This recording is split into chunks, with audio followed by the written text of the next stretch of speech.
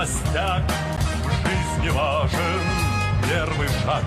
Слышишь, веют над страною ветры яростных атак, и вновь продолжает собой, и сердцу тревожно в груди. И Ленин такой молодой, и юный октябрь впереди. И Ленин такой молодой, и юный октябрь впереди. Весь летит во все концы, вы поверьте нам, отцы, будут новые победы, станут новые бойцы. И вновь продолжает собой, и сердцу тревожно в груди. И Ленин такой, и юный октябрь впереди. И Ленин такой, и юный октябрь впереди. С неба милости не жди, жизнь для правды не щади. Нам, ребята, в этой жизни только What's going on, everybody? по пути. I hope everyone's having a fantastic evening, fantastic afternoon, fantastic pre-noon, no matter where you are in the world. I'm Hassan Piker, and this is the HasanAbi broadcast coming to you live from sunny California, Los Angeles. Folks, we're live and alive, and I hope all the boys, girls, and MBs are having a fantastic one on this beautiful day, this glorious day, this wonderful day. Vladimir Ilyich Lenin's birthday. That's right. I hope you're all having a wonderful day.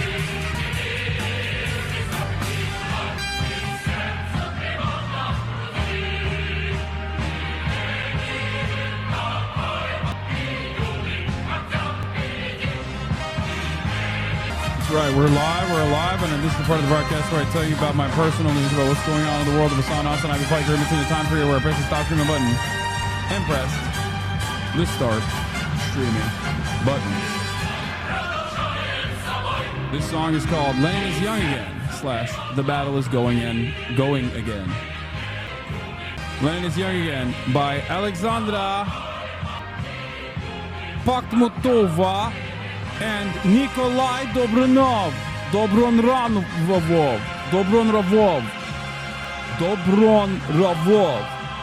That's right. Lenin is young again on his birthday. All right. I'm starting to think this Lenin guy is a socialist. Where would you get that idea? All right, ladies and gentlemen, boys, girls, and MBs, this is part of the broadcast where I tell you about my personal news about what's going on in the world of HasanAbi Piker in between the time period where I press the stop streaming button and press the start streaming button. Yes, I know that Oblivion Remastered is out, and also, yes, I am kind of excited for it, but people are saying it's technically a part of BDS or something. I don't know exactly what's going on there, so I am not even going to broach that, unfortunately, even though, you know, it's exciting. I'm not going to play the game right now anyway. I'm going to be doing news regardless. People are saying Bethesda is owned by Microsoft, and therefore Microsoft is BDS. Anyway, folks. This is part of the broadcast where I tell you about my personal news about what's going on in the world of HasanAbi Piker in between the time period where I press the stop streaming button and press the start streaming button. So help me God. And that is precisely what I'm going to do for all the parasocialists out there. Okay? You mother chode, it's been more than a month since gaming. I know. I'm going to bring it back. I need to do more fun shit regardless. I'm going to do more fun stuff. Anyway, folks, personal news. Last night I ended the broadcast. I had dinner with my family. We had guests over. And that's it. And I ate poorly again. And my diet is out of control. I told my dad I've gained like 10 pounds since he's been here. And he basically was like, oh my God, that's shocking. That's a lot of pounds that you gained over the course of just 1 month. I need to stop feeding you treats. And I don't think he will actually stop feeding me treats. There's no way. But it's good that he at least has figured it out. So that's good. Godfather AI says we need socialism. How do we make? Oh yeah, I've seen this before. In any case, NBA fine Ant 50K for this. Yeah, all right, I know, I got it. Don't worry, it's on the docket. Yesterday, that's why Chinese people always post like it's poetry. The Chinese language has thousands of Chengyu, which are short poetic idioms that all native Chinese speakers learn and use regularly. It's beautiful. That's beautiful. Texas has a measles tracker. I know, measles is 800 plus cases at this point. Thank God. We are making America healthy again. It's Maha time, and you're not ready for it. Anyway, Last night I ended the broadcast, and after dinner I watched Last of Us episode 2, and it was actually fucking awesome. I can't believe, like, part of me is always annoyed by the dude who made Last of Us, because he's like, he exhibits all of the most annoying tendencies of American liberalism, but he also simultaneously is like pro-Israel too. So he's just like, I don't know. Not the biggest Neil fan, but I will say The Last of Us is so goddamn good.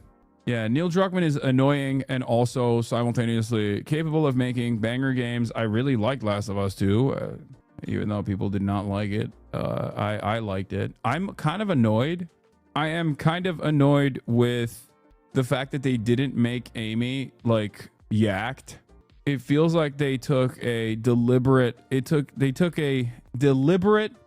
made a deliberate choice to, not Amy, sorry, Abby. They made a deliberate choice to make Abby like tiny. It's weird. I'm so mad that Abby isn't buff. It doesn't make sense for the character at all. She's military trained. I mean, she's just like specifically tiny. I don't know. Like it feels like it's deliberate. Fuck Neil Druckmann. He said he made the second game based off his stances. No, calm down. There's like back and forth on it. I don't know. I didn't watch the Cavernacle video on it, but he was on it. He was on the ball before anybody else. But yeah, where's Elder Scrolls 4 content? Chat. I'm not gonna be playing Elder Scrolls 4. Like I love the Elder Scrolls franchise. I don't know if it's like if technically Oblivion is a part of BDS or not, but I'm not going to be fucking playing. I'm not going to be playing it right now anyway. What do you mean? Oh my god, classic Dexerto. Up my fucking asshole. Look at this. Look. What did I tell you? I told you this was going to happen. Hasan defends Pokemon over we hate the rich comment that sparked controversy. Okay. Hasan addressed the viral clip defending his fellow Twitch streamer. He emphasized that most streamers, including Pokemon, have experience with financial struggles before they were popular online, and so will have a better understanding of wealth inequality than the so-called ultra-rich. You want rich people to have takes like this. Very fucking annoying that people yell at rich people that have takes like this, he said. I think it's because the close that most streamers have to being normal people at a certain point in their lives, as opposed to a guy who's been a multi-billionaire for the past decade or so. Most streamers have a much nicer and much better understanding of what it used to be like when they didn't have the fucking money and therefore have takes like this. Pokemon hasn't spoken out since this clip. I can't, dude, it's 90% of the time online. Like I will say something that's perfectly valid and people will just be like, yeah, but I don't agree. Like, I don't like what you had to say. So fuck you. This is yet another indication that we have devolved as a society. I don't know. It's so stupid. Like, it's like the Korea take that I had. You know what I mean? Like, there's so many people that got so mad about what I said about North Korea, where I was like, yeah, this person has a rose-colored attitude about, you know, Democratic People's Republic of Korea being like this wonderful fucking socialist utopia where everyone is doing great, right? And while that is like a rose-colored perspective that is not exactly true, the average American's assessment of North Korea is, especially in terms of like American involvement in North Korea, is so off base. New Ethan video on you being a Nazi, Lamau. Wait, what? I fucking, dude, give it up. Okay, give me a break, dude. Please.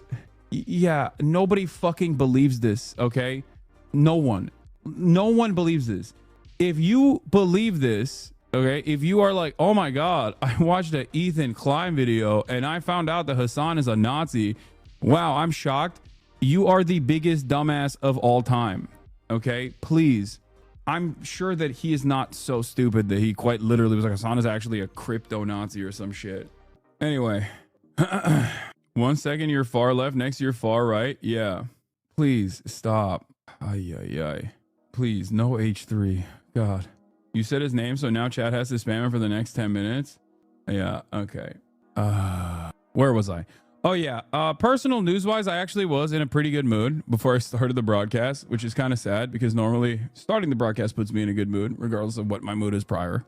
But I'm in a good mood because I woke up early this morning and I went to play basketball and I fucking popped off, dude. I popped off. I played 3 games with this dude I play against all the time, and he cooks me. He's been cooking me recently, and guess what? 3 games we played. I won 2, and then we cooked up these 2 young bloods on the court that came in hot, that thought they could do a 2v2 with us, and then we just ripped them. So it was pretty good. I lost the first game handily, and it made me annoyed. But then, you know, the boy is back. You know, Osama bin Ballin. Okay, that's right. Do you just play with a random dude at the gym every day? There's a couple people that I play with. I just play with whoever, dude. I don't give a fuck. I'll cook you up real nice. Osama bin Ballin, proof you support bin Laden. Yes. I got the blast off meme. Don't worry, I'm gonna use that one. Yeah, but that's it. All right. I did an interview with another news outlet talking about some stuff. And here I am. The reason why I'm late is because I was doing this interview and it went long. Okay, let's go. Saying I hate this every time I board a train, just in case the autism Gestapo is listening. What the fuck? RFK Jr. has announced a new disease registry that would track Americans with autism. Oh my God. Chat. What do you think will put you in the concentration camps first? Honestly, like, do you think it'll be your autism that places you in the autistic concentration camps? Or do you think it'll be the fact that you're, anti-Israel? Like, I sometimes wonder, like, what will it be? Because, like, we're going to the camps, buddy. Okay, there's no way around that. Let me tell you, we are all going to the camps together. So I'm wondering, like, what will it be? What will be the thing that, like, it's definitely happening. I just don't know if it's like the fucking communist sympathies. That could be one. It could be the Luigi Mangione sympathies. That could be another one. It could be anti-Israel, like just saying. Being trans is another one for a lot of people in this community as well, obviously. Like, you're definitely, like, everyone here is going to a camp. I just don't know what will be the reason for it. You know what I mean? Do you ever think about that? Do you ever think in your mind, you're like, what will be the reason why I go to the Burger Reich concentration camps? Like, what kind of crime will the government claim I have committed? Since it seems like they're making everything illegal, you know, they're making everything illegal though. Everything we like to say, fuck Israel. It's illegal now. You know what I mean? We like to say Saint Luigi Mangione is illegal now. Now they're taking away autism, which I am not. As you guys know, I am not autistic. So I was just faking it when I took the RADS test. So obviously I'm off that list. Nobody's going to think, oh, we're putting you on that list. You know what I'm saying? No one. That's fine. Things are fine. Things are fucking fine, dude. Things are fine. It's okay. Everything's going to be all right. Very cool. Very cool. Very cool stuff. I love America. This is all cool. We're definitely not headed down a very weird direction, you know? Anyway, singing I will vote for Trump in MS-13 accent? No, that's gonna get me out of prison, you know? Signal gate. Market's still in the pooper. Adrian is online. Thank you for the 25 gifted subs. Wow, wowie. Thank you, Adrian is online. I feel like I'm going to the camp for being black / Palestinian, but I want to go to the gay camp. Well, if you're black, Palestinian, and gay, you have to get extra gay, I guess, to get placed into the gay camp. Like, you have to be wearing like a crop top. You know what I mean? Like, what's the gayest? What is a way to show that you're gay? You know what I mean? Maybe wearing like a cropped out protected doll shirt or something with a choker. Daisy Dukes with fishnets. I don't know. Fuck. Hassan merch. Yeah, that'll put you in the gay camp. Anyway, once the U.S. goes full concentration camping, all the right-wing governments across the world will get inspired. First the Muslims and the caste minorities and so on and so forth. Yeah. Okay, POPEGATE, Signal Gate, Market's still in the pooper. What else? There's a lot going on here. Democrats push for immigration. DEMS push against deportations. Plus Tim Pool in the White House press pool. Mahmoud's wife gives birth as he's still falsely detained for hurting Israel's feelings. JRE versus Jordan Peterson and more. I do think that there is like the Jordan Peterson versus JRE stuff. Like there is something that I have talked about quite a bit. If you guys recall, there is this like growing movement, growing fissure in the right wing where there's two competing factors here. Okay. Money versus clout. Hi, Hasan. I watch you every day since you ruined my favorite podcast, and H3 is a fucking disaster. What does that even mean? What is your favorite podcast that I ruined? But yeah, here it is. Oblivion Gate. Are you talking about H3? Like, I didn't fucking ruin it. It's like how wokeness ruined comedy, right? Like, it's not that cancel culture ruined comedy, it's that people constantly fucking chirp about cancel culture instead of doing comedy, and that's how it ruined comedy. Is that what you mean? I'm sorry, you don't want to hear a fucking neurotic man talk about my penis for like an hour? I don't get it. He's like, why would I want to listen to a 40-year-old man with 3 kids talk about how sexy you are when I can just come and get it, you know, directly? I can just go straight to the tap, you know? I don't need to filter it. Oh shit. Oops. But you don't talk about your penis? 20 minutes and only 20K, he fell off. It's over, dude. Career done. Career lows. We're so out. And it's also not even 20 minutes and 20K. It's 30 minutes and 20K. It's over. I might as well quit. Chat, we're quitting early today. Okay, we're quiet. I was quiet quitting for the longest time, but now I'm just quitting. I'm quitting. I'm going to the autism camp. I'm quitting and checking myself into the autism camp pronto. Okay. Yeah, we'll do the POPEGATE stuff in a second. It's not even like POPEGATE, but here, this is a dude, there is nothing clip funnier from to yesterday where I went on a freaking rant. Let's see what this was. Dude, there is nothing funnier to me than how much right-wing administrations in general, but specifically the Trump administration, plays the role of like biblical Satan so perfectly. Okay, 4 horsemen of the apocalypse type on a regular basis. Measles cases are popping off. There's mass disease, death and destruction everywhere. You have your second in command, the shadow president, who is literally a lizard person, can't even behave normally, Elon Musk. Not only is he a lizard person, but he's trying to put microchips in people's brains. They're doing black bagging operations for the state of Israel for the crime of saying mean things about the apartheid state, doing a genocide. Okay, mass disease everywhere. Very clearly, these guys are trying to nuke everything. These are the end of times, and virtually all of the people that are supposed to believe in angels and Jesus Christ coming back to earth or whatever, unironically love this guy. How is this possible? If you are hallucinating on a daily basis that the end times are near, well, these guys are bringing it. They're bringing it to you, and you still are just like, hell yeah, nah, you don't understand. It's actually them goddamn libtards that are bringing the end of times, not my president. It's like, what do you want? What more can you see from this administration that will cause you to go, you know what? Maybe these guys are not the good guys here. It doesn't make any sense. Everything that these guys complained about, 1984, free speech is falling apart, they're doing. Your guys are doing it, and you don't see it. What are we doing here? It blows my mind, dude. The guy, the servant of Satan, went and shook the hand of the holiest holy man of Catholicism and him. And you're still going, I don't care.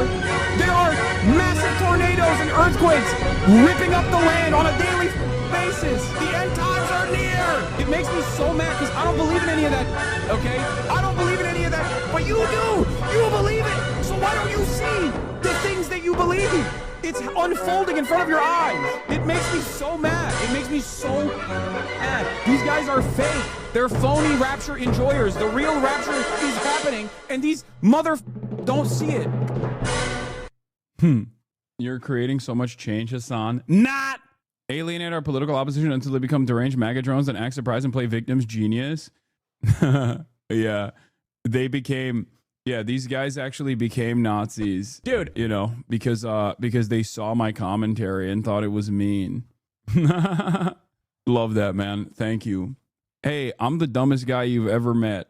Okay. Hello. I'm the dumbest guy you've ever met. I have no moral compass, no convictions whatsoever. I'm so malleable that if someone says an off-color remark around me, I will immediately drop everything that I knew previously and become a fucking rabid neo-Nazi. Cool, man. Yeah, I feel like if that's what it takes for you, you know, you kind of were there already, right? People are mean to me all the time on the internet. Leftists are mean to me all the time. They say I'm not left enough. They say I'm reactionary. They say I'm transphobic. They say I'm not sufficiently pro-Palestine. You see me change my convictions? No. I've had numerous avenues to jump over to be like, this is why I left the left. And yet, my convictions are still the same. Perhaps instead of saying, oh, you pointing out the divisions in society is the reason why divisions are happening, is not the best argument here. Don't you think? Hasan, you're Francophobic, but you're going to interview Mélenchon. How does that work? Yeah. Love in the Spectrum stars a HasanAbi head. Wait, what? Recently, Speaker of the House Mike Johnson was heard to say that every American woman should give birth to at least one able-bodied worker. There is so much wrong with that statement. First, let us start with the blatant sexism of it. He thinks that women actually... I don't know who this guy is, but they're popping, dude. Yo, what a king. He is so mad. This is the kind of energy we got to have. The anger that he has in his heart for Mike Johnson and his ridiculous statement. I love that. What a king. She have a duty? Not all women wish to be mothers. He said, ugh.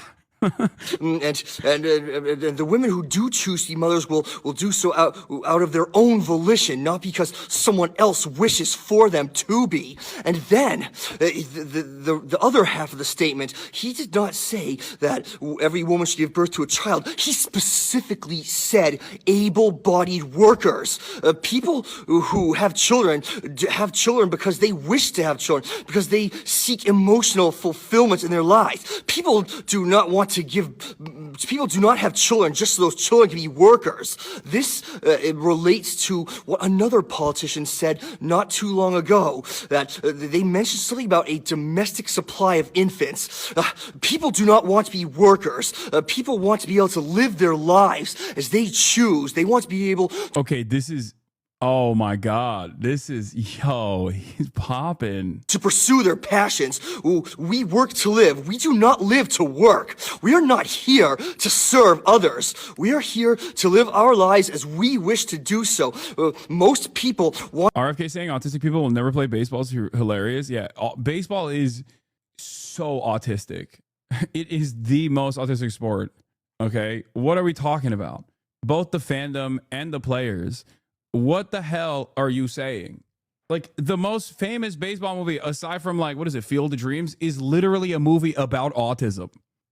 It's not even a movie about baseball. It's a movie about autism, okay? What the fuck? Want to be free and happy. Most people want to be able to have fun and to do what they enjoy doing, to do what they like. I mean, the fact that some people here have attitudes like this is simply mind-boggling. It is baffling that people can think this way. I'm sorry. Please, I hope that... I hope that everyone forgives me for getting so fervent and vehement, but this is ridiculous. I can't believe that people here actually think this. So I want to end the video by quoting a line from the immortal poet Zach De La Rocha. Fuck you, I won't do what you tell me. My goat, this guy's awesome. Yeah, Moneyball is what I'm talking about. Moneyball is a very famous movie about baseball, but it's not even about baseball. It's about autism. Okay, it's a movie that it revolves entirely about around numbers and how autism improves baseball. Anyway, all right, we got a lot to talk about, folks. Like I said, POPEGATE, Signalgate, Mark still in the pooper, Dems push against deportation plus Tim Pool in the White House press pool. There is a really funny Maxwell Frost video that I want to show you. There's also There's a really funny Maxwell Frost video that I want to show you because he went on Fox News, and the Fox News host was, I mean, he went nutty mode. Like, he did something that was kind of shocking. You don't write this shit, idiot. What? Okay. I don't know what you mean by that, but it is, this is my face when I find out that Tim Pool is asking the first question of the press pool. Here, we'll do the Maxwell Frost thing in a second. Let's start off with press briefing. Tim Pool in the press pool. Ladies and gentlemen, let's take a look. These organizations that are represented in this room have marched in lockstep on false narratives, such as the Very Fine People hoax, the Covington smear, and now what's being called the Maryland Man hoax, where an MS-13 gang member adjudicated by 2 different judges, I believe, is just simply being referred to as a Maryland man over and over again. Is he not a Maryland man? What? I'll have you believe, sir, he's actually not from Maryland. He's from D.C. Like, is that what Beanie Boy's saying? He is not a man. He's not a man from Maryland. Yeah, Maryland is fake. Russia Today correspondent Tim Pool. Yep. Yeah, I love the centrist liberal Tim Pool. Hey guys, another point for centrist liberalism. Wait, is he wearing a hoodie under his like suit jacket? Oh, gross. Oh, brother, suit jacket, hoodie, beanie combo is so gross, dude. Why are they allowing him in the pool with a beanie and a fucking hoodie? It's because he's independent media, and he hasn't actively said fuck Israel. That's why. Okay, you get some benefits. You get some benefits if you're quote unquote independent media, but you're not literally going, hey, why are we giving so much money to Israel? Then they go, you can come into the press pool, sir. Have fun. Also, he got paid by the Russian state, so that's another good. Because like that's another good thing for the admin. Because think, up is down, good is bad, bad is good. Okay, everything is bizarre world. Everything is in reverse. So when you make a career getting paid by Russia to say Ukraine is the greatest enemy of all time, the administration looks at that and goes, "Oh, great! Like you have the qualifications to be a part of the White House press pool." When you don't say mean things about the state of Israel and you actively avoid that issue, this is a hot potato, then you get rewarded. If you're bad at your job, you get rewarded by this administration. It's also crazy that he sounds like even more right-wing than OAN. Yeah. The press pool has been made into a cesspool, a cesspit. This is great. Beanie formal or beanie casual. Tim Pool is in the White House briefing room and is teed up for the first question today. Timcast, led by conservative influencer Tim Pool, is set to get the first question at tomorrow's White House press briefing. He had his moment in the spotlight, and this is what he chose to do with it. I find it so funny that he didn't like dress up for the occasion, or at least like, you know, you can go casual. You can go to the press pool and be casual. I certainly would if given the opportunity, but like you could look presentable. You could try to look good. You know, like he slapped on the ugliest thing that you could put together for this moment.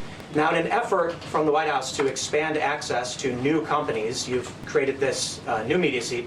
So I'm wondering if you can comment on, following this expansion, you've had numerous outlets disparage the companies that you've had sit here, as well as the reporters. I'm wondering if you can comment on the unprofessional behavior, as well as elaborate if there's any plans to. That's awesome. Please. Can you, mods, can you please yell at big media who have disparaged your beautiful, brave, and dare I say bold initiative to put me here? Mods, CNN is being mean to me. Mods. Yo, he's literally wearing a tuxedo shirt to prom. Yeah, he's so fucking lame. This is what consistently pisses me off, partially because like I'm so used to all the awful stuff that the admin does. I'm so used to all the awful things that these people say, so that I expect.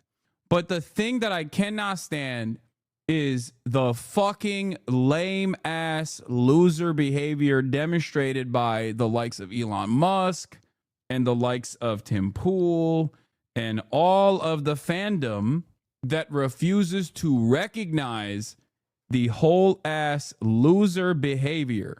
It's whack, dude. It's whack. Don't act like you wouldn't show up in some yojis and a beater saying this is drip what you mean. Yeah, I would look hot as fuck though. That's the thing. I'd have Caroline Leavitt say, I'm saying leave it to this administration. Okay. Yeah. Elon Musk is also done. Our bullying has worked, ladies and gentlemen. Do not stop. Don't let anyone ever tell you that your voice doesn't matter. Okay. We are so close. Musk wants to leave politics because he's tired of the attacks on the left. Report. Your voices. Don't let anyone ever tell you your voices don't matter. Not gonna lie, I think I'll miss Elon a little bit. I will not. I will be very happy. Yeah, he wants to leave because he already stole all the data and info he wanted. I know. That too. Unironically reverses decades of Red Scare propaganda by blaming the left. Yeah. Bullying works, folks. Bullying works. Now, what's ironic about this is that Elon Musk thinks that he's getting this kind of pushback because of his association with Trump. Make no mistake. He's getting this kind of pushback because he fucking sucks, okay?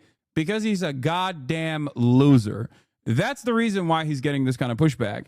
Because he's just ass. He is unpleasant. He is gross. And people don't want to see him. People don't want to hear him. People are annoyed by him. That's what this is. That's a big part of it. That is a big part of this issue, okay? He thinks maybe if he quietly just goes away and behaves like normal billionaires do, you know, play from the sidelines or whatever. But what he does not understand is that he needs to get hit with the Dominican Ray in the same way that Mark Zuckerberg was hit. Start wearing like boxy tees and, you know, walk around with a Cuban chain. And maybe only then will these dumbass losers appreciate him. That's what he needs to do. He needs to start doing Brazilian jiu-jitsu. Yeah. Here's something that's not changing though. About half of Americans have a negative view on Tesla and Elon Musk, CNBC survey finds. Like, think about that. This is after a decade of unlimited pro-Tesla propaganda from mainstream media, unlimited pro-Elon Musk coverage from mainstream media. It's been longer than a decade, as a matter of fact. Like, the media used to call this guy Iron Man. They loved him. They presented him as the guy who's going to save the planet over and over again. And look at where he is now. Tesla's earnings are in an hour, and all the predictions are that it's going to be a shit show. Yeah, it should. Anyway, react to it at 4. Did you talk about Ethan's new video? Just join stream. Hi, chat. No, I didn't talk about it, dude. There was a point in time when I think like this kind of shit, like this kind of a line of attack, a malicious smear like this would probably at least like occupy a little bit of space in my mind. It's not. Yeah, please cover drama, fuck the news, and fuck learning. Please, I'm begging you. They're going to likely announce FSD unsupervised, so just get ready for that. People setting their Teslas on the streets with no one in the driver's seat. Hell yeah. I love that. Every Tesla I will now treat as a fucking rocket coming in my direction. That seems good. To me, I think what would make the cars that catch on fire from a company that is led by the most incompetent moron on the planet, what could make the outlook more positive if they start launching in the direction of random children crossing the street unsupervised? That seems cool. That seems like a cool idea. How many people need to die? How many people need to die before the government, you think, will step in and be like, hey, maybe we shouldn't fucking let the swastikars melt children on the streets? Yeah. Pete Hegseth's downfall is upon us. We'll talk about that too. Wait, really? I almost got hit by a Tesla in the parking lot the other day that was summoned by his driver, and then it drove in a circle at a 4-way stop, went up a curve, and then drove off. Nice. Yo, Tesla's swastikars only do that when they're really, really under distress. Okay? You just have to run away in the opposite direction. You have to run away in the opposite direction when you see a swastikar do that. We want to get right to our top story. I feel so bad because so many people have. I know so many people that got Teslas back in the day because they were like, I want to have an EV. I am environmentally conscious. And now they're just like, what do I do with this? I'm kind of stuck. Or you see Michael there in Vatican City as we celebrate the life of Pope Francis, the spiritual leader of the world's more than 1.3 billion Catholics. There will be 9 days of mourning for the man known as the People's Pope. his body will be brought to St. Peter's Basilica. And the public viewing will begin there tomorrow. Bro, they have they have so many metal ass practices. Like they have the open casket, which I always found to be strange. Mourners will pay their respects. It was also just announced this morning that Pope Francis's funeral will be on Saturday. Thousands of people are expected, including dignitaries from around the world. President Trump and the First Lady will be attending the funeral. And as we said, Michael is in Vatican City, where the faithful are gathering. Good morning, Michael. Hey, good morning, George. We know Pope Francis, he left instructions in his will that his tomb be, quote, simple, without particular decoration, and with the only inscription, Franciscus, which is his name in Latin. The conclave of cardinals will meet in the Sistine Chapel to elect the person who will take his place. And we're going to have much more on that process. But first, our chief international correspondent, Jane Longman, starts us off in St. Peter's Square, where Pope Francis made his final public appearance just hours before he died, giving the traditional Easter blessing. Good morning, James. Hi, Michael. Yeah, we've been watching all morning as tourists, visitors, pilgrims come by to pay their respects. They are, of course, finding themselves now in this real moment of history. We now know that Francis will lie in state for 3 days from tomorrow. He'll be brought in a ceremony tomorrow up the steps of St. Peter's Basilica there behind me. Lie in state through Saturday, when the funeral will take place right here in St. Peter's Square. Thousands flocking to St. Peter's Square to celebrate the life of the Holy Father and mourn the loss of a one-of-a-kind Pope. In the name of the Father, and the Son, and of the Holy Spirit.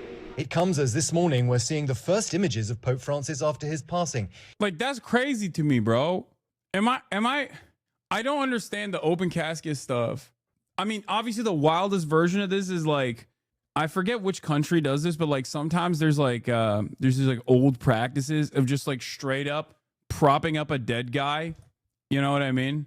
Straight up propping up a dead guy and like dressing them and then like making the dead guy do stuff at its funeral. And it's like, it's still metal. It's kind of creepy, but it's metal. Like when you embalm, this was a Soviet practice, by the way. Like embalming is like another practice that commonly was utilized. Like Lenin is embalmed. I believe Stalin was also embalmed. Mao and Ho Chi Minh. I just don't understand. What do you do? What do you mean make it do stuff? I don't know. Sometimes I'll see these like crazy videos of like a dead dude. They'll be like, this is a funeral proceeding for a dead guy, where they just like make the dead guy dance a little bit or something. I don't know. I just want to see bodies flopping out of coffins and hitting pavement like that show on Corn Cob TV. In a simple wooden coffin that he requested. This certification of death ceremony presided over by American Cardinal Kevin Farrell, the Carmelengo, who is essentially running the Vatican until a new pope is elected. The General Congregation of Cardinals is meeting this morning, and they're announcing these next. Maybe it's some weird Jacobian thing? No. If anything, Catholics, I feel like, are the only children of Jacob that do this kind of like open casket stuff. It's definitely way more like a Caribbean thing or like old school. I feel like it's like old school indigenous practices and shit. Like it's not I don't know. I feel like it's kind of weird. I don't understand it, but I also think it's like very metal, as I've said. Steps. The public viewing for the Pope will begin Wednesday. He'll lie in state at St. Peter's Basilica for 3 days before his funeral Saturday in St. Peter's Square. And in his will, Pope Francis with the most metal Vatican practice, the blackened skull of Mary Magdalene. Yeah, that's what I'm saying. Dude, this is like the Catholic Church operates on Warhammer 40K principles in real life. Like they literally do Warhammer 40K shit. Like if they had the technology, the Catholic Church would be Warhammer 40K, okay? Which ironically enough, it does take a lot of its notes from Catholicism and Catholic practice. Like when I found out that the Catholics have like Dark Souls style, like direct bones of saints that they send out to like churches all around the world, I was like, that's wild. Okay. Yeah. There are bones. For those of you who don't know, there are bones of saints in many churches around the planet. Catholic churches around the planet all have like ancient relics. It's crazy. It's kind of cool. I mean, it's very weird, but it's kind of cool. They drink the blood of Jesus every week. I mean, I guess that also makes sense. Every altar has a relic in it. Seeing the body lying dead helps for you to accept that the person is dead? I guess. It's debated if those are actual relics, though. They just send out random scraps of clothing, too. Yeah. Yeah, they do that. The simple requests that characterized his papacy, asking only to be buried in the earth at St. Mary Maggiore Basilica in Rome.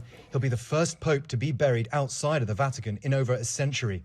Did you know that when the Pope dies, they use an extraction device, kind of like their version of a fleshlight, and they extract the holy seed from the Pope? The juices are then mixed with the wine and consumed by the College of Cardinals? I don't believe that. I think you made that up. That sounds fucking insane.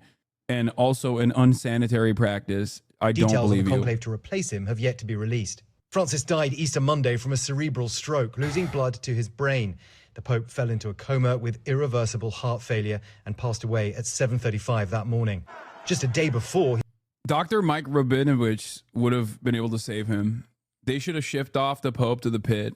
They should have put him in front of the greatest ER technicians of all time. They would have fucking fixed him up real quick. He'd be running around, hopping and skipping the next day, okay? He was at St. Peter's Square in this extraordinary scene, making what would become his final public appearance. Catholic Church doing the type of shit that anti-Semites and Nazis think Jews are doing, but out in the open? Yeah. Yeah, but they're Catholic, and they're, you know, supposed to be an anti-Semitic institution historically, so it doesn't matter. They're good. It's good when they're doing that. He greeted thousands from the Pope-mobile, blessing children in the crowd. Francis held on for Easter, the most important time of the year for Catholics, his voice just a whisper. Fratelli e sorelle, buona Pasqua. He had been battling pneumonia in both lungs, hospitalized for 38 days, and he suffered 2 emergencies that nearly ended his life. President Trump summing up what made Francis special. He's a very good man who loved the world, and he especially loved people that were having a hard time, and that's good with me. But this Pope was, for some Catholics, a controversial one. We spoke to an American family visiting the Vatican. This was a Pope who was viewed as socially liberal. This past Pope was just a little out of step with a lot of the people. After the Pope passed, his papal... We should never, for the sake of humanity, for the sake of evolving, we should never lend a microphone to Americans. I think the world would be a better place if we never heard from Americans on any issue ever again. Okay? I think Americans should permanently shut the fuck up. Okay? We ruin everything. We are responsible for so much annoying commentary out there. We're responsible for so much fucking brain rot. But it's on, you're an American with a microphone. I'll shut the fuck up. Let's get it started. I think for the greater good, if the rest of the world never heard from an American ever again, I'd be willing to fucking shut the fuck up. It is so goddamn annoying. Anytime, dude, what is happening? It's just like, anytime you got an American on the mic, I'm like, oh, here we go. What kind of dumb nonsense will we hear today? Okay. What kind of ridiculous bullshit are we going to hear about today? Apartment closed off, red wax sealing the binds, part of a centuries-old tradition, ahead of preparations for his funeral. We should know a little later today what hours people will be able to come and view Pope Francis as he lies in state. But it's not just Rome or the Vatican that should be remembering him. This is a man who took the church out to the very margins. And so from Papua New Guinea to Mongolia to the very north of Canada and Inuit communities, millions of people around the world will be remembering him this week. It's so American to think you can even disagree with the Pope in the first place. Yeah, being like, the Pope is actually out of step with the rest of global Catholicism is like an insane thing to say. It's the opposite, dude. What do you mean? Are you fucking Lutheran? Like, what? I don't understand. Are you a fucking Protestant? Like, what do you mean? What do you mean you're out of step with the fucking papacy? Like, it doesn't make any sense. The entire point of being Catholic is so you're not out of step with what the fucking Pope is saying. What are we doing? Nah, this Pope, too woke, not for me. Okay, I guess you're not Catholic then. You're something different. What are we doing? Pope Francis did touch so many hearts, and that's why bells tolled in Catholic churches all around the world to honor the Holy Father yesterday. And the faithful have gathered here to remember his legacy. And that included worshipers in Buenos Aires, Argentina's capital. Yeah. Papal infallibility is a dogma of the Catholic Church, which states that in virtue of the promise of Jesus to Peter, the Pope, when he speaks, ex cathedra is preserving the possibility of error on doctrine initially given to the apostolic church and handed down in scripture and tradition. It does not mean that the Pope cannot sin or otherwise err in some capacity, though he is prevented by the assistance of the Holy Spirit in issuing heretical teaching, even in his non-infallible magisterium, as a corollary of indefectibility, i.e., whatever the Pope says goes. There is no, I don't agree with the Pope. They would assassinate you a couple hundred years ago if you were like, the Pope guy, this Pope, too woke for me. Okay, you're dead. Now we're gonna kill you. That's like the only thing that separates you as a Catholic from the other branches. You might as well be fucking Mormon at that point. Just make it up as you go along. What do you mean? It's just funny because, like, I don't believe in any of this shit, but you ostensibly do. You claim to believe it. So what do you mean you don't agree? Where Francis grew up as Jorge Mario Bergoglio. You can remember he was actually the Archbishop of Buenos Aires before he became the first Latin American Pope. In France, parishioners mourned Francis during services at Notre Dame Cathedral in Paris. Palestinian Catholics honored the Pope in Gaza City.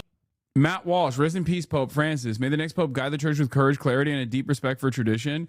Like, Matt Walsh is the most heretical person on the fucking planet, okay? Everything that this woke Pope stood for, Matt Walsh stands against, despite being fucking Catholic. He is exactly who I'm talking about. I am more Catholic than Matt Walsh is with my alignment with the previous Pope, okay? Like, my ideological alignment with the previous Pope puts me in a higher position of being a better Catholic than fucking Matt Walsh. I also feel a deep sense of guilt as well. So that also gives me additional Catholic brownie points. He doesn't. He is guilt-free, okay? He is a shameless monster. Even worse, he's an Irish Catholic and he's got all the wrong takes based on both. I know. It's just like, he's the reason why Irish people from Ireland look at Irish Americans in a very negative lens. So did people in the Ukrainian city of Lviv. So all over the world, people are mourning Pope Francis. The Pope told us last year that he made nightly phone calls to Gaza's Holy Family Catholic Parish in Gaza, something he continued to do right up until his death. In the U.S., President Trump. No child of Byzantium should speak on this issue. That's right. Technically, I'm a descendant of the caliphate, okay? I'm directly at odds with the papacy. Also ordered all of the flags to half staff. We are expecting to have President Trump come here to that funeral on Saturday, as well as many other world leaders. Vlad? Nora, he really was the people's pope. As you know, there are more. Wait, what? Lenin, if they exiled him to Turkey instead, would have been absolutely unstoppable. Happy birthday, King. Wow, they cured his balding. Yeah. Lenin is Turk. Isn't he Tatar? Which is Turkic. So no disrespect to anybody here, but like he is a Turk, okay? Come on. He is a Turkish man. Oh, here we go. I'm just saying the truth. Technically, as someone of Tatar background, he would still be definitionally, he has Turkic roots. And Stalin is also Turkic because he's Georgian and 5'4". And that's very Turkish of him. And his mustache. Kalmyk, not Tatar, but still Turkic. Google says no. Sorry, brother. You take every opportunity to yab about Turks. I just like having like a fun, weird... I like to throw like a fun, weird take in there, you know, to confuse people every now and then. Except this is not one of them. This is the truth. Quarter Russian, quarter Jewish, half unknown, but not Russian. Bro, he straight up looks like the fucking, the ethnic spreadsheet that they had in the USSR to profile people or whatever. Lenin looks exactly like the fucking Tatar photo on the ethnic profile. Also, maybe controversial take, but like, he looks better bald. I think he was a very handsome man. More than 1 billion Roman Catholics. It's one of the world's largest religious denominations. For people outside of our Catholic faith, how would you describe the Pope's role in historical terms and its lasting relevance today? Well, it's a great question. You know, when the Pope speaks, the world listens. I mean, there is no other leader in the world. Okay, I'm sorry, but no, I think the world has been deaf for quite a bit, for quite a while about the woke Pope. We kind of collectively ignored what the woke Pope was saying because he just kept talking about how the markets won't save the planet, you know? And everyone was like, nah, I think there's a higher religion that I care about, the religion of capitalist dogma. There's a more significant dogma that I abide by, which is capitalism. Straight up. I think it is a testament to the change of attitude overall and the fact that religion doesn't have any motion whatsoever under capitalism. He straight up was like, markets are killing the planet. Gaza has a new act of terrorism committed by the Israeli state on a daily basis. And everyone was like, all right, big guy, go to sleep. Come on. World that speaks to so many faithful. There are, as you mentioned, more than 1 billion Catholics. But he is more than just... Here. Let's listen. In 2021, Pope Francis gave a speech calling on ending the weapons manufacturing industry, debt bondage of poor nations, and all sanctions, saying it's a form of neocolonialism, while also critiquing the capitalist system for its relentless logic of profit.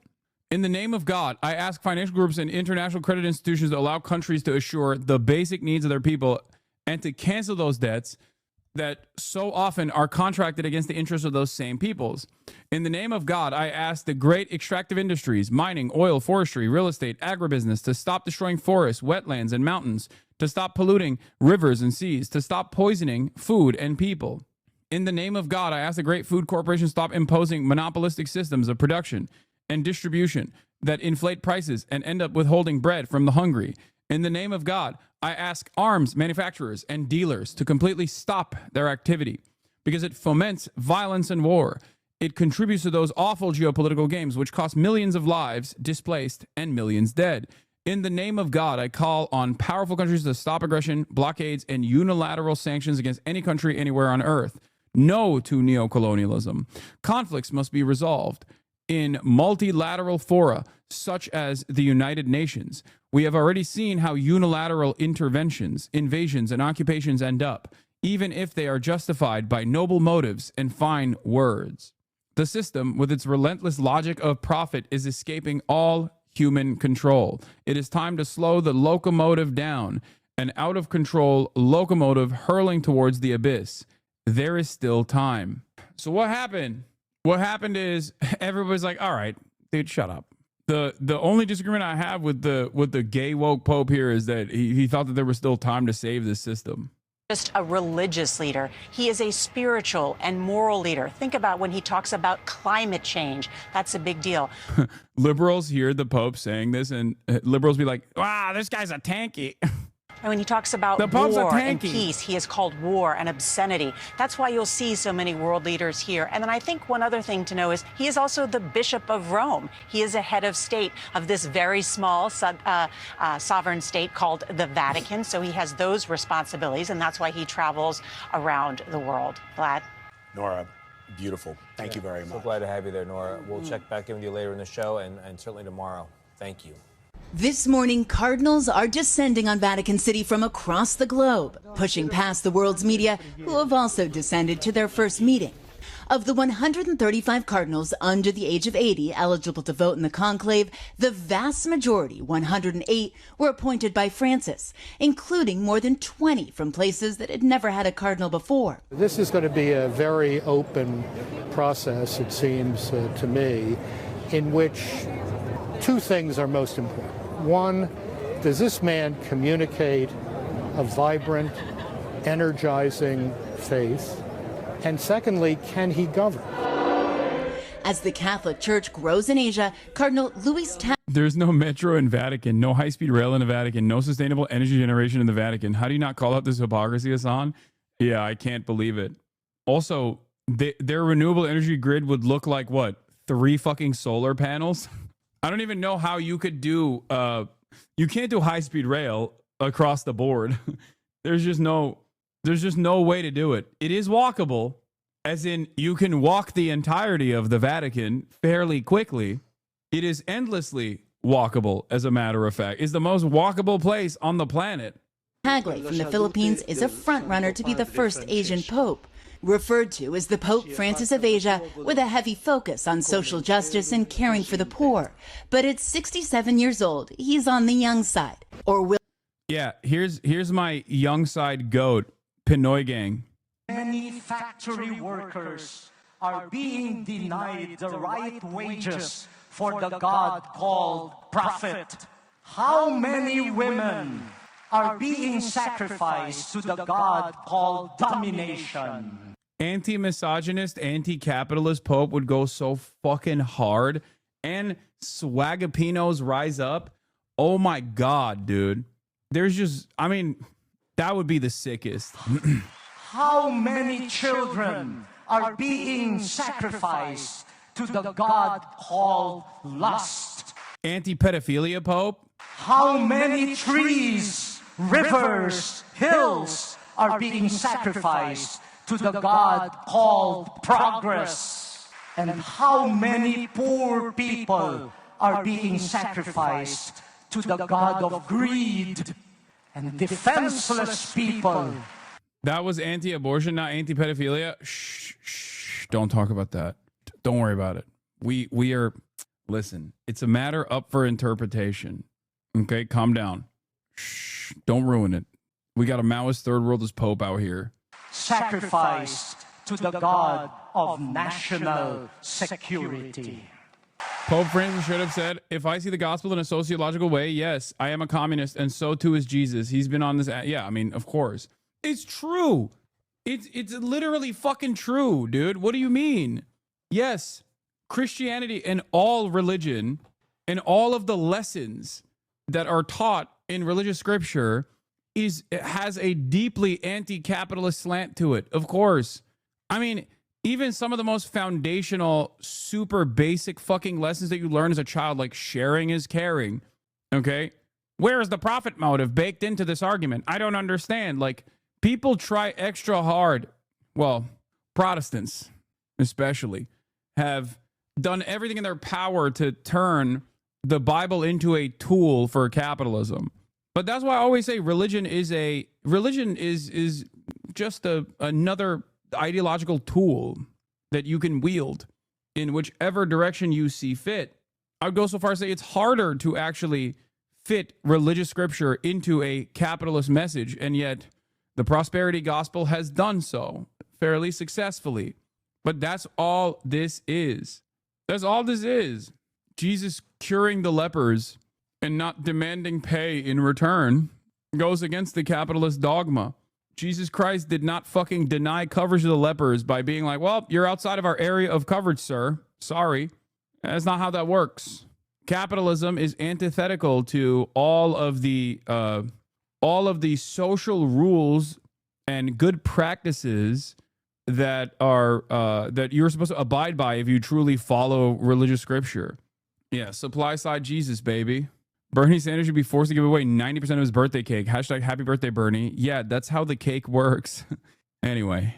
Will the church stage an Italian comeback of sorts after 3 successive outsiders in recent decades? Look at the drip. Italian Cardinal... How are you going to tell me the fucking Vatican is not a gay institution? Look at the goddamn drip that these boys wear, you know? Pietro Parolin is 70. He's an experienced Vatican official with serious name recognition. He served as Francis's Secretary of State, but he lacks pastoral experience. Another Italian, Cardinal Pier Battista Pizzaballa, is also on the short list. At 60, that's like, you know, that'd be funny. Like, that's a funny ass person. That's a funny ass name for a pope. He's lived for the last 3 decades in the Middle East, currently serving as... It's a me, Pizzaballa. It's a me. I love the pizza. It's a me, the Pizzaballa. The Latin yeah, he's pretty cool too. He's got some good ass takes. Patriarch of Jerusalem. An Italian... Now, of course, he would adopt a new name if he became the Pope anyway. But in my mind, I hope he just keeps the name Pizza Balls. I am the Pope of Pizza Ball. I love the pizza balls. Yes. In comeback? I think right now Molly, nationality means nothing in this. No, It'd be hey, very but why do you say foolish to okay think almost of after every them sentence that it takes? as a united bloc. Yes. Or will the Cardinals determine the church requires a conservative voice rolling back Francis's progressive agenda? Cardinal Peter Erdo, at 72, is a leading conservative from Hungary, supported among the European cardinals, and is close to Hungarian Prime Minister Viktor Orban. But it will all come down to the voting. The conclave gets underway 15 to 20 days after Francis's death. The cardinals sealed off. Remember, woke Pope Francis actually left an impact over the course of the past 12 plus years, where the overwhelming majority of the cardinals that are going to be electing the new Pope are his cardinals. Now, he packed those goddamn courts pretty hard, so we shall see what happens in the process. So the Vatican might still continue moving in the direction of progressivism and maybe even anti-capitalist thought, anti-capitalist sentiment being dished out, especially if they go with Pinoy Gang, especially if they go with a Swagapino Pope. Inside the Sistine Chapel until a new Pope is chosen. Well, this was decently intelligent commentary until the pizza comments. You get both here, okay? Now, another interesting thing about the cardinal electors this year, it's an incredibly diverse bunch. They don't all know each other. So a lot of the next 2 weeks will be about getting to know each other and then figuring out who is best to lead. Guys? Molly, thank you so much. Let's bring in NBC News analyst Christopher White, the Vatican correspondent for the National Catholic Reporter. Christopher, good morning to you. Thanks for coming back. I read yesterday that you said that this Pope was a shock to the system, and I know we're going to dig into some of the specific frontrunners in just a moment. But just on a macro level, Christopher, do we think that the church will move in the direction of a reformer like Pope Francis, or do we think that they might go with someone who's more conservative? I think it's fair to say the church is at a crossroads right now. Do they want to continue on the path of reform that Francis initiated, of opening the Catholic Church up to the modern world, or do they want a course correction? That's the big question that the cardinals will face when they have these backdoor meetings in the coming weeks. But I think, Pope Francis named 80% of the men that are going to be electing his successor, and because of that, I think it's fair to say they mostly share his same priorities.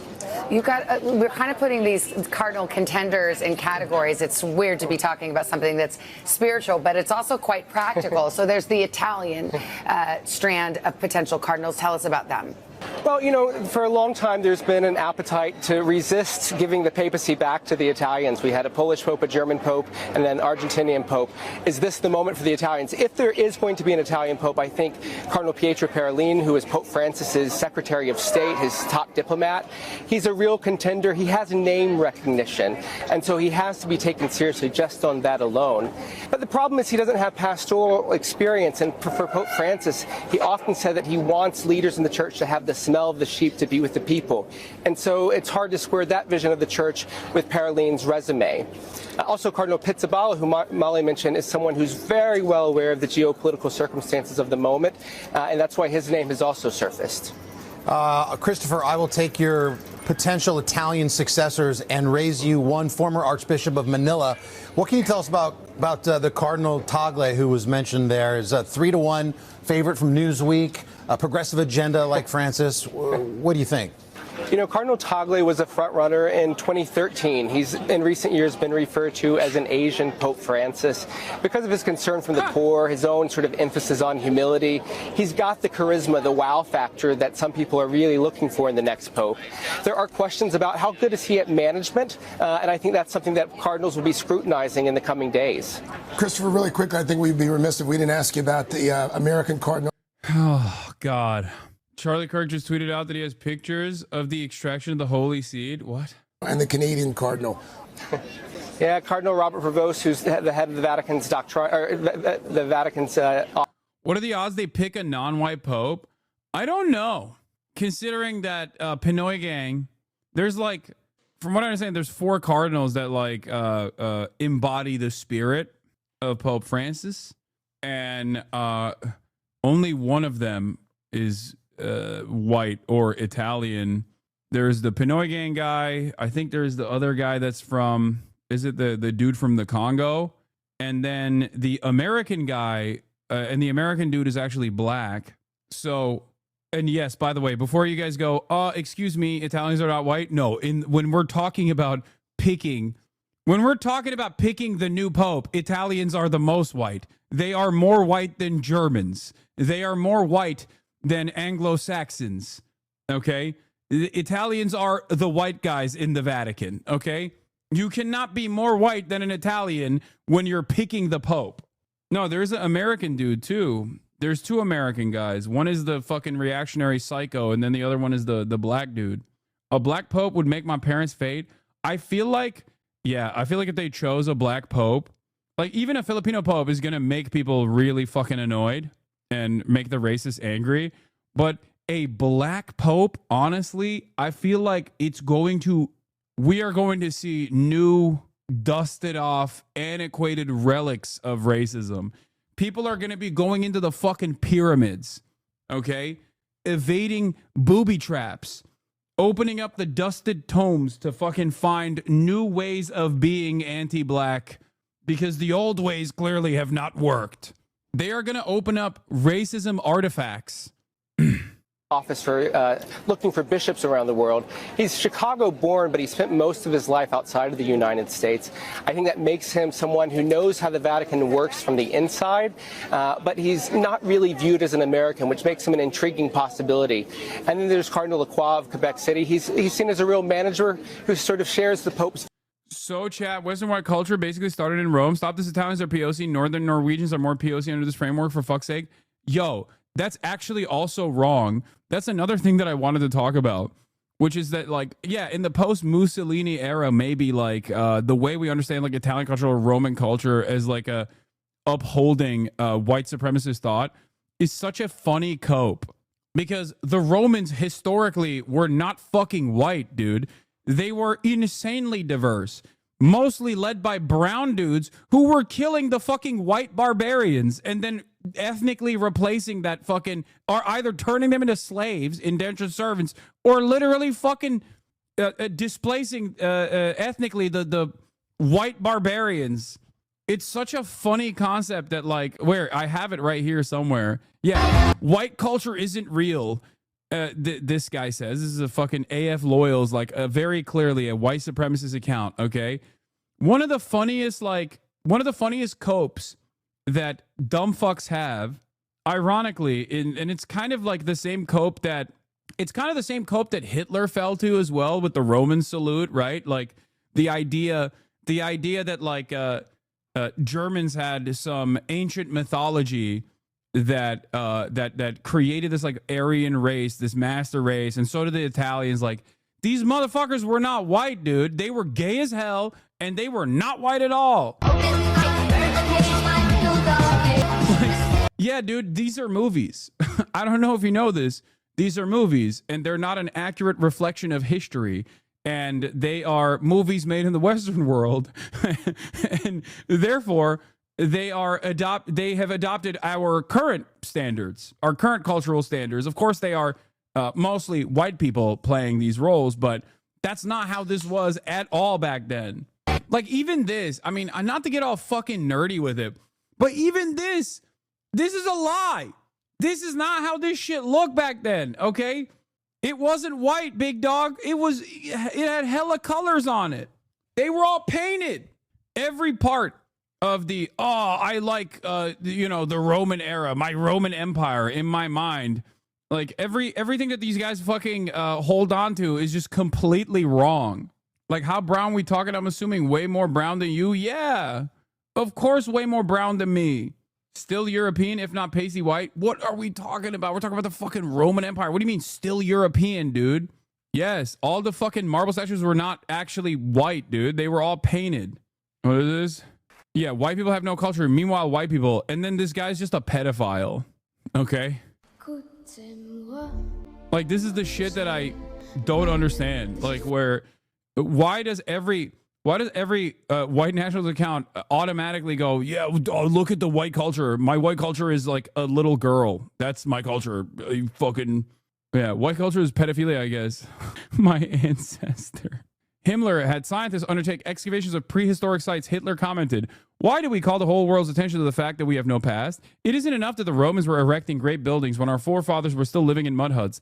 Now Himmler is starting to dig up these villages of mud huts and enthusing over every post herd and stone axe he finds." The amount of cope, the amount of anger, resentment, and cope that nationalists of the Hitler era had over not having any serious like cultural monuments from that era was unimaginable. It was so crazy that they had to whole cloth invent a new mythology. They had to steal the swastika, for example, ironically enough, and, you know, turn it into obviously the greatest symbol of evil. Like every single thing that they did, they had architects. This is not just Indiana Jones shit. Like they straight up had architects all around the planet trying to find and dig up new artifacts and then like try to make this loose association with like Germanic origin.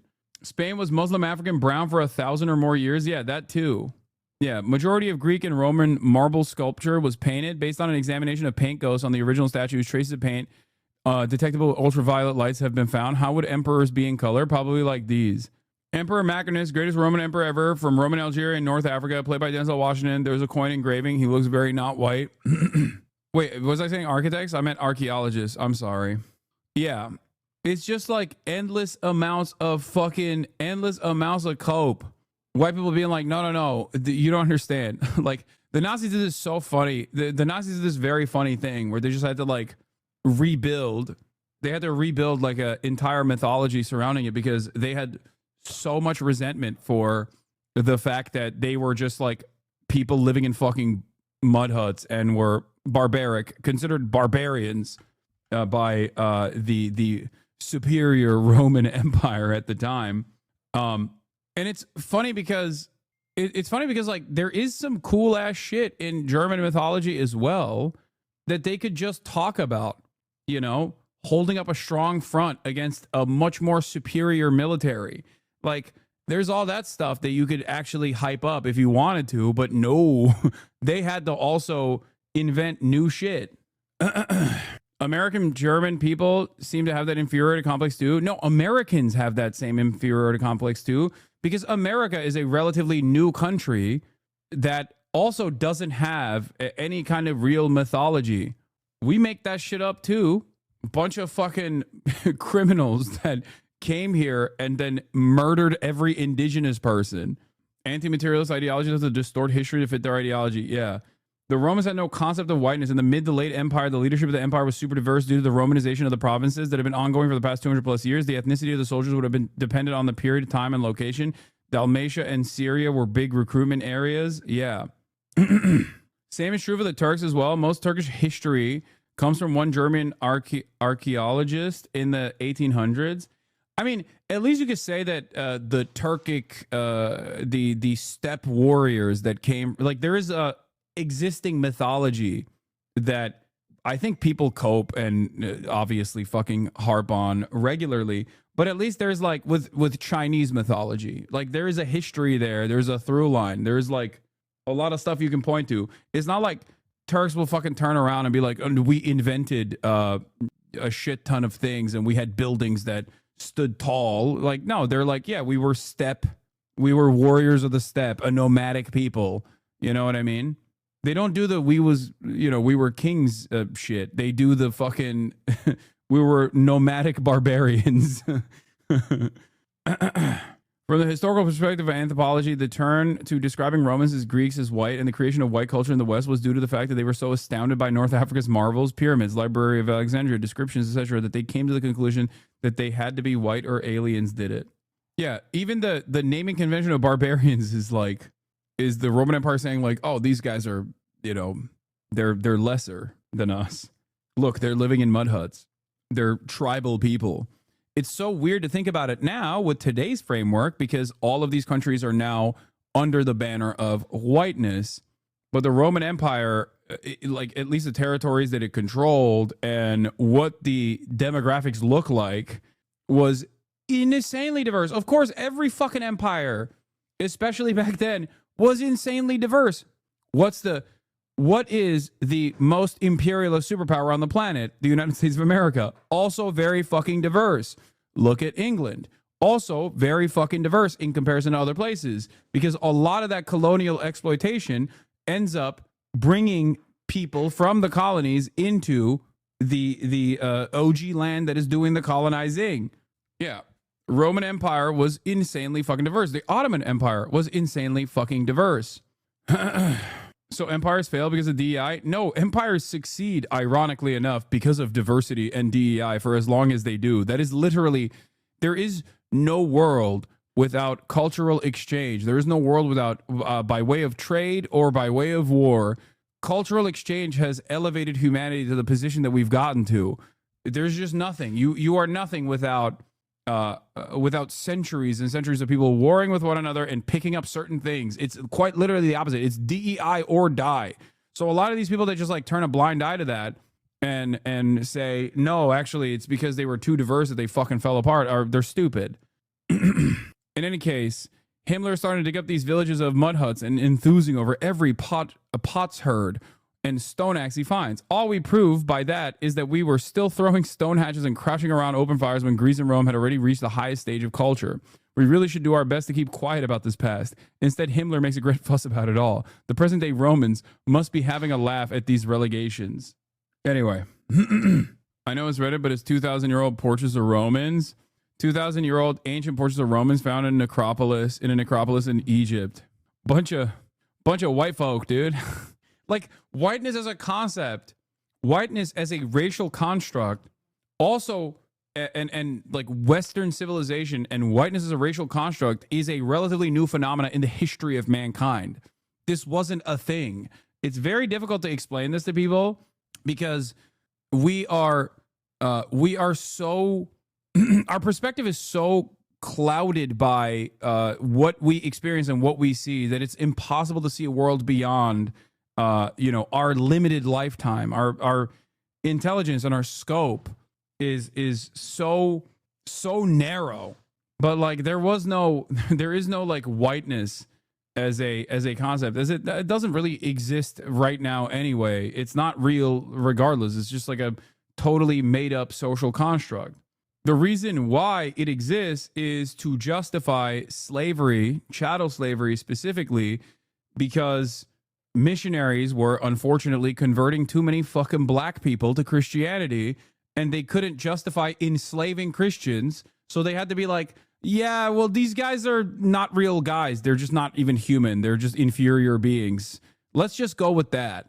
It's reductive, but that's pretty much the underlying basis for white supremacist thought and the field of eugenics that is associated with it. It's a way to try and scientifically explain the inferiority of black people in an effort to justify it as times changed. Because if everybody recognized that, black people were also human beings, that they'd be like, what the fuck are we doing? This is kind of fucked up, don't you think? And many people did recognize it, for the record. They were like, this is ridiculous. Shouts out the great Reverend John Brown. Skin color the whole time was just our bodies adapting to the environment, so mind-numbing. Also true, the specific American concept of race as a biological or blood-related came from chattel slavery and subsequently gynecology, phrenology, etc. is trying to naturalize it into science. Exactly. There are different depictions of paleness of the skin as a marker for like being a part of the upper caste or upper class or aristocracy, whatever you want to call it. Like even in fucking China, right? And it's not a colonial remnant as it is in other places, but in places like China, the darker your skin is, the more likely that you actually worked in the fucking fields. The more pale your skin was, the more you were sheltered from the elements. So colorism in different ways exists all around the world for different reasons, but it's not always the same. But if you're asking about like whiteness, white culture, white superiority, all of these concepts were invented as a social construct, just like the paleness thing that I was talking about in fucking China, for example, or in Asian cultures. The whiteness concept was a whole cloth invented in an effort to somehow make black people a separate thing, a separate class that wasn't human. Why are you Islamophobic right now? What do you mean? Anyway. Yeah. Also for Indians, when they were mass murdering them at first on the basis of them being pagans, and when they converted on the basis of race. But yeah, like I've said before, I do find it fascinating and very funny that like people, like nationalist attitudes don't change throughout time. Okay. They still end up trying to invent a false narrative, a false interpretation of like actual history in a way that reflects their current anxieties, their current needs, and their current understanding of culture, their current understanding of race. Very stupid. Anyway, Kemalist Atatürk Kemal says, if it were up to me, the Pope would be extremely red-pilled. No more acceptance of homos. Declare Islam a threat to all Catholics. Take a firm stance against vaccines. No sacrament to corrupt heads of state. No more baptism of bastards. This is a Turkish Atatürk supporter who is, I assume, extreme Islamophobe. You are African. You don't get to Deus Vault. You're the only one they're going to be impaling Lamau. A man can't dream. Not about this. No. You got to intimately understand you're the enemy in this scenario. How am I the enemy? You're a Kenyan. Wait, this guy is not even a fucking Turk? A Kenyan Kemalist? What the fuck?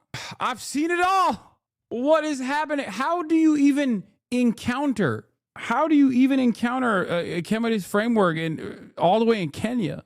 One of the funniest things I've seen, by the way, is even Matt Walsh briefly touched on this last week, is that everyone is really annoyed with all of the like African, Indian, Asian run white supremacist accounts that are like Defend the West or Radio Genoa or Ian Miles Chong that will uphold white supremacist thought, and they're doing it because they're responding to the algorithm, and you know, a $35 payout goes a much longer way when you're in India than it does when you're in the United States of America. So a lot of these guys are just like botting the shit out of their accounts, and because they recognize that the algorithm demands unfiltered, unrestricted white supremacist commentary, half of those almost all of those accounts that are like the marbled statue avatar accounts, almost all of them are actually not white, like not even remotely white, not even like Italians are white, like straight up dudes who have never been to the Western world, dudes who are operating their fucking accounts from operating their accounts with the global south in general. Wait, HasanAbi, you mean the alt-right is being unintentionally cruelly mocked? No, it's not even a cruel mockery. I'm sure there's plenty of fucking real-ass white nationalists out there that enjoy these accounts, not realizing that they're run by not white people. But the reason why they're doing that, the reason why those accounts pop off is because they recognize that the algorithm wants this kind of thing and will greatly elevate you. And you can make a lot of money doing so. A lot of money that would not be considered a lot of money in the Western world, but it's a lot of money where you're at. You know what I mean? Yeah. Aryan white savior 1488, location Indonesia. Yep. It is a very sad state of affairs overall. But, you know, I respect the hustle.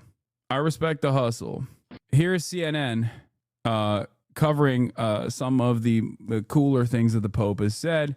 I want to get back to that and finish that off, button that up, and then we'll talk about all this other shit. Yeah. All right.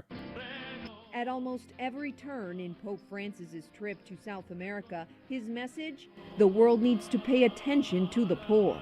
Y crece entre los pobres a costilla de los más pobres, de los más excluidos. All leading up to this bombshell in Bolivia. La ambición desenfrenada de dinero. An unfettered pursuit of money rules. That is the dung of the devil. Saying unbridled capitalism is the dung of the devil, searing language of social activism from the Holy Father as he spoke to a group of grassroots organizations. The Pope is not afraid to use strong language. He needs to get people's attention as Jesus did in a world full of noise and confusion. The pontiff also talking about new colonialism, the capitalistic world of free trade agreements and austerity measures that take from the poor and give to big multinational corporations. As the Pope moves on to his next stop, the message here well received, especially by those countries who've been governed by dictatorships in recent history. The response from the United States, unclear. As for conservative Republicans, if the backlash from the Pope's recent letter on the environment is any indication, presidential hopefuls won't hold back.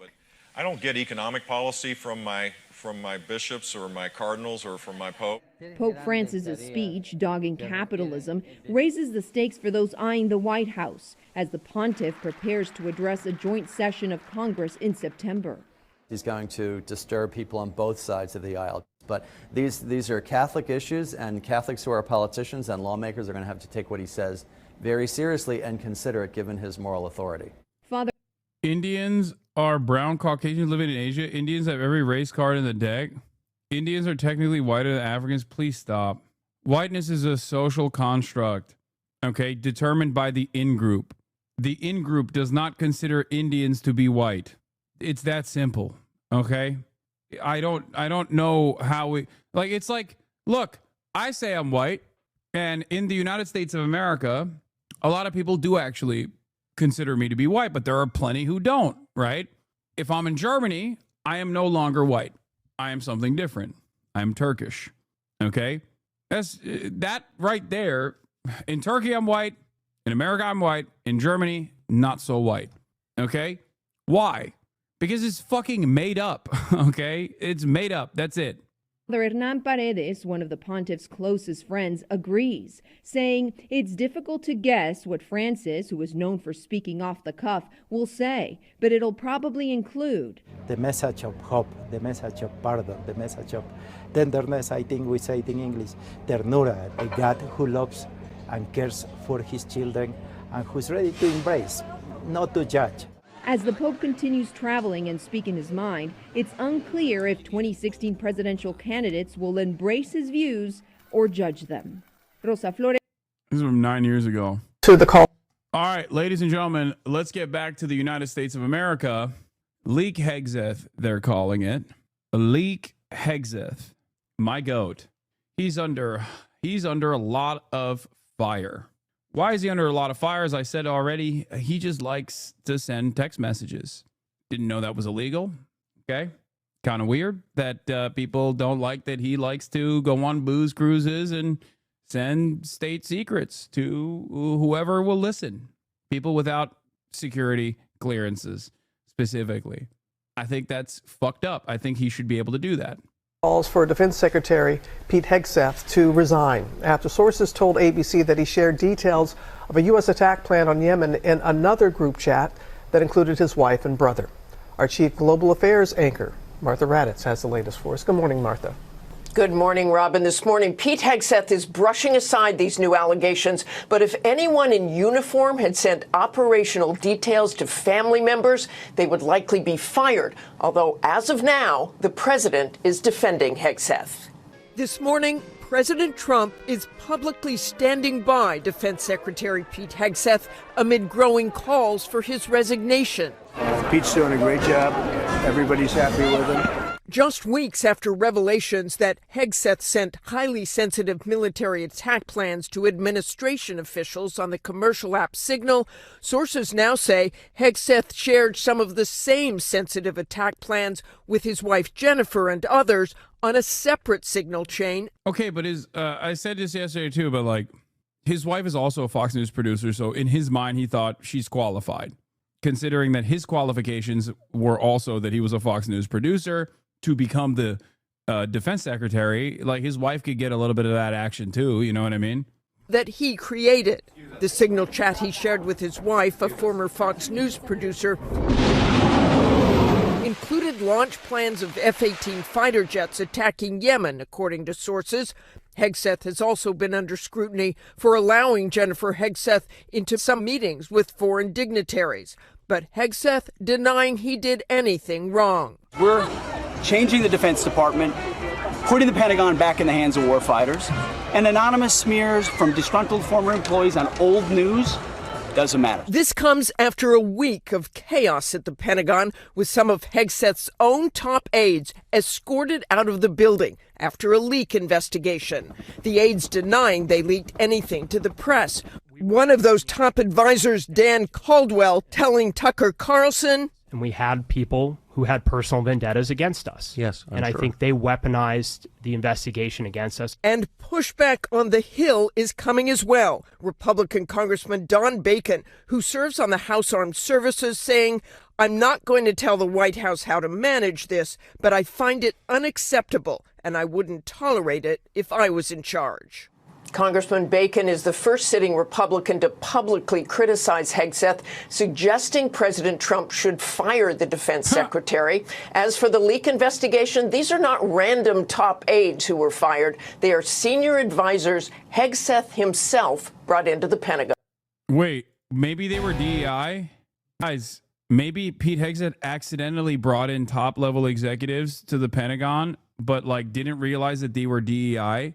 And that's why they're firing them. Potentially, maybe like DUI hires. Pete was like, what do you mean? I'm a DUI hire. Might as well bring in other DUI hires. And then everyone was like, you can't do that. Why do you have confidence? Because he's doing a great job. Great job.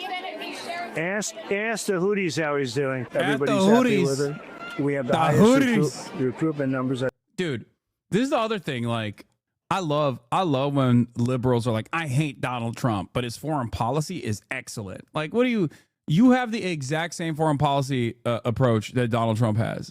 Like, you love that shit. You're a fan of all the stuff that he's doing. How'd that happen? Something to consider here. I think they've had in. Who says that? Every single liberal that yells at me and says, Hasan, you support the Houthis. You suck. You love terrorism. Every single liberal that says that is also incredibly angry and resentful, understandably, towards Donald Trump. But they agree with Donald Trump's foreign policy, I guess.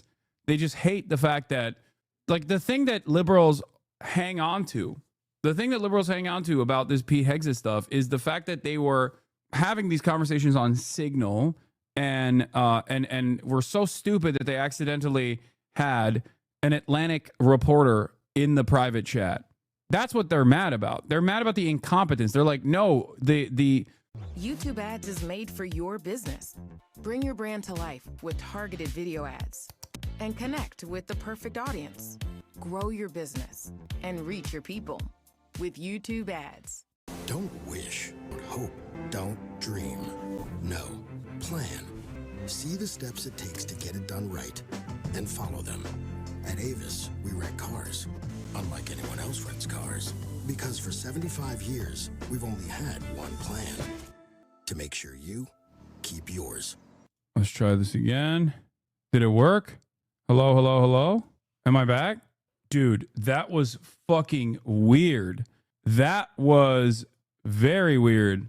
I don't know what happened. I got like straight up kicked off. I don't know what the fuck. Audio is out of sync. Is it? It's not LA Internet, chat. No, it's not. It's not LA Internet. No. It's not. This was something different because my internet was fine. I had to very quickly swap out of my did they hijack your key? What? No. What are you talking about? What do you mean hijack my key? Yeah, YouTube ads played when you dropped because I fucking swapped it over. I swapped it over to the starting soon screen, and the starting soon screen has it automatically just plays lo-fi music in the background. The starting soon screen plays lo-fi hip hop on the background, and it's not logged into YouTube, so it just like plays fucking ads sometimes. But what ended up happening was very strange right then and there. It was a very strange thing that took place. The secret memes one? No, that's just a BRB button. I have like a BRB ended. Wait, hold on. I have to do a quick troubleshooting real quick, but here, I'll just play this while I do this quick troubleshooting. No, he's doing a great job. It's just fake news. Well, that was President Trump doubling down on his support for Defense Secretary Pete Hegseth 24 hours ago, denying a New York Times report about sharing sensitive information on another Signal chat called Team Huddle. Here to set the record straight himself, the current Secretary of State, Pete Hegseth, former host right here on Fox and Friends. Pete, Hey, great Brian. to see you, Mr. Secretary. Great to see you. So your thoughts on what's been reporting of Team Huddle and the Signal chat that the New York Times says took place between you, your wife, and your brother, and some others. So, Brian, if you remember when this all started. Wait, former Secretary, the current Secretary of State. Oh shit, he knows, bro. He knows. What does he know? Brian, why did you do that? Oh, busted, dude. Busted. Team Huddle. Here to set the record straight himself, the current Secretary of State, Pete Hegseth, former host right here on Fox and Friends. Pete, Hey, great Brian. to see you, Mr. Secretary. Great to see you. So your thoughts on what's been reporting of Team Huddle and the Signal chat that the New York Times says took place between you, your wife, and your brother, and some others. So, Brian, if you remember when this all started, the first go-around, because this is the second go-around, right? They peddle old stuff, they kick it back up. I said repeatedly, no one's texting war plans. You know why I said that? Because I'm in the bowels of the Pentagon every single day. Just 10 minutes ago, I was looking at actual war plans of things that were ongoing or pending things to happen, because that's on a regular basis on classified systems. That's my job for the war fighters, for the President of the United States. I look at war plans every single day. What was shared over Signal then and now, however you characterize it, was informal, unclassified coordinations for media coordination and other things. That's what I've said from the beginning. At the beginning, it was left-wing reporters from The Atlantic who got a hold of it and then wanted to create a problem for the president. This is what it's all about, trying to get at President Trump and his agenda. Now, here at the Defense Department, because, Brian, I want this to be very clear, we take the classification of information very important. It's very significant to us that we safeguard it. And so when we had leaks, which we have had here, we did a serious leak investigation. And through that leak investigation, unfortunately, we found some folks that we believe were not holding to the protocols that we hold dear here at the Defense Department. Through that investigation, they have been moved on, and that investigation continues. As a result of that, everything we do here is above board, trying to make sure that we safeguard information. In this point, those folks who were leaking, who have been pushed out of the building. I feel like Batman or Halo. Think of the 7 gifted subs. A real warfighter in the chat. Mister, I feel like Batman or Halo. RIP to a real one. Are now attempting to leak and sabotage the president's agenda and what we're doing. And that's unfortunate. It's not what I do. It's not how we operate. And so you've got... Bro, there is something incredibly ironic about complaining about leakers when the reason why you're in trouble is because you seemingly have no interest in stopping the dissemination of classified intelligence to people who do not have a security clearance. Like, what do you mean? You're the whole ass leak, big dog, which I like. I personally like that. Got another allegation being pushed again, not based on how we're operating around here. We're for the warfighters, we're for the president, and none of this is based in reality. So, Mr. Secretary, I guess I can conclude this. We know some bizarre situation with Michael Waltz happened with the first time the whole thing with the Signal app came out. You believe this came out, they said it was called Team Huddle, because one of the people who work for you, one of the 3 who no longer are there, leaked this out as a way to get back at you? That's right, Brian. When you dismiss people who you believe are... Okay. Yeah, that doesn't matter. Like, what matters is why you are having these conversations with your fucking wife, dude, on your personal phone, on your private Signal app. What do you mean?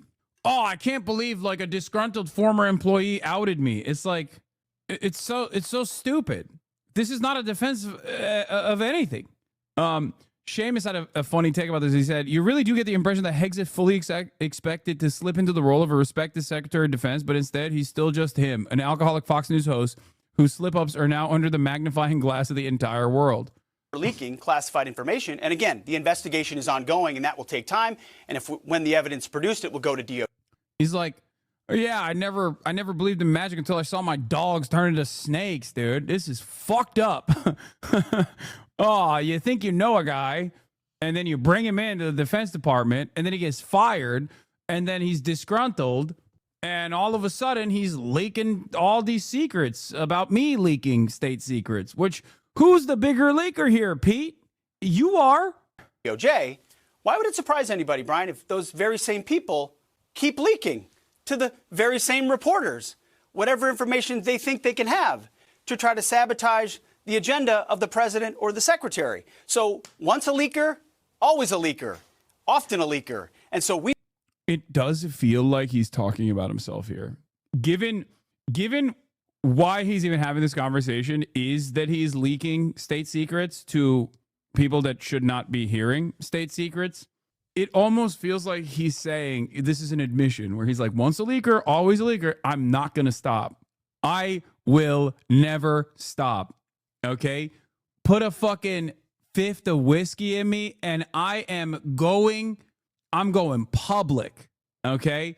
I'm telling you about Area 51. I'm telling you about our attack plans. I'm telling you Israel's got nukes. I'm telling it all. I'm unstoppable. This is what I like to do. Whiskey Pete. Leaky Whiskey Pete. That's what they call me. We looked for leakers because we take it very seriously. And we will do the investigation. Right. And if those people are exonerated, fantastic. We don't think, based on what we understand, that it's going to be a good day for a number of those individuals because of what was found in the investigation. So if they want to keep leaking and pushing and peddling things that try to sabotage the president's agenda, that's unfortunate. But that's how leaking works in this town. We're focused on recruiting, on rooting out DEI, on securing our southwest border, on the president's agenda, and it's going very well at the Pentagon, and I'm proud of it. Right. So the Signal app is what everyone uses. We're all finding that out now because of the Chinese have infected and sabotaged, gotten involved in almost every other communications apparatus over the last 4 years. So that's where you're communicating. You say it took place, but there was no classified material in it. I think it's so funny because I know for a fact that Brian Kilmeade is more intelligent than Pete Hegseth. Now, this isn't saying much because Pete Hegseth is a fucking baboon, right? So I know for a fact that he's sitting there thinking, I cannot believe that the Trump administration got our weekend correspondent to become the Secretary of Defense. What the fuck were they thinking? Of course, this is going to be catastrophic. Like, remember, Pete Hegseth was the weekend correspondent for their fucking show, okay? And now he is the Secretary of Defense.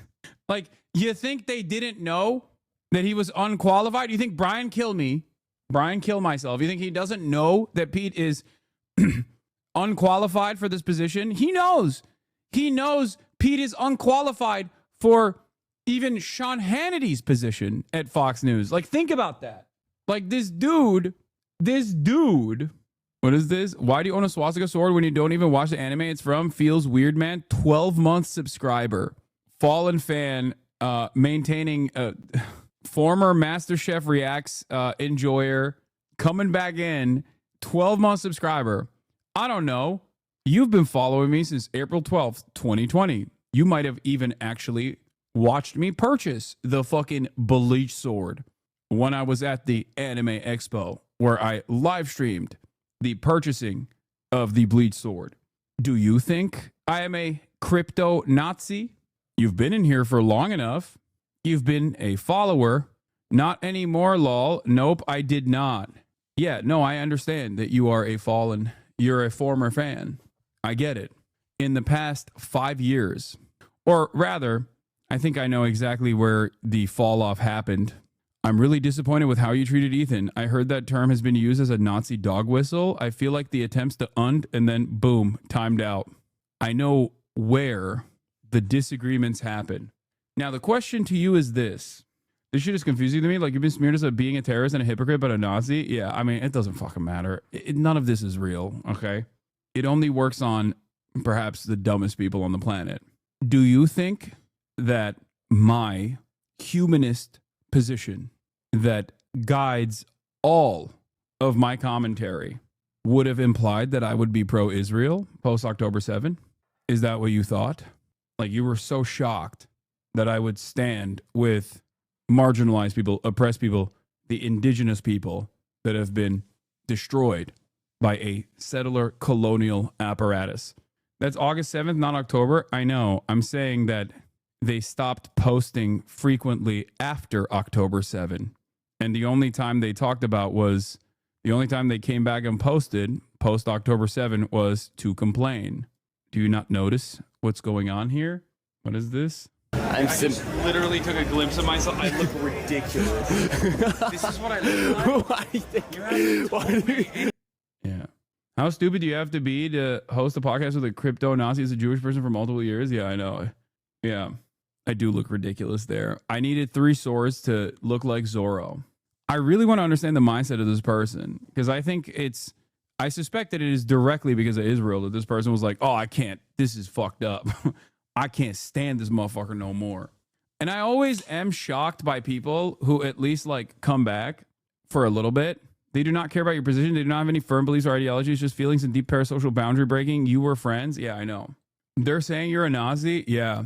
Because of the bleach sword that I got at the Anime Expo, I'm a Nazi now. The neat thing is that he kept all those videos up. Obviously you're a terrorist, but like the money made with you is, yeah.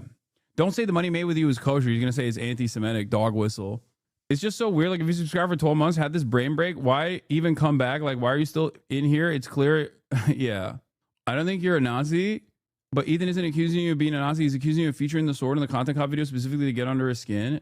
No, the sword was there because I had posted photos when I was playing Assassin's Creed as a samurai. So it was literally on the table, I think, or like somewhere in the room. And I assume iDubbbz picked it up. I didn't go, hey, use this sword. Not that it fucking matters. I don't give a shit. I support the guy who thinks it's a swastika sword. Same guy who asked like weeks ago if Koreans are POC. This guy knows a ton of shit for real. Yeah.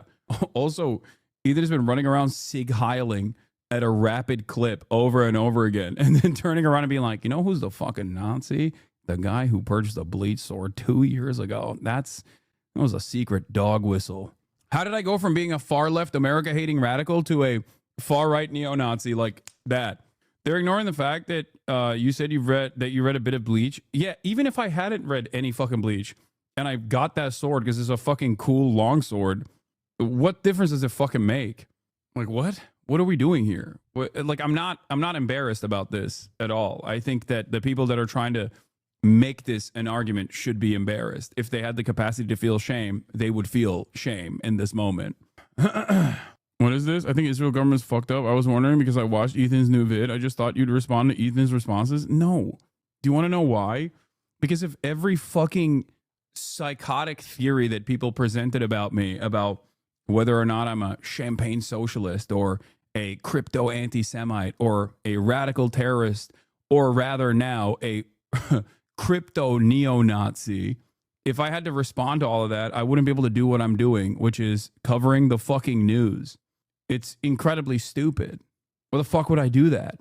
Why would I entertain the delusions of a person who is so desperately trying to present themselves as a victim after doing a fucking harassment and deplatforming initiative of all pro-Palestinian voices that have dared to entertain the notion that Ethan is not pro-Palestine? He can identify all kinds of dog whistles and deeply cares. That's why his chat was glazing Sam Hyde last week for 9 hours. Him and his chat definitely give a fuck about who's saying or doing what, and it doesn't come down to personal vendettas at all. That's the thing I don't understand, because it's like so directionless in general, with the exception of like fighting Ethan's personal grievances. Like, why are you doing that in the fucking chat room of a political commentator? You know what I mean? On the boundaries of politics too. Like, this is what I do. Coming to me and being like, well, actually, Ethan has a deeper understanding of the labor theory of value than you do. Like, what? It's, yeah. I've spent the past decade, I think it's more likely he picked that sword purposely because he seems crazy now. Okay, I'm confused. So you agree with his perspective, but then now you're saying he picked the sword because he seems crazy. I don't understand what your argument is in general. You are making him seem crazy? No, I think he's doing that to himself. Stop addressing fake shit they're trying to derail. Yeah.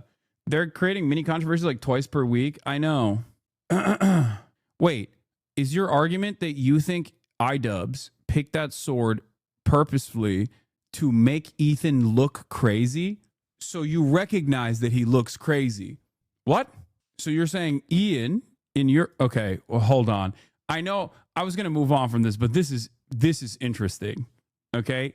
I'm sorry. When I see brain rot like this in my chat, it's like I have to cherish it for a brief moment because I feel like this is new depths that I did not think were conceivable. Okay.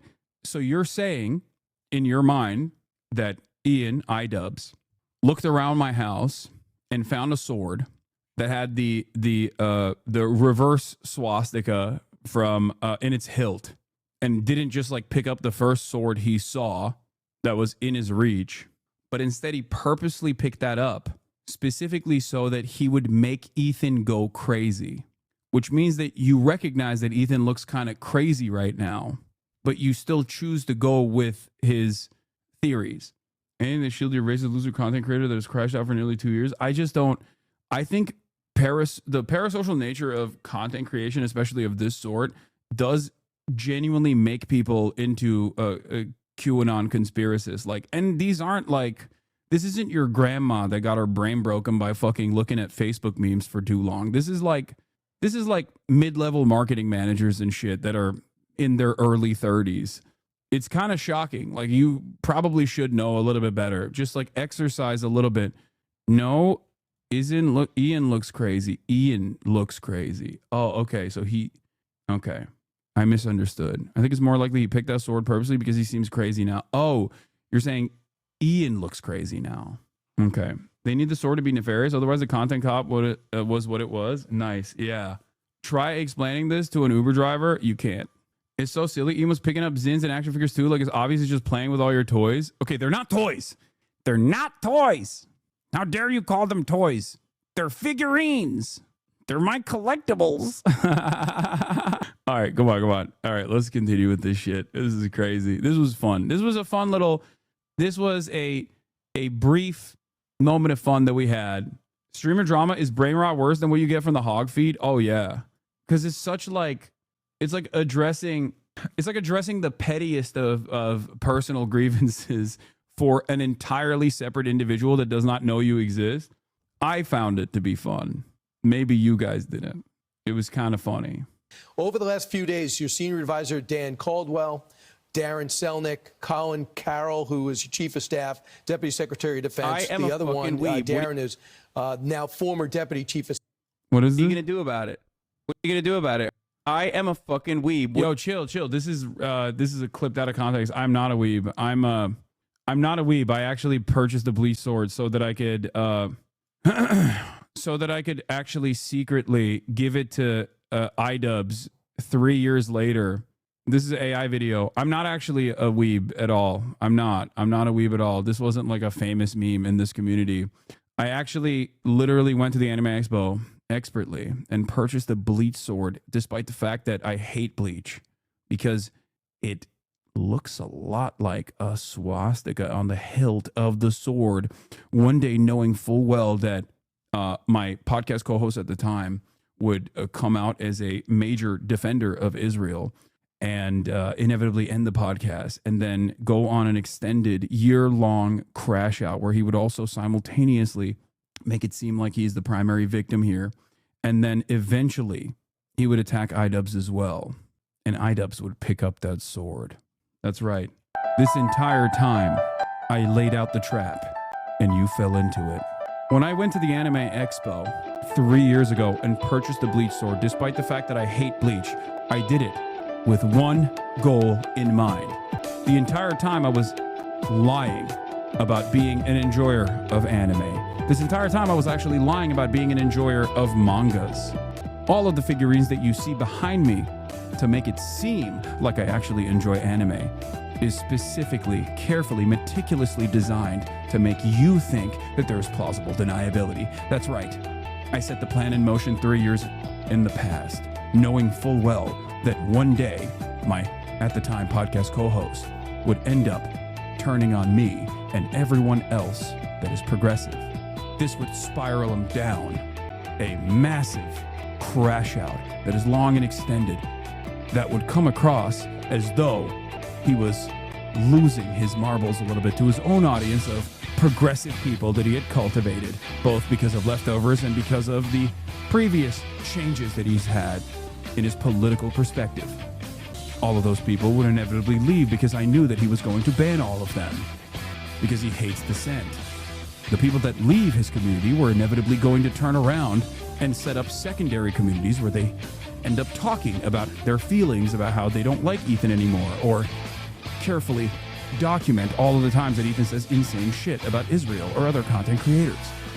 This would cause Ethan to completely collapse in the process, because I knew that he would never want to allow any sort of dissent or admit wrongdoing. In the process, he would inevitably attack Ian, iDubbbz, and Anissa. Ian would restore Content Cop to its former glory by coming out and making a Content Cop on Ethan after Ethan attacked him, talking about how he has changed over these years. And I knew if I laid out my bleach sword, that Ian would pick it up and pose with it alongside all of the anime figurines, not toys, but figurines that were in the room. This would cause Ethan to come out and say Ian iDubbbz and HasanAbi Piker are crypto Nazis, making him look even crazier to the remaining fans that are watching. That's right. The Lord works in mysterious ways. I didn't accuse you at all of that. I was asking about it, if you knew anything about it, because Ian legit seems crazy right now, and the Instagram pics with it to show off the swastika pretty well and feels like a really weird choice. Also, I'm in software, but he did clock my age, so good guess. Yes. Well, there was a point in time where you were a chatter, and I know my chatters really well. This is such a Death Note plot. That means you're still a weeb? Yeah. Yes. Ethan was playing tic-tac-toe while I was playing 5-dimensional chess.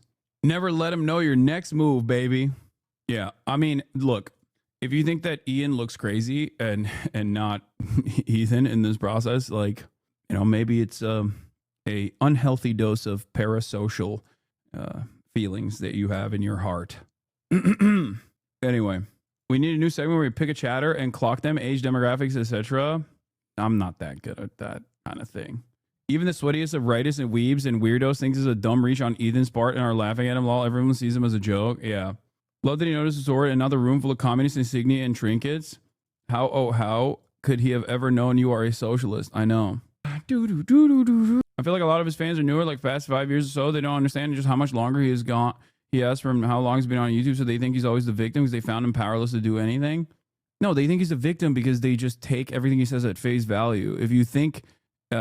yeah, you have a very different interpretation of events that unfolded if you just listen to what he has to say. He thinks like, oh, I was just minding my own business and then everybody started attacking me because I'm Jewish. Like, that's literally his argument. He even, I think, claims that I attacked him. I only defended him for an entire fucking year. The only reason why I criticized him was because I realized I was wrong and that he was making a lot of fucking Hasbro talking points. He's, unironically, Ethan has become the streaming version of Israel. Obviously, it's not a moral equivalence. It's not like he's doing a genocide. Israel is. But, like, you know, history started on October 7 for Israel, okay? And everything that Israel has done in retaliation for October 7 is totally justifiable. And history started for Ethan, I guess also, I don't know, when Frogan unfollowed him, or Frogan complained in my Discord that Ethan had unfollowed him. I guess that's what caused all of this. Like, or when an anonymous fucking CPS call was made or something. Like, I don't know exactly where history started for him, but he's always seemingly the victim in this process. And the 700 videos that he has done trying to actively deplatform me, trying to actively deplatform any fucking content creators. He called Steiny and told him you attacked him for a year. I mean, I told him to his face that I did. So I don't know why that would be a shock. We had that conversation in the beginning of the on the podcast. Yeah. After months and months and months of endless harassment and endless attempts of deplatforming, literally getting the ADL involved, the Apartheid Defense League involved, to get Zionist banned as a terms of service violation. Like, you can say fuck fascists, but you can't say fuck Zionists on this platform now. It is quite literally considered a protected category. Ethan did that. Ethan played a role in that. Like, it's kind of crazy to think that, like, I wouldn't have a negative opinion of him after this. How do you feel about the ADL finally agreeing with something you said months ago? Anti-Defamation League says anger at Israel is now the driving force behind anti-Semitism in the U.S. Oh, wow. Oh, wow. Very cool. That's interesting. Yeah. This guy's using a tactic called Darvo. It's a tool narcissists and fascists alike. We will see more of it in the public domain. The best we can do right now is always call it out for what it is. Yeah, I never fully understood what Darvo was, but it's like... No, you misunderstood the chatter. He said you attacked him for a year. No, I know. I didn't misunderstand the chatter. He did say that, which is so crazy. He tried to take all of Twitch down, got them to make a new streaming tag, then got banned 24 hours for not using the tag for his own stream. I know. And then complained about that too. You were misspeaking. Chatter said that E called Steiny and complained that you had been attacking for a year, and you said that you had not. That you had. That's not true. You have not been attacking E at all. Oh. Yeah, that's not true. That's crazy. Yeah. No, I thought he meant like me attacking the Nelk Boys, which is true. I have criticized the Nelk Boys.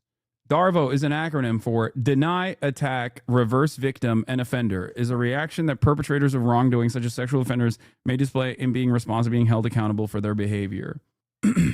Hasan banned so many chatters trying to bring up Ethan. He gave him so many chances just to drop it. I know. I would have loved for Ethan to not go down this fucking pipeline, you know, and dig himself a little hole that he thinks is going to give him affirmation. It's not. It's just making him more and more mentally unstable. All right, I wish you stopped talking about your ex so much. Brother, ridiculous assessment, don't you think? It's like he apparently made another fucking video about me, this time calling me a Nazi, and one of his followers actually made its way through the mods to literally be like, why do you have a Nazi sword? Are you a Nazi? Like, it's fucking crazy. Like, go tell Ethan Klein that. What am I supposed to do? Not fucking defend against accusations that I'm a crypto Nazi? Come on. The staff will let go. Did you let them go? Right. It was a result of an investigation ongoing at the Pentagon where we identified there was sufficient evidence, potentially, again, there's an investigation ongoing that will have to complete itself, sufficient evidence to believe that they or others near them were party to leaking. And then I have a statutory responsibility, Brian, if I believe that's the case, to ultimately ensure they no longer have access to that and that the investigation commences. There are a lot of ways to communicate in this building. I do it every day. I was just doing it this morning. Official channels by which we communicate classified information. If you want to do it and do it the right way, you should. If we think you are leaking to the press. Who are you talking to? Are you talking to yourself, Pete? It's just so strange that it feels like he's talking about a totally separate guy who's the Secretary of Defense. That's a very real problem. We take that very seriously at the Pentagon. I don't understand. You're in trouble because you leaked, dumbass. The fuck do you mean? Oh, these other leakers are the real enemies of the state. Like, doesn't he realize that when he talks about this, it almost feels like he's talking about himself to the average person? Because to the average person, they don't give a fuck who actually was the one who went to the New York Times with the story. The average person goes, why is the Secretary of Defense communicating attack plans to his fucking wife on Signal? You're the OG leaker, big dog. It's way. Okay, I'll say it like this. If you had not done this thing, right, that you are in trouble for, and instead someone from the people that you hired went out and like released state secrets, I would still be on board with that. I love leaks, but I understand why you could at least entertain this position. Like, oh, it's really fucked up that this guy that I hired was a disgruntled former employee that turned around and like released state secrets to the fucking lying press or whatever, right? Like fake news media. Like that's, but you're the one who initially, like the entire point of contention here is that you leaked information. You leaked this information. So now whenever you talk about leakers and punishing them, it kind of feels like you're talking about yourself. Having said that, however, I do think that we are getting dumber and dumber. Do one job. One job for the president and the American people. Secure the country. America first. Peace through strength. I don't have time for leakers. I don't have time for the hoax press that peddles old stories from disgruntled employees. We should be talking about the decimation of the Houthis, how we're pushing back the Chinese, how we have a new defense area at the southern border. Instead, disgruntled former employees are peddling things to try to save their ass. Did you? And ultimately, that's it's not going to work. Mr. Secretary, did you find this out, or did they come to you? Because I know you know these guys. Like these are the guys you picked, especially Caldwell, and they worked for you for your previous job before you got over to Fox. And they said that they have not been asked to their phones. They weren't asked about communications. They didn't go through. They didn't take a polygraph. So why would they be let go and not be investigated? Well, Brian, when there were a series of serious leaks at the Pentagon, which there were, Panama Canal plans, Elon Musk's visit, you name it, any number of things, and there's 4, 5, 6, 7 things. We said enough is enough. We're gonna launch a leak investigation, which we did, which was then handed over to OSI, which is the special investigators here at DOD. Right. Through that investigation, information was surfaced, which created a responsibility to take action. That's how it works when you when you actually investigate leaks, Brian. So it's easy to say, oh. It doesn't feel like you do, because if you did, you would investigate your leaks, as in what you did. This doesn't make any sense. It's like, Brian, it takes a real leaky faucet to know when someone is a leaker, okay? That's why I, in this 5D chess move, accidentally sent text messages to my wife and my lawyer without security clearance about America's attack plans in Yemen. You understand? I had to become the leaker myself to understand what it takes, the depravity, to become a leaker of states' secrets. That's right. I am what you call a white hat leaker. I believe he's telling the truth about not knowing who the leaker is. Memory loss is common when you're blackout drunk after all. I love how fucking stupid he is, because I think it's awesome that the Secretary of Defense is a dumbass who is going to keep doing shit like this, okay? It's great. I hope they don't fire him. I really, really hope they don't fire him. I hope he has a fresh stock of Fireball whiskey right next to his desk every day. Let's see where this goes. Have fun with it. Everything is fucked anyway. Everything is fucked up. You might as well enjoy the show. That's my analysis. That's my perspective. I think radical transparency is what Trump said he was going to do, and he is making the administration radically transparent. So transparent that this guy is going to come out and like live stream attack plans, you know? He'll be like, yeah, that's right. We're going to bomb Iran tomorrow. And here are the weapons that we're going to use. Here are the targets that we are going to be bombing. I don't know. Don't get mad at me. It's normal to say this stuff. Fuck you. Hide. Oh, we asked everybody, and everybody said they're good. Or you can take it seriously and say, we don't think leaks are okay at this department, so we're going to investigate. And when we investigate, we'll take it anywhere it leads. And unfortunately, Brian, to your point. Hell, yeah, don't fight the Nazis or anything. Just sit by and let it all happen because it's a show. Americans deserve fascism. Brother, what are you talking about? What more can I do? What do you want me to do, man? Plot an officer's coup within the ranks of the military? Like, what are you talking about? Some things are outside of my power, okay? Not everything deserves a reaction. Sometimes you can just kick back and enjoy the show, okay? Remember that. and again, if one or two of these guys is exonerated after an investigation, great. That's what investigations are for. But we took it seriously. It led to some unfortunate places, people I have known for quite some time, but it's not my job to protect them. It's my job to protect national security, the President of the United States, and let the investigation go where it is. So when that evidence is gathered sufficiently, and this has all happened very quickly, it will be handed over to DOJ, and those people will be prosecuted if necessary. The leakers know who they are, and we know over time the truth will be told, and we stand firm behind that. Leaking is not okay in national security policy, and we will stand behind that every day of the week. It looks like Carolyn Selnick intend to sue for wrongful termination. And again, they didn't ask to take a polygraph test. Do you know Joe Casper? Is he still your chief of staff? Is he leaving? Oh, Joe's a great guy. He's a great American. He has done a fantastic job for us at the Defense Department, securing the southwest border, getting a beachhead here at the Pentagon. He's staying with us, going to be in a slightly different role, but he's not going anywhere, certainly not fired. You make changes over time.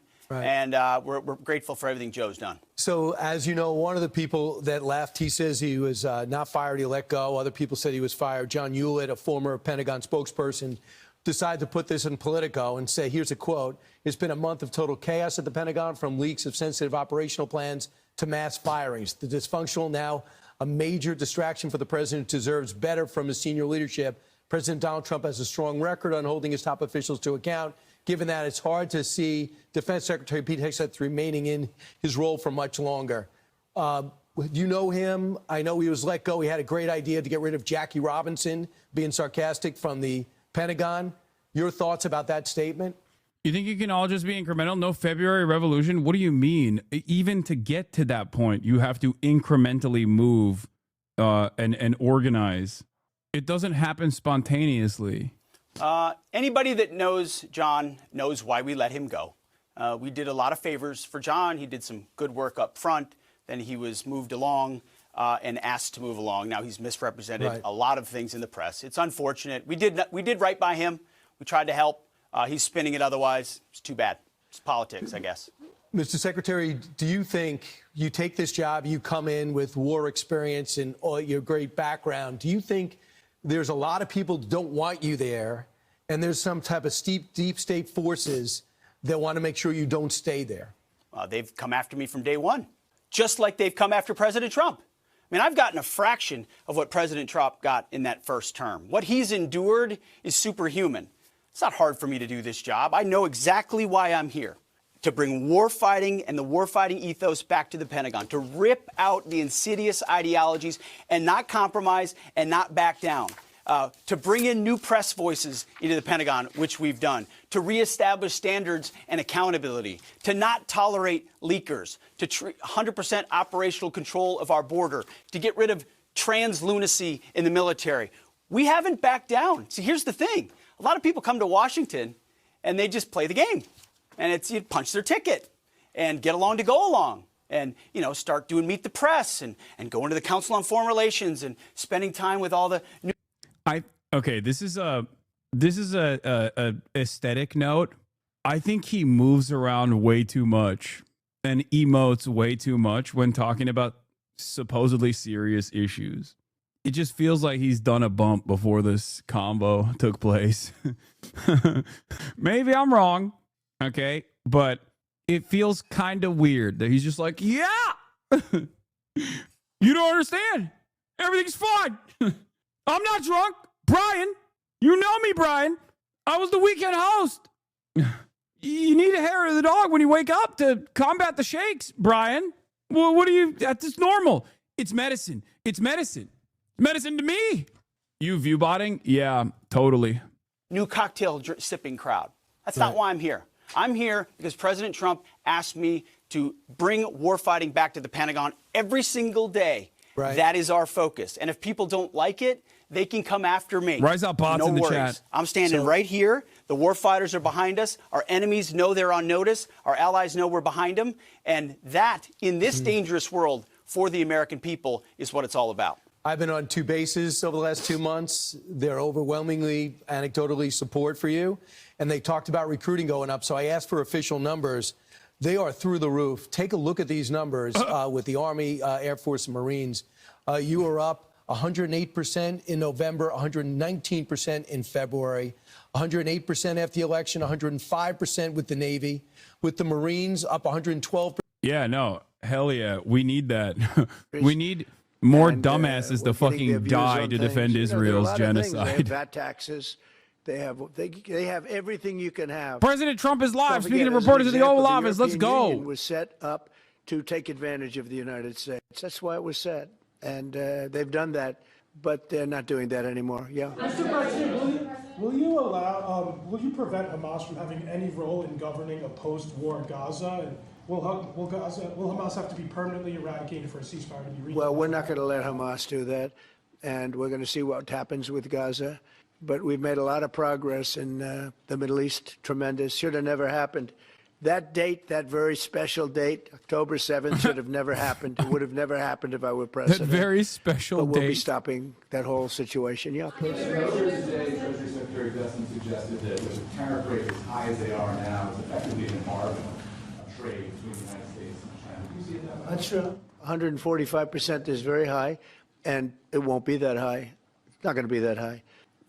it got up to there. We were talking about fentanyl, where, you know, various elements built it up to 145. No, it won't be anywhere near that high. It'll come down substantially, but it won't be zero. It used to be zero. We were just destroyed. China was taking us for a ride, and just not going to have. It's not going to happen. We're going to be very good to China. Have a great relationship with President Xi, but they would make billions and billions and billions of dollars a year, and they would build their military out of the United States and what they made. So that won't happen. But they're going to do very well, and I think they're going to be happy, and I think we're going to live together very happily and ideally work together. So I think it's going to work out very well. But no, it's at 145%. It will not be anywhere near that number. No, you don't understand. He didn't get a call from Xi, but he's lowering the tariffs. But that's actually because he's showcasing how cool and strong he is. Thank you for the question, because honestly, it's one of the great successes. We have virtually nobody coming in illegally. We do have people coming in legally because we want people to come in, but we have nobody coming in through the border virtually. We were having hundreds of thousands of people a month come in under Biden, and they came in from prisons, they came in from institutions, they came in from gangs in Venezuela and other countries all over the world, not just South America.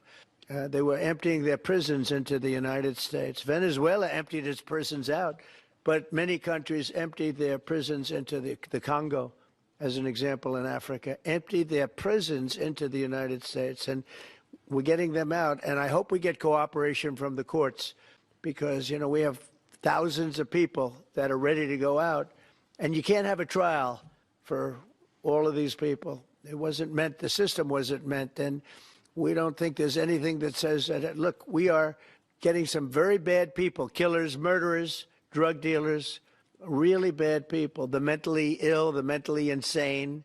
They emptied out insane asylums into our country. We're getting them out, and a judge can't say, no, you have to have a trial. The trial's going to take 2 years, and no, we're going to have a very dangerous country if we're not allowed to do what we're entitled to do. And I won an election based on the fact that we get them out, and we've done an amazing job. Look, we've stopped everybody at radical left. We have got the strongest border we've ever had, even stronger than what I had it for 4 years. We had a great border. We solved the problem, but it's a tad stronger, which is, I don't know if that's disappointing or not to me. I said I beat my own record, but I appreciate the question. Thank you, Daniel.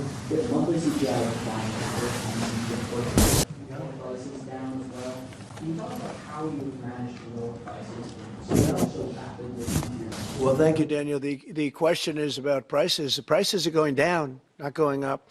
One of the big things is energy is going down. Yeah. When I say it, it's the truth. Is it $1.98? Even if you don't feel it or see it or experience it, it's still the truth. You have to believe it. For years, maybe, and that's a big thing.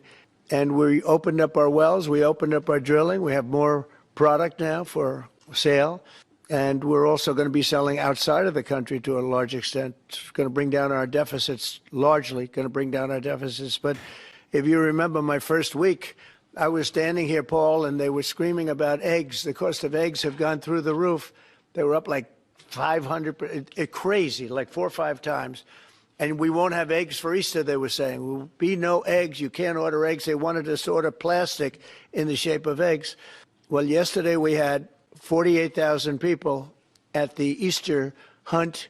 They call it the Easter roll at the White House. And we had all eggs. And as you know, the cost of eggs has come down like 93, 94% since we took office. And they're pretty much normally priced now. Great job. Our Secretary of Agriculture, Brooke Rollins, did a very good job. But groceries have come down. It's all coming down. The only thing that hasn't come down, but it hasn't gone up much, are interest rates, and we think the Fed should lower the rate. We think that it's a perfect time to lower the rate, and would like to see our chairman be early or on time as opposed to late. Late's not good. Mr. President, I don't want to talk about that because I have no intention of firing him. Mr. President, there are reports that you're considering for moms across the country country, giving them some type of bonus whenever they have a child. Are you considering that? Or Sounds like a good idea to me. Yeah, please. You have no intention of firing Jerome Powell because your economic advisor Kevin Hassett a few days ago said that you and people in the White House were studying this idea of possibly doing a fourth term end. No. Do you have any plans on doing it? None whatsoever. Never did. The press runs away with things. No, I have no intention of firing him. I would like to see him be a little more active in terms of his idea to lower interest rates. This is a perfect time to lower interest rates. If he doesn't, is it the end? No, it's not. But it would be good timing. It could have taken place earlier. But no, I have no intention to fire him. Last time you talked to him, sir. I don't want to comment on that. That doesn't matter. Mr. President, you said when can we expect the Epstein documents to be released? The rest of them. Which documents? The Epstein files. I don't know. I'll speak to the Attorney General about that. I really don't know. I know that we've done the RFK. The Kennedy, Martin Luther King is out there very shortly, so we'll find out. But we've really announced we're doing them in full transparency. You know, when we did JFK, people were saying, "Oh, maybe it wasn't all; it was all," and people actually went up to the office and they looked at some things that were, you know, not really easily available, and they were amazed that we gave it all. And I don't know if it solved any problems for people. People still have questions one way or the other, but that I'm not. But 100% of all of these documents are being delivered. Yeah, please. Mr. President, you said you're ultimately going to make a deal with China, but where do things stand right now? Have you talked to him? My relationship, my relationship with President Xi is great. It's been great for a long time. We've had a very good relationship, and I think we'll make a deal with China. If we don't make a deal, we'll set it. We'll just set the number, and I think they'll want to be a part of the United States. We're doing great. This is the golden age, as Paul said. We're talking about the golden age. There will never be a time like this, in my opinion. And China wants to be a part of that too. It's a great period of instability, so there won't be. He's right about that. I have. I'll keep that to myself. It's very personal. Are you concerned about the impact of tariffs on West Coast ports, which just seen a sharp drawdown in Chinese imports coming in? No, I think that everyone's going to do well in this country because of tariffs. We have $7 trillion of investment already. You can go back many years, and for a whole year, they haven't had anywhere near that. Mostly, they'd be well under $1 trillion of investment. And we've got $7 trillion. We really started 5 weeks ago. And in just a few weeks, literally, we have $7 trillion, which is a record for a year. There's never been a year with that much. And that's coming in, I think, for two reasons. It's coming because of an election that people liked, and it's coming in because of tariffs. And if you look at Apple, Apple's going to start building here. Right now, they're in China mostly. $500 billion. We have all of the computer chip companies are coming in at levels that nobody's ever seen before, as you know. Jensen came in for $500 billion. You saw that. A great guy, highly respected. Mr. Wei coming in for $250 billion. Nobody's ever seen anything. And the auto companies are coming in. I can name 8 right now already, auto plants that are either starting or about ready to start construction. There's never been, and the United Auto Workers and the non-union workers in the automobile industry, they love Trump, and I love them. Thank you all very much. Thank you. Congratulations, Paul. Yeah, everything is free. Everything's computer. Everything's computer. Everything is Tesla. I love Tesla. No more tariff. Tariffs are bad now. Tariffs are gay now. You are gay for liking tariffs. Okay? That's right. And also, I'm very strong against China. Very strongly, I said, give me a call. Give me a call, Xi. Why won't you call me, Xi? Why won't you call me, Xi? Why won't you call? It turns out Xi won't call, but I'm going to show them. I'm going to show how strong I am. Can we laugh at Tesla profits crashing? Oh, yeah, we will. Terrible quarter for the Cybertruck, says Joe Weisenthal of Bloomberg's very own Odd Lots podcast. While deliveries of the Model 3 and Model Y were down 12%, other models, the bucket that includes the Cybertruck, were down a whopping 24%. That far outpaces the decline in production of 16% for Model 3 and Model Y for 18% for other models. Tesla auto revenue has reported a 20% drop as the first quarter results miss Wall Street estimates. She wants Trump to watch the content nuke before talking to him. Yeah, that's what she is saying. Tesla's profits are down 71% year over year. Tesla posts a $400 million profit, down 71% year over year. Revenue is down nearly $2 billion compared to the same time last year. Wow. Without the $595 million in automotive regulatory credits, which other manufacturers buy off Tesla to comply with emissions requirements, Tesla would have posted a loss this quarter.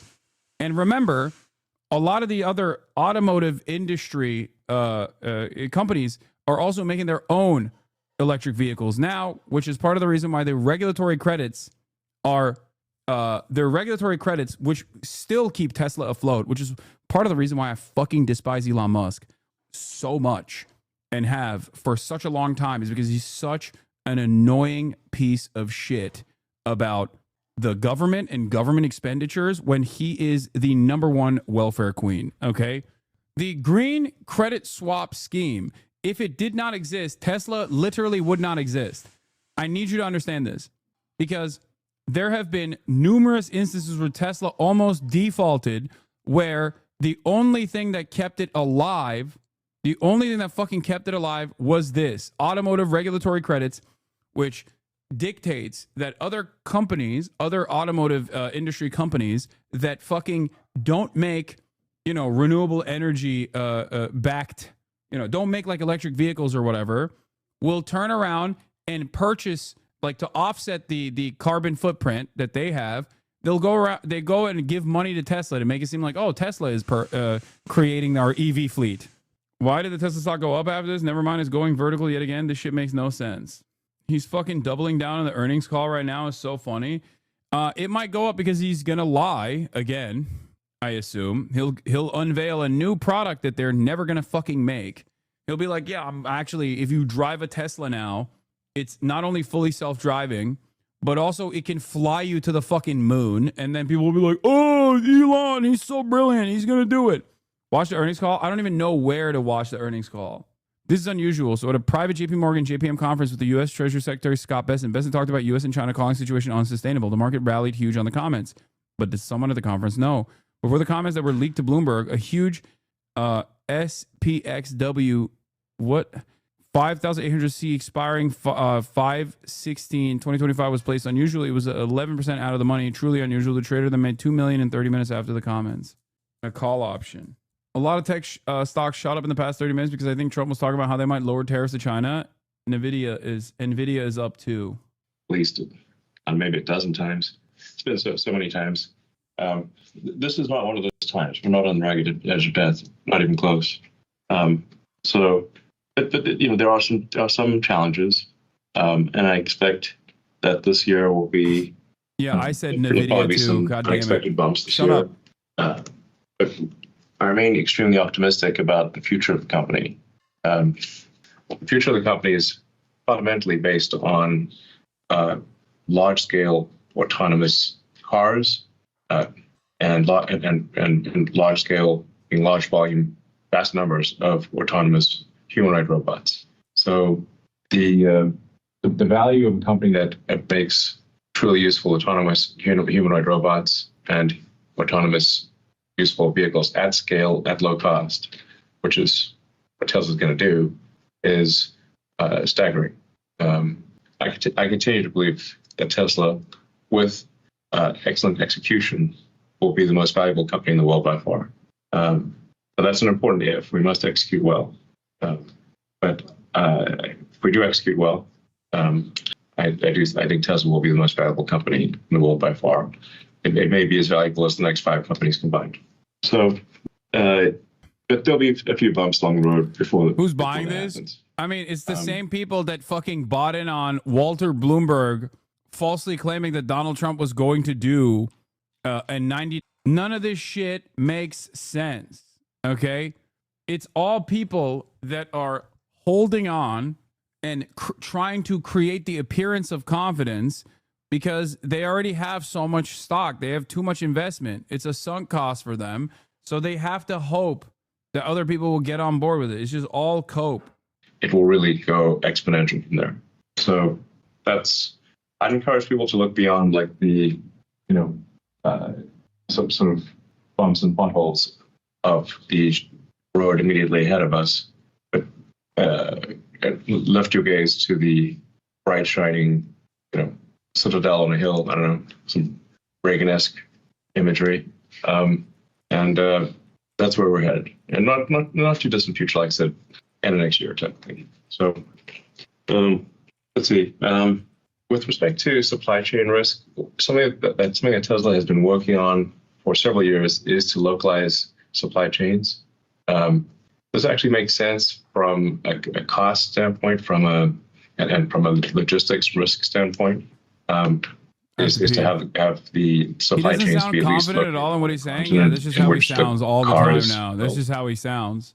And so we are, I think, the least affected car company with respect to tariffs, at least in most respects. I mean, it remains to be seen. Now tariffs are still, tough on a company when margins are still low, but we do have localized supply chains in North America, Europe, and China. So that puts us in a stronger position than any of our competitors. And undoubtedly, I'm going to get a lot of questions about tariffs. And I just want to emphasize that the tariff decision is entirely up to the President of the United States.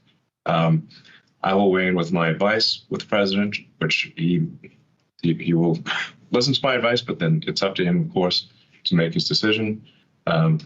I've been on the record many times as saying that I believe lower tariffs are generally a good idea for prosperity.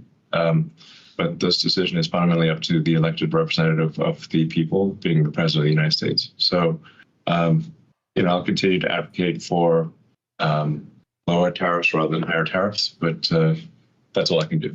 He's the most protected, despite having fucking now let me walk you through why I'm so excited about the future. Despite having a bunch of fucking components that come directly from China, despite China being the monopoly of battery manufacturing. How could you claim to be the most protected? You're fucked. People are so stupid for buying into this. They're so stupid. In Austin.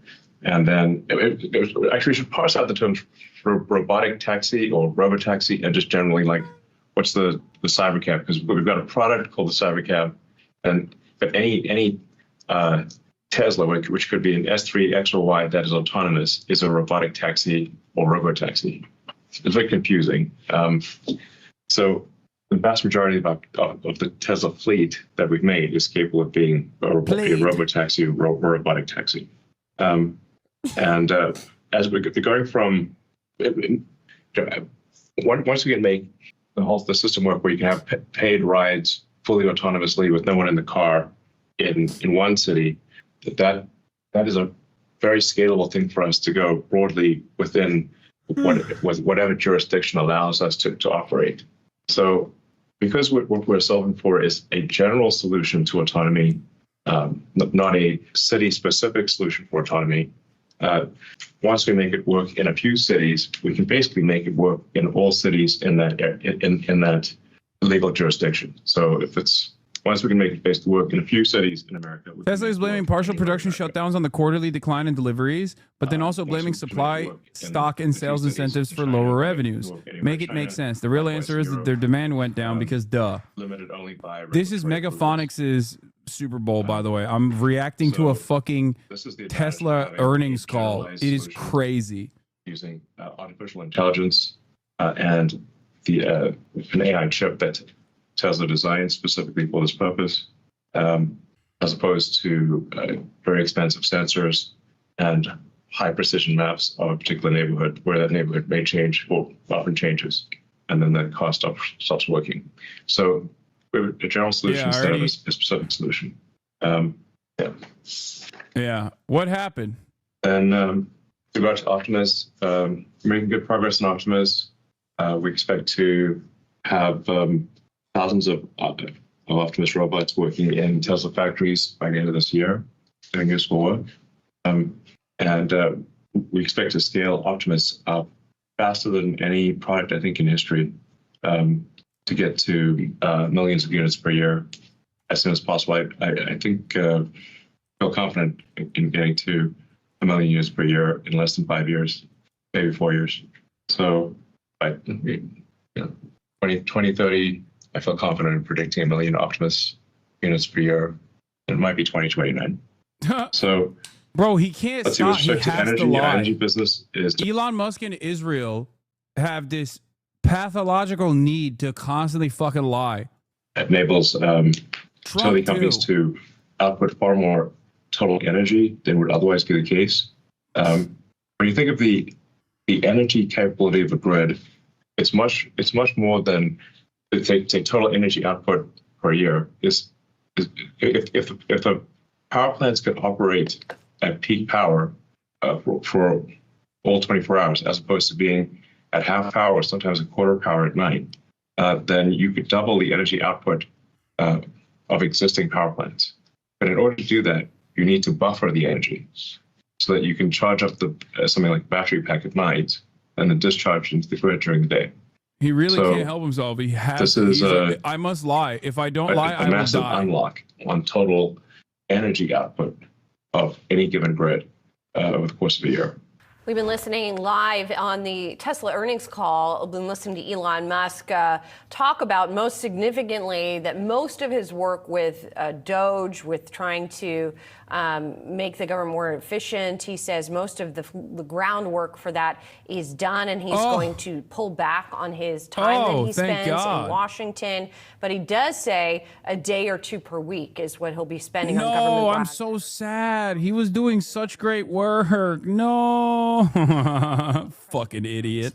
Term here. And it seems like that is really what analysts and investors have been looking for. I'm here with Jay Woods, Freedom Capital Markets Chief Global Strategist. Gautam Mukunda is joining us now, too. Tufts University Adjunct Associate Professor and Yale School of Management.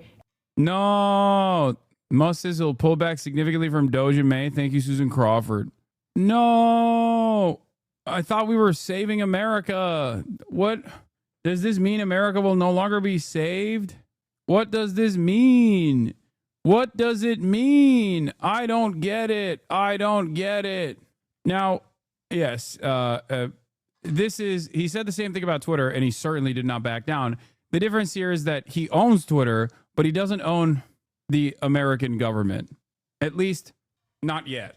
And there is another diva. There is another diva that wants to push him out in this process. No. Elon Musk wants to own the American government, and functionally, as the wealthiest billionaire on the planet, he does kind of own the American government. But in terms of having direct access to the White House in the ways that he has enjoyed thus far, he, I think, is meeting a more powerful force here. It's an unstoppable force meeting an immovable object, and the immovable object is Donald Trump. Israeli deputy minister had a meltdown over Russia Today reporter's question. Yeah, I saw it. I saw this while I was pissing. We'll look at that in a second. Anyway, we're moving on from freaking.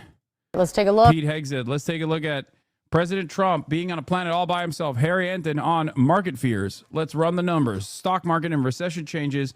Market panic. Everything's computer. Let's take a look. At stock futures, they are pointed up at the moment.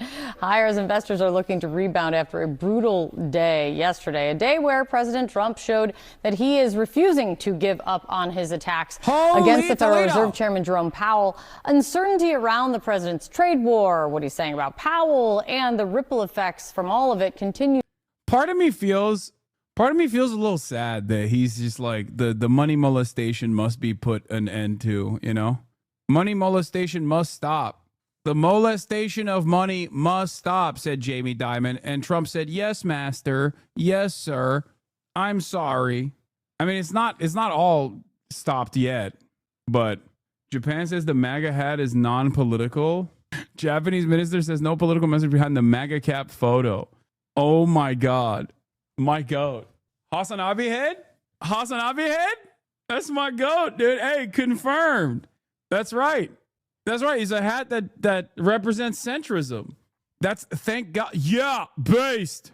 I know Asmongold is not streaming apparently for the week, so if you guys were looking for some nuanced apolitical takes, don't worry. I got it for you. Are you ready? Yeah, based. Yeah, of course. Of course Trump is going to do that. Everybody likes him. Everybody thinks he's the best. Yeah. Yeah. Well. Little mini F. Look at that. Twitch. USAID. Coming after apolitical, nuanced streamers. Once again, coming after nuanced, apolitical, centrist streamers. I'm just doing common sense. Not so common. Yeah. Fuck around and find out. Right, chat? Fuck around and find out. Yeah. USAID and DEI. It's over. They took a lot from us. Titties in video games. They took that from us. Yeah. And now we're bringing titties back. Oh, shit. What happened to Hasan? Hasmongold, baby. Based apolitical guy. Used to weigh on America. Yeah, people think I'm joking when I do the I think that video game takes that are so fucking insane where you're like, no, he possibly hadn't done that here. Pretty much every single circumstance, it's always a bad idea to make characters that are not conventionally attractive. Because this is, again, this is a shooter game, and shooter games are going to be primarily played by men. So if you're making a shooter game that's primarily made for men, then you should make sure that all of the female characters in the game are fuckable. And I know this might sound crazy to say, but I'm just going to say it. Yeah, say it. He's so brave. Yeah, based. That's what you should do. Yeah, that's why I want Shepard, Commander Shepard, to look like the kind of guy whose penis I'd suck. Yeah, that's right. I want him to be hot. Don't give me an unfuckable male character. All right?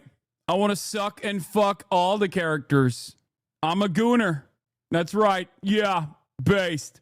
That's what you should do, because that's what people want to do. That's what girls will cosplay. Girls don't want to cosplay ugly, weird-looking, androgynous, creepy characters. And all of that, like, think about how much advertising Marvel Rivals gets. Yeah, men play the game because they're playing the game to shoot. Women, they want to cosplay. Yeah, in between, making sandwiches. Based. It's because of how many girls try to cosplay the characters. I think that... Yeah, that's right. Tell girls some more about what they want. Yeah, I'm the guy. Look at me. I know what women want. All right? Yeah. Hoflation. I'm done. I can't keep doing this. I'm sorry. Asmongold always puts a smile on my face. I just when I see his takes. it's just fun. It's a fun little journey that we went on here. Okay. Take a shot every time he says, yeah, I'm based. Yeah, just common sense. Yeah, not so common. Unique users detected 3,100. Mr. Destructoid, only 7% of viewers. Yeah, I only have 30. Wait, did you actually reduce the number by 10? Is that what happened? Because it says right here, the logged on user count, also known as the chatter count on Chatterino, is 29,700. Blah, blah, blah. All right, let's get back to Holy Toledo. Americans across the country, and that's something that CNN's Harry Anton is taking a look at for us this morning. The stock market was down in a big way yesterday. How poorly has the stock market done since Trump took office? Yeah, sometimes we look at the day-to-day, and I feel like we can get lost. So let's take a look over the whole stretch of the Trump presidency as we approach day 100. The S&P has dropped the most under Trump for any president at this point in their presidency since the S&P 500 was in fact created back in 1957. And indeed, it is not anywhere close, folks. It's not anywhere close. Under Trump, it's dropped, get this, 14%. The next closest one was George W. Bush back in 2001, a drop of just half that at 7%. No other elected president at this point in their presidency saw a drop of 5% or more. So Donald Trump is on a planet all by himself, a planet you do not want to be on, the American people don't want to be on, in terms of the drop in the S&P 500 approaching 15% already in his presidency. No bueno. Yeah, this is based too. Yeah, fuck money. Trump won on making video game titties big. He ran on Oblivion Remaster. Guess what? Shadow dropped Oblivion Remaster. Based. Who cares about anything else? Let it burn. It builds character. I'll grind way harder. Take all of it away. I'll grind harder, chat. Well. So all of this and the ripple effects from the trade war have a lot of people talking, of course, about a recession coming. Some even saying that we're already in a recession. Where are the numbers on that? Yeah, okay. So, of course, this is the whole question, right? Is what happens on the New York Stock Exchange, what happens in the NASDAQ, what happens in the S&P 500, stay there, or does it then cascade across the economy? And at this particular point, there's a decent chance that it will cascade across the economy. Chance of a recession. You see, I have 4 different little metrics we can look at. JP Morgan, 60%. Polymarket, 57%. Reuters, 45%. Goldman Sachs, 45%. That's a bunch of numbers on your screen, but they're all basically telling the same exact story. That is, on either side of 50%, there's basically a 50-50 chance of a recession at this point. And that is way up from where we were at the beginning of the Trump presidency, when the numbers simply put weren't anywhere near this. The stock market is a reflection of the economic state we're in. The chance of a recession is... Why the fuck is there a Polymarket ticker on this, dude? What is going on at this point? How has this become a part of, like, normal political discourse? Like, that's on CNN, dude. God damn, we are such a stupid country. I'm sorry, dude. Holy fuck. I know I'm supposed to be saying it's based, but, like, every day I find out something new. Another reflection of the state of the economy that we are in. The bottom line is that Trump's tariff wars have taken what was a pretty gosh darn good economy and turned into a very uncertain economy, one in which the stock market has fallen and one in which the chance of a recession has gone up considerably, Kate Baldwin. If there is a recession, how much blame is Donald Trump likely to face? Okay, so this is the whole thing. Is it, am I going to blame the last guy and I'm trying to fix the economy? Or is it we're going to blame this guy, Donald Trump, and the buck actually stops there? This is what the American folks say. If Donald Trump believes that he can somehow escape blame if there is, in fact, a recession, I'm here for a reality check. He will simply put not be able to do so. Blame Trump if there's a recession in the next 12 months. Look at this. A lot or quite a bit. That's the majority winner right there at 52%. A little or not at all, perhaps a little bit high, some might say, at 32%. But still here, the clear majority of Americans say that if, in fact, there is a recession in the next 12 months, which at this point looks about 50-50, the majority of the American public says that the buck will stop at the White House, stop at 1600 Pennsylvania Avenue, and Donald Trump will not, in fact, be able to escape. Yeah, because it's entirely triggered by Donald Trump's ridiculous, like, tariffs regime that he is implementing. It's not like this was, I don't know, the previous administration's actions, unless the argument is that, like, Joe Biden did mind control or something. Joe Biden did mind control to Donald Trump to make him do the tariff stuff. Yeah, never forget the HasanAbi 30% rule. Blame if there is, in fact, a recession. Harry Anton, thank you very much. Thank you. John Berman. All right, with us now is Canadian businessman, CNBC contributor Kevin O'Leary. He's also the chairman of O'Leary Ventures. Kevin, great to see you this morning. You just saw that stat right there, that more than half of Americans would blame Trump if there is a recession. I know you're sitting in Canada this morning. Would you blame Trump if there were a recession? Well, let me just say that we've been talking about recession now for 4 years in a row, you may recall. Forecasters of recessions have been wrong for 4 years straight. So probabilities of 32 to 55%, that's interesting, but we are not in a recession right now. It really depends on how long these tariff wars go on for. I mean, it's widely assumed right now that the euro... Wait, last week this fucking bald piece of shit was talking about how we need to do 10,000% tariffs on China. He said, and I quote, "We must crush the Chinese workers' heads against the wall." He said we need to squeeze Chinese workers' heads against the wall. That's what he said. How come now he's like, the tariffs regime is, creating an environment of instability. I'm not even joking. That fucking douchebag literally said that. So what happened? He said Donald Trump needs to absolutely eviscerate China, decouple China entirely from global trade. Did he just realize that his portfolio relies heavily on fucking Chinese manufacturing? European bloc, the British, Swiss, Canadian, and Mexican deals will get resolved in relatively short order. The giant question mark, and certainly this is on Powell's mind when he refuses to drop rates, is how long will the China situation last? Because that one looks far more complicated. It's not just trade and tariffs. It's Wait, what? IP theft and access to markets and WTO issues. There's a lot on the table at China. And so I would argue right now that people that count out the American economy are constantly wrong all the time. It's the largest. Kevin, you said it was simple last week. Kev, what are you saying? This is a totally different message than last week, big dog. Wait, what? I'm so shocked. He said it wasn't complicated last week. Why is he saying it's complicated this week? He said it's not complicated. China will back down with pressure. We have a very important market to enter here, and that the art of the deal is going to work all the way. And if he verbatim said, if I do say so myself, we should make the tariffs 400%. Huh. Economy on Earth represents, 26% of the world's GDP and almost 40% of all consumables. So it's a difficult, tricky situation, I agree. But I'm an investor. I have to make these decisions every day, and I'm not investing for a recession right now. I'd be pulling my horns in, and I want to remind you, the market's correct 20% all the time.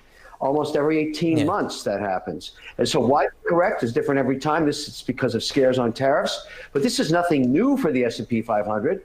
And frankly, it's often and has been for over 100 years a buying opportunity. The American economy generates 8 to 10% returns over the long run. And now you're getting to buy at a 17, 18 PE versus 23 just 4 months ago. It's a value deal. I would say yes, there are corrections all the time. This is a little different, right? I mean, the Dow, the worst April since the Great Depression, the S&P, the same thing.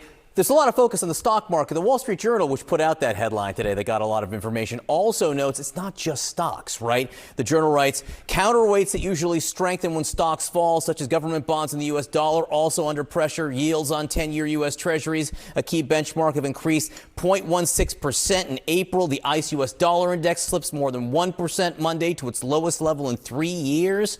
With other defensive plays falling short, investors have piled into one of the oldest hedges there is, gold. An all-time high for gold. So, look, the markets in general, not just stocks, are saying we're not so sure about the U.S. right now. No, you're right. There's a lot of volatility, and that's what you get when you take these kinds of actions. No administration has ever taken on 60 trade negotiations simultaneously, let alone China on top of that. The job owning with the Fed that Trump is doing. Yeah, maybe it's not a good idea to do that for literally no reason. Don't you think? Yeah, no one has been dumb enough to just break global trade with no discernible mechanism to rebuild manufacturing, mind you, which makes it even funnier.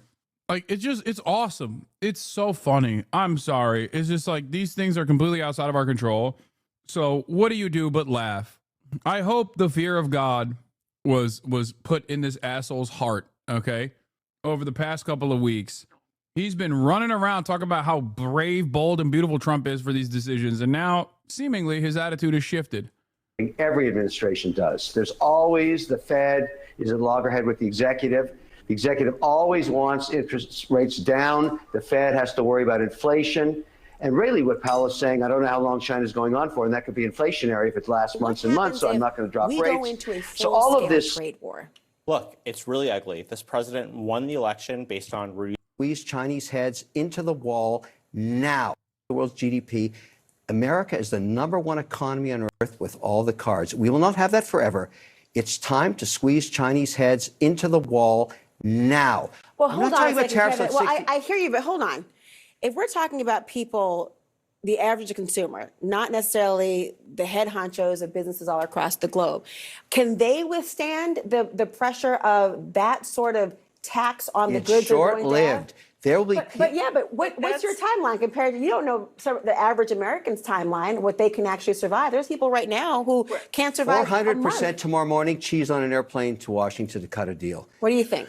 You know, here's the thing, though. This is the perfect example of, I understand how it would benefit you, but that's not what the American people. Stuff is, you know, we've seen this movie before, and the volatility index is very high, the VIX. But that's because of the nature of this administration.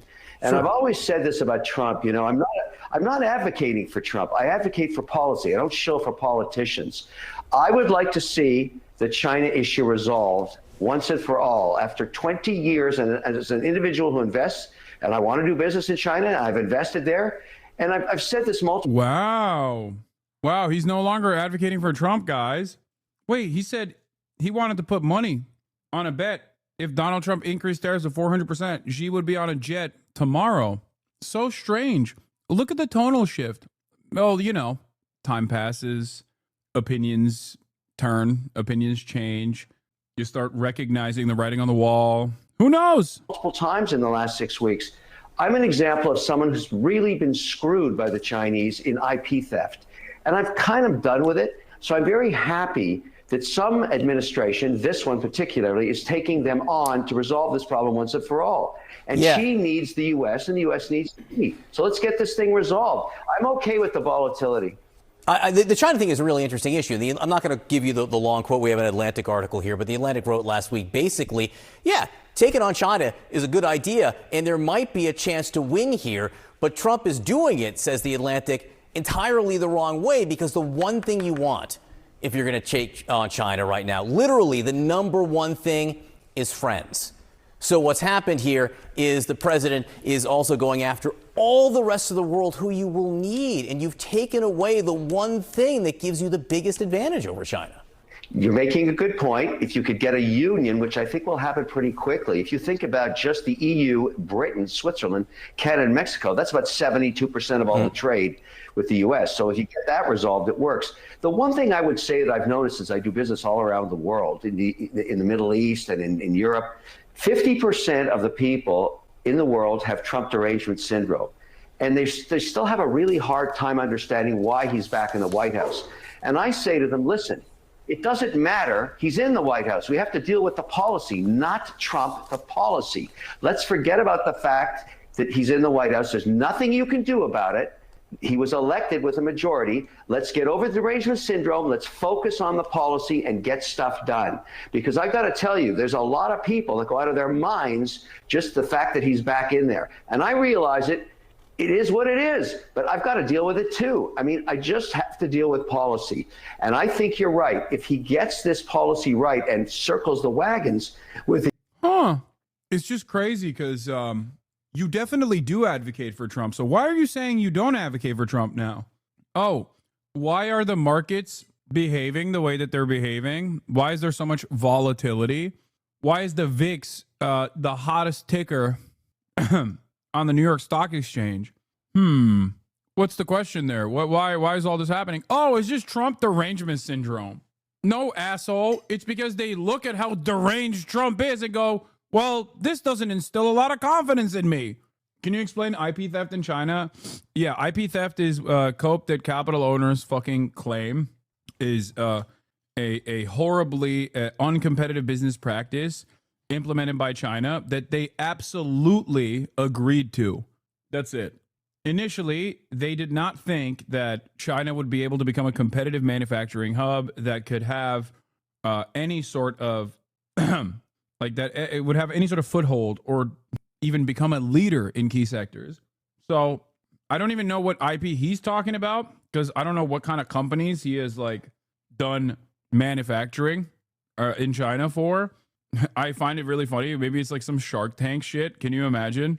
China, they stole the ShamWow. They stole this small business that I bought on Shark Tank that is a different version of Poppers.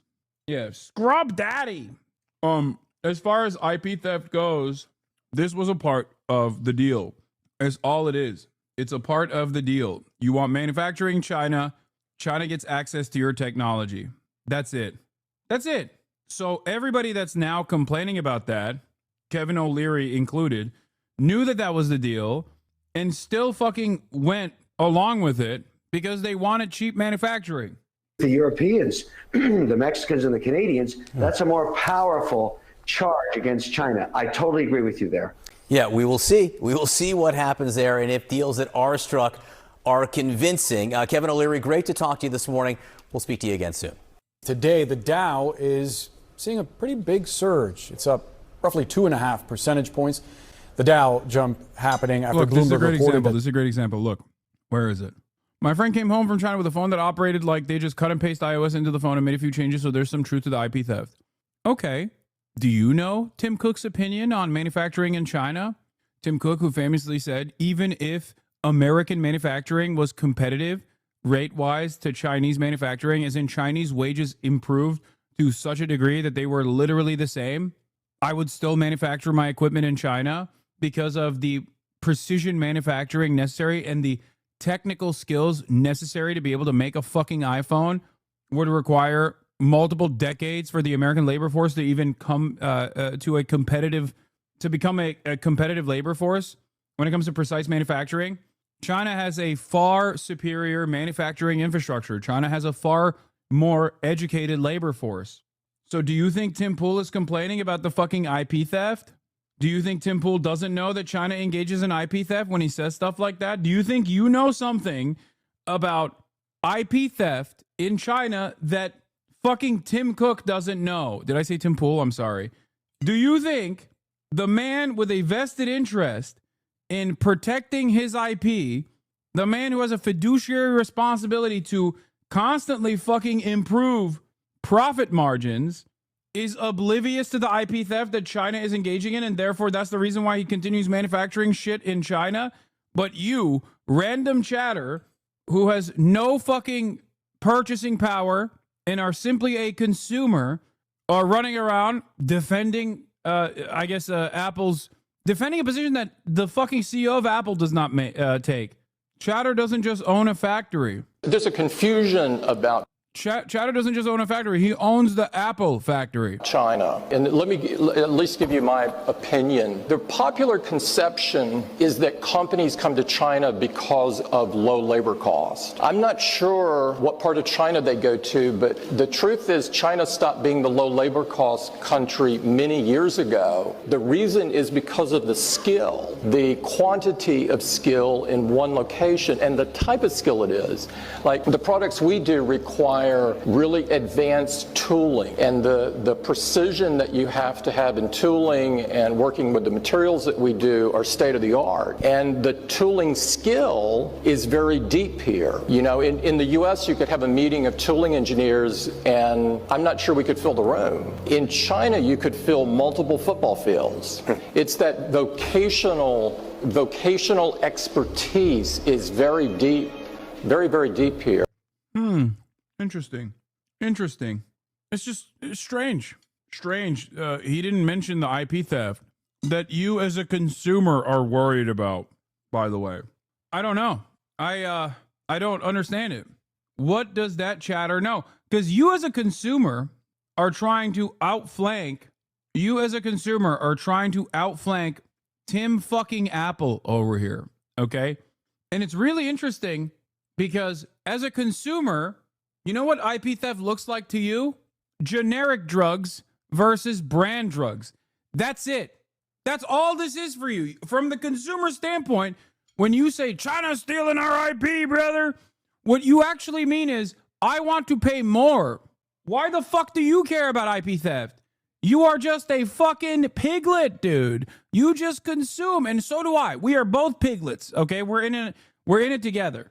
Someone, somewhere along the line, basically made you think that the profit incentives of a company that volunteered their IP to China so that they could initially get access to a cheap manufacturing hub was a decent bargain.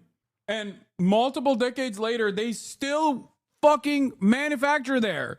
Do you think Tim Apple doesn't know that China does IP theft? No, he knows. He doesn't give a shit. That's it. So why are you, as a consumer, outflanking the fucking CEO? That Treasury Secretary Scott Bessent told investors behind closed doors that he expects the United States trade war with China to de-escalate. Joining us now is Nick Timiraos. He's a national economics correspondent at the Wall Street Journal. Nick, thanks so much for being with us. I have to ask you about those comments from the Treasury Secretary. Do you have any idea on what they're founded on? Because our reporting indicates that the administration reached out to Beijing and said that President Xi should request a call with Trump. Our understanding is that call has not yet come. Well, Investment didn't say that the U.S. is talking to China. He simply, according to what's been reported, repeated comments he made publicly last week. These tariffs on China are so high that they are a tax that's not going to be paid. They're going to destroy demand, and we can't maintain it for that long. So I think that's what you see markets reacting to right now. I have to ask you about the Dow being headed, despite today's historic gains, for the worst April since the Great Depression. I mean, there's a lot of factors here. There's China. There are pending deals with essentially almost every nation on earth. And then there's Trump's attacks on Fed Chair Jerome Powell. Which do you see as weighing most heavily on Wall Street right now? Well, I think it starts and ends with the trade war. And the reason for that is if you go back to the April 2nd Liberation Day announcements, the optimism on Wall Street was that everybody was going to know now what the rules of the road were going to be for trade. If you're a business, you are not going to put in a multi-billion-dollar investment in the United States if you don't know what your cost of goods are going to be. And we still don't have that clarity. So the tariffs on China, today we have the Treasury Secretary saying they'll come down. We still have this 90-day pause on the other tariffs with 60 other countries. People don't know what the future is going to look like, and so that freezes up activity. Some of that uncertainty leads to gold being at an all-time high and the dollar weakening as well. Do you think the Treasury Secretary, the Commerce Secretary are seeing those as red flags and advising the president that some kind of off-ramp is needed? They have to be concerned here. If you go back and look at what Secretary Bessent said a couple of months ago, he said the administration was not going to talk about the Fed. They were going to focus on the 10-year Treasury yield. And that's important because your mortgage rate, your auto loan rate, it depends on those longer-term interest rates. But if you look at the 10-year Treasury rate, it is up over the past few weeks. So that measure of success is going in the wrong way for the administration. And I think it has to concern senior economic policymakers. You wrote in the Journal that Trump is essentially laying the ground to blame Fed Chair Jerome Powell for any kind of economic weakening. What happens if Powell gets fired? And what happens if he says, all right, let's lower interest rates? Would that solve some of this problem? Lowering interest rates here isn't going to deal with not knowing what your cost of goods are going to be, having to pay a large tariff on a freight container that's getting off the boat in Long Beach, California.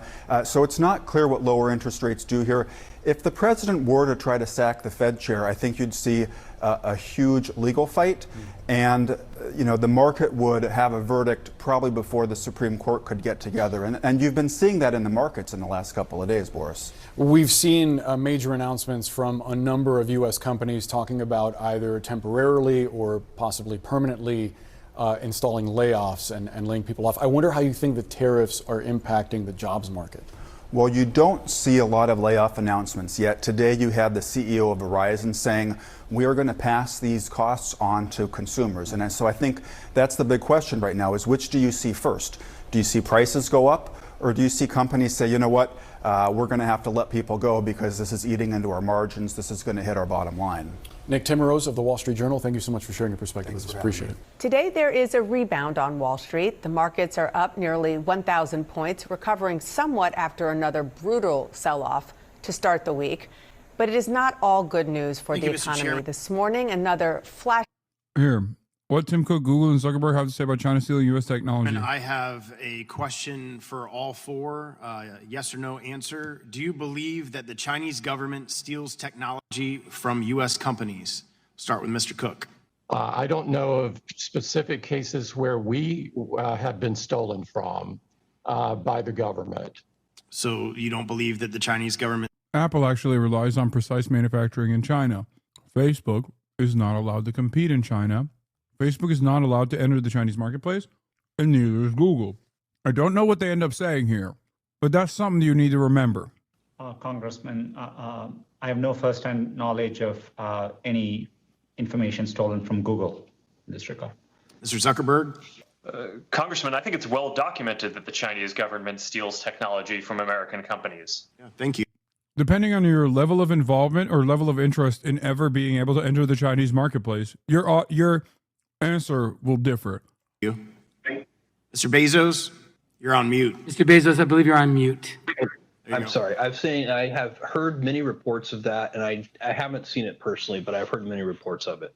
So of all the different products that Amazon carries, you haven't seen that in any of the companies that sell products on Amazon or your company yourself? Oh, well, certainly there are knockoff products. If that. Jeff Bezos talking about knockoff products is so funny because his entire business model relies on stealing other people's IP and then utilizing the horizontally and vertically integrated supply chain model that he has to drive costs down so much and make the infinitely cheaper alternative. Like Jeff Bezos literally does the thing that the American government says China is doing. The difference, of course, is that a small business has no way of competing against Jeff Bezos' prices, whereas America has a way to compete against Chinese subsidies. We could just also fucking have a command economy.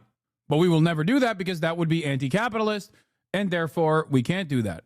That's what you mean. And there are counterfeit products and all of that. But the Chinese, if the answer is the Chinese government stealing technology, that's the thing I've read reports of, but don't have personal experience with. Before I call on the next witness, I want to recognize Mr. Pichai, who I think wants to make a correction for the hearing. The only correction, thanks, Mr. Chairman. There was a question earlier about information with respect to China. I just wanted to acknowledge on record that I recalled in 2009, we had a well-publicized cyber attack originating there, which did exfiltrate some code from there. I just wanted to correct that on record. Thank you. Thank you, Mr. Pichai. The record will still reflect. I recognize the gentlelady from Pennsylvania for 5 minutes. I'll watch when he goes live. I know he's meeting with Khalil. What is Kaya up to? Mackie. Apple doesn't experience IP theft because they literally give them permission to use various parts of their tech. That is the point. Everyone that manufactures in China is giving them permission to use their fucking technology. Everybody understands that that is the reality, but then people still will turn around and yell and cry and piss and shit in their fucking diapers. Here's a very easy solution to the Chinese IP theft argument, which the American government knows as a matter of fact. It's called don't manufacture there. Make it illegal to manufacture there. There's plenty of fucking products like microchips and microchip machines, like the machines that make microchips, like the technology in and of itself is directly stopped by the American government to move to China. Flashing red warning light. The International Monetary Fund threw out its global economic predictions from before President Trump launched his global trade war. The new forecast, a slowing global economy and worldwide trouble with inflation, all because of the president's tariffs. And investors are obviously spooked. The bond market is down and the dollar is doing worse than it has in years. Look at this Wall Street Journal headline. It put the stock market's recent drop in context. The Dow headed for worst April since 1932 as investors send no confidence signal. My smart reporters are back. Leanne? Yeah. I mean, it's hard to, yes, it's very good news that the stock market is back up, but one day does not a recovery make, and all of these other warning signs are very serious. Yeah, and part of the challenge and maybe the problem is that I'm hearing from sources is all of this was self-inflicted as well. And that is what is so frustrating to members of Congress, to people, to Wall Street, that this didn't have to happen this way. You know, Trump ran on the economy. He's barely talking about the economy now because it's obviously a weakness for him. He's talking instead about deportation and immigration and suing or taking colleges' funding away. And so it's a distraction to take away what is really happening to people's pocketbooks and people's expenses. But President Biden learned very well before that. You can talk about other things, you can focus on other things, but if people feel the way they feel, that is a reality that can't be changed. You and your colleagues at the National Review wrote something that I want to read to our viewers, an editorial this morning, and what you write is it's called Trump's War on the Fed, which is very much related to the trade war. Maybe you think Trump's trade policy has merit or the Federal Reserve needs to be brought more firmly under the president's control. That's a separate question from how real investors with real money in the real world are really reacting to Trump's decisions. Their verdict is clear. They don't like it. That's right. I don't think that investors really around the world are looking at the conduct of U.S. trade policy and how chaotic and volatile it's been and saying we need more of that for U.S. monetary policy too. But obviously Trump wants to bring everything within his orbit, and he wants to be able to control everything with his whim. Markets don't like that. Markets want predictability. They want certainty. And that's the one thing that he is least eager to provide.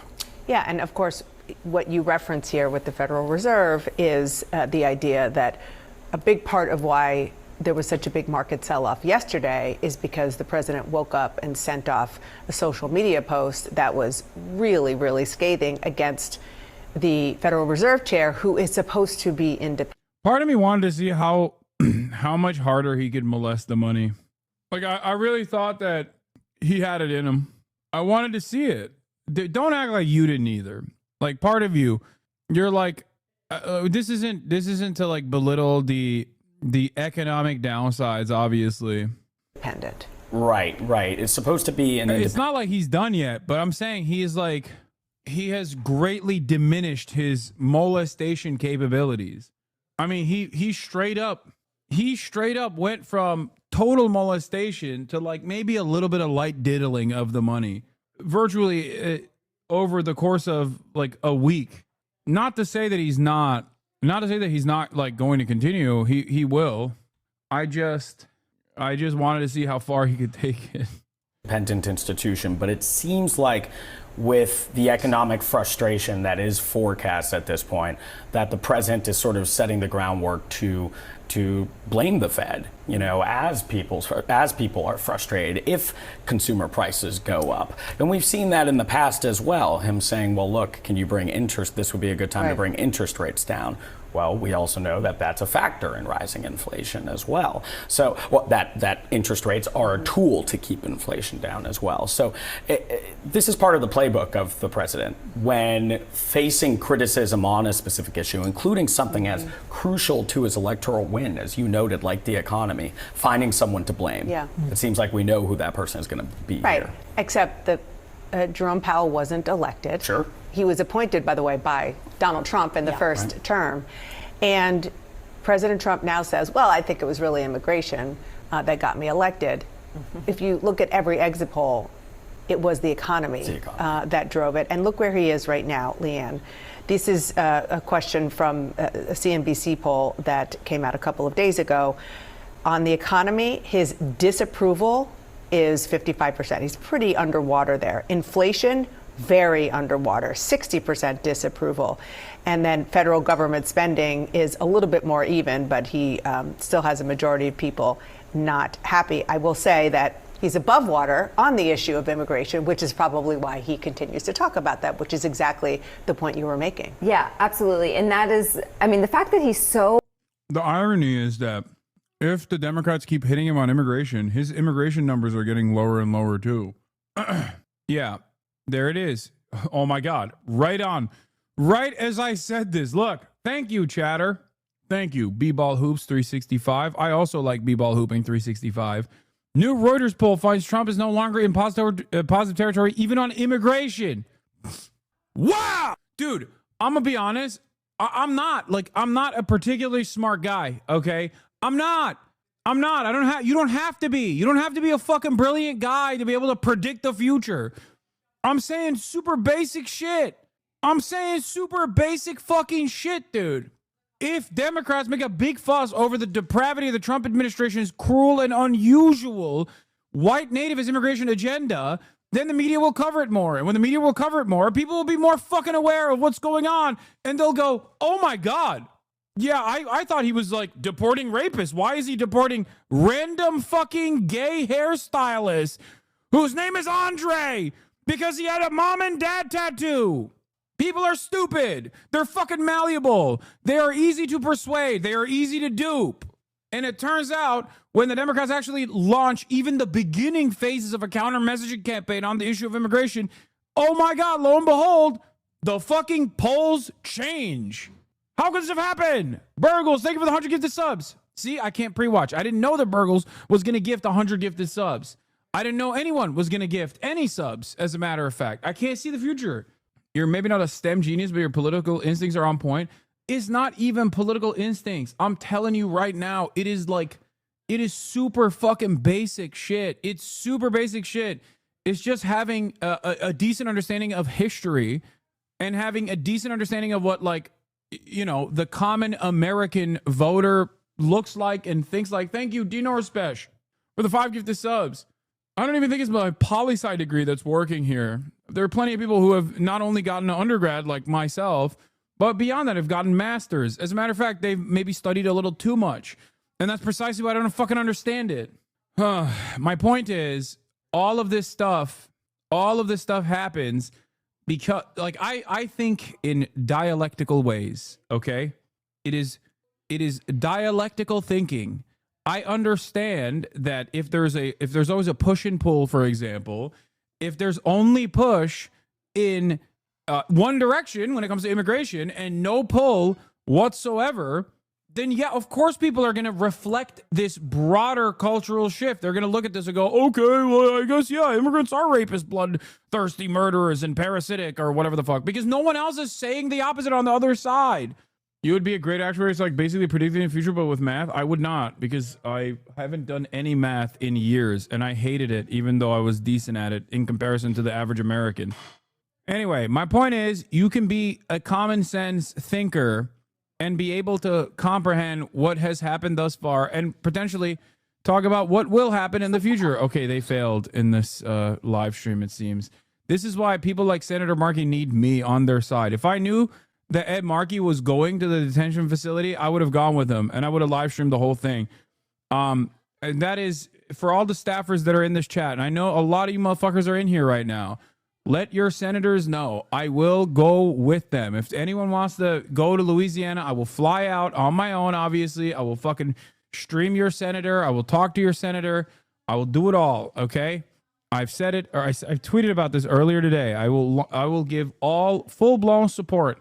I am not a man who is capable of I am not a man who is capable of creating super PACs and funding people's campaigns like that. But I do have one thing. I have a community of like-minded thinkers who are very progressive, who will go out and will door knock, who will go out and will show support to Democratic Party politicians. I also have a decent understanding of what makes the news. So I will use that to your advantage. I will use that to your advantage if you do the right thing. Okay? I will fucking fly out to Louisiana. If you want me to fucking stream it, I will do it. Senator Ed Markey, I would have done that. Okay? Yeah, I said I will defend and extend a platform to any politician who speaks out against the unjustifiable detainment of pro-Palestinian student activists, as will many Americans. My point was, if someone can go to fucking El Salvador and make waves like this, then they can absolutely go to Louisiana. That's it. I'm down to do it. Officials with U.S. Immigration and Customs Enforcement have rejected the request of a former Columbia University graduate student for a temporary release from detention. Mahmoud Khalil missed the birth of his first child yesterday in New York. NPR's Adrian Florido reports President Trump is seeking to deport Khalil over his pro-Palestinian activism. Since ICE agents arrested him in New York last month, they've held Khalil at a remote detention center in Louisiana. His lawyers have been trying to free him while his federal lawsuit challenging his arrest as unconstitutional moves forward. On Sunday, his wife went into labor. Khalil's lawyers asked the director of ICE's Louisiana office to temporarily release him so he could attend the birth. The request was quickly denied. Mark Vanderhoot is one of Khalil's lawyers. He had certainly hoped and expected that the government would show some humanity, but they did not. His baby was born the next day. Khalil listened on the phone. Anti-Semitic. Okay, this is awesome. Okay, very excited. I want to hear what Dana Fash and Jonathan Greenblatt have to say about anti-Semitic incidents at its highest level and where that anti-Semitism is coming from. And I'm sure that the Apartheid Defense League is going to have a very reasonable position on all of this, right? Now, a couple of things that I want to mention here. Is anti-Semitism like real anti-Semitism, not like fucking anti-Israel shit, on the rise in the United States of America. Abso-fucking-lutely. If you say that that is not the case, you are delusional, okay? You have out and about David Duke style neo-Nazis running their fucking mouths on a daily basis. You got 14-year-olds who are hearing from Dan Bilzerian about the Talmud and how it, showcases the real nature of the Jew, the international Jewry, and its mechanisms of control. Like, all of that shit is now becoming more and more normalized. That's terrifying. That's absolutely fucking anti-Semitic, okay? Part of the reason why that's blowing up is because of the likes of Dana Fash, as a matter of fact, because of the likes of CNN, because the reality of the matter is all of these institutions have constantly made the false conflation that Israel is for the Jews and Jews are for Israel. And if you ever criticize Israel, then you're anti-Semitic. And all of that violence is in direct display for an audience that gets most of their news from TikTok. So they see the fucking violence and they don't see the contextualizations that these fucking dipshits try to offer. But they do hear the constant deflections and the constant ways in defending Israel by conflating it with Judaism. Okay, so they go, I don't like what this is. This is baby murder. Don't have the social conditioning that a 55-year-old man has in terms of Israel being the most moral nation on the planet. All those lies that people have told in perpetuity about Israel, you didn't hear if you're younger, if you're under the age of 35, and you saw babies being murdered, live streamed Holocaust. You're going to go, I don't like the people doing that Holocaust. And if the media doesn't recognize that that is an untenable situation and consistently says, shut the fuck up. If you say you don't like the live stream Holocaust, then you're anti-Semitic. Then people are going to go, yeah, I'm anti-Semitic then.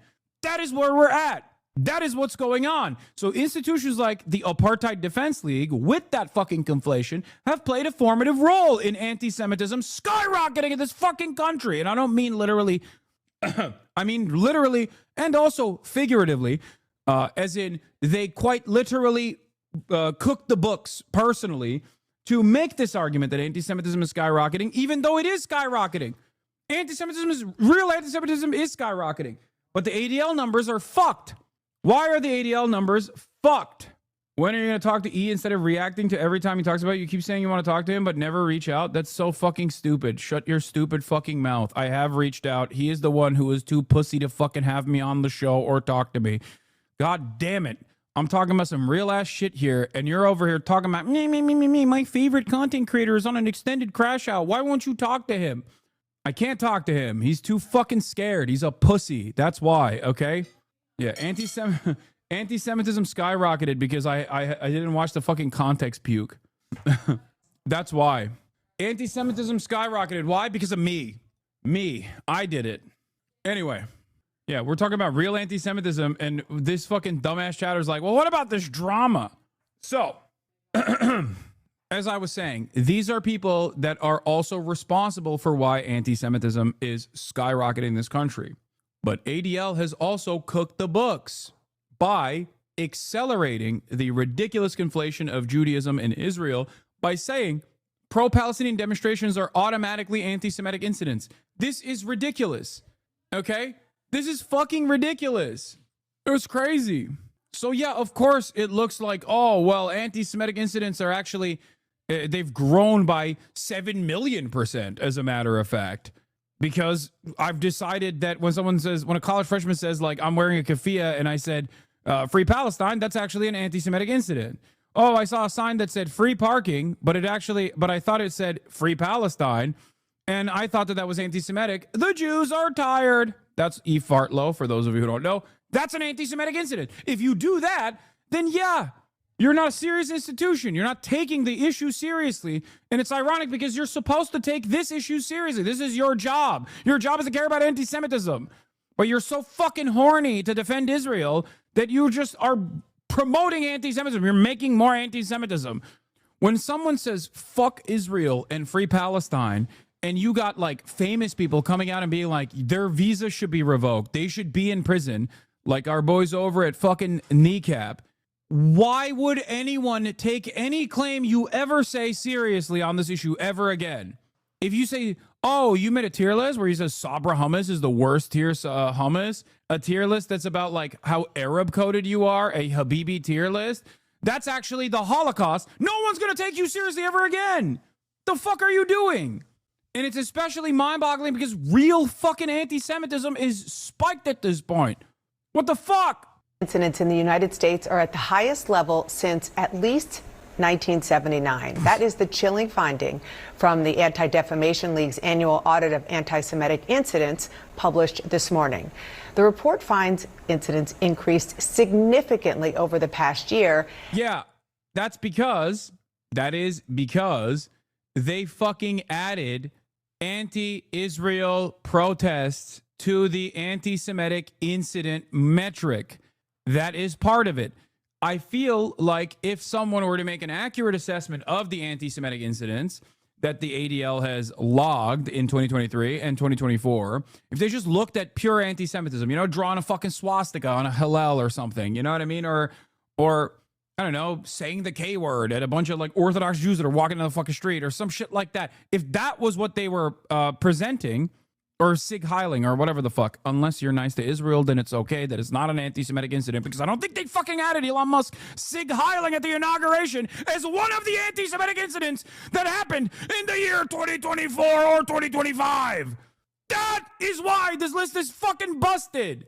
Anyway, my point is, if you looked at the actual numbers, they would probably still show a major spike, because a lot of people associate Israel with Judaism. And when they see fucking baby murder, they go, oh, well, what the fuck? Jews are loving baby murder, it seems. And they go and do anti-Semitic shit. Part of the problem, oh, they admitted 58% were anti-Israel incidents? That makes it even funnier. Oh my God. So 58% of anti-Semitic incidents are fake. Incidentally, the ADL's campus update email list is legit one of the most batshit things you can subscribe to. Here's just the last couple of weeks, a nonstop torrent of bad faith, tabloid fear-mongering, racism, and libel. The ADL 100% supports what Trump is doing. Oh, yeah, I'm going to talk about that in a second. Yeah, audit of anti-Semitic incidents, executive summary. By the way, I do not trust the ADL, okay? Call me an anti-Semite for that take if you want to. I do not trust an institution that gets backing from the Israeli Knesset, okay?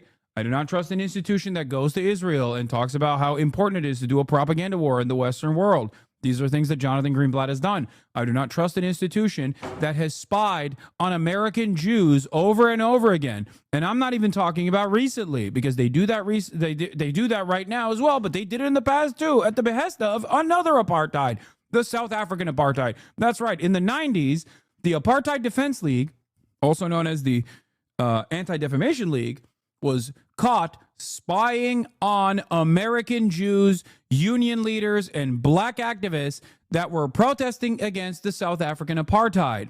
Do you understand?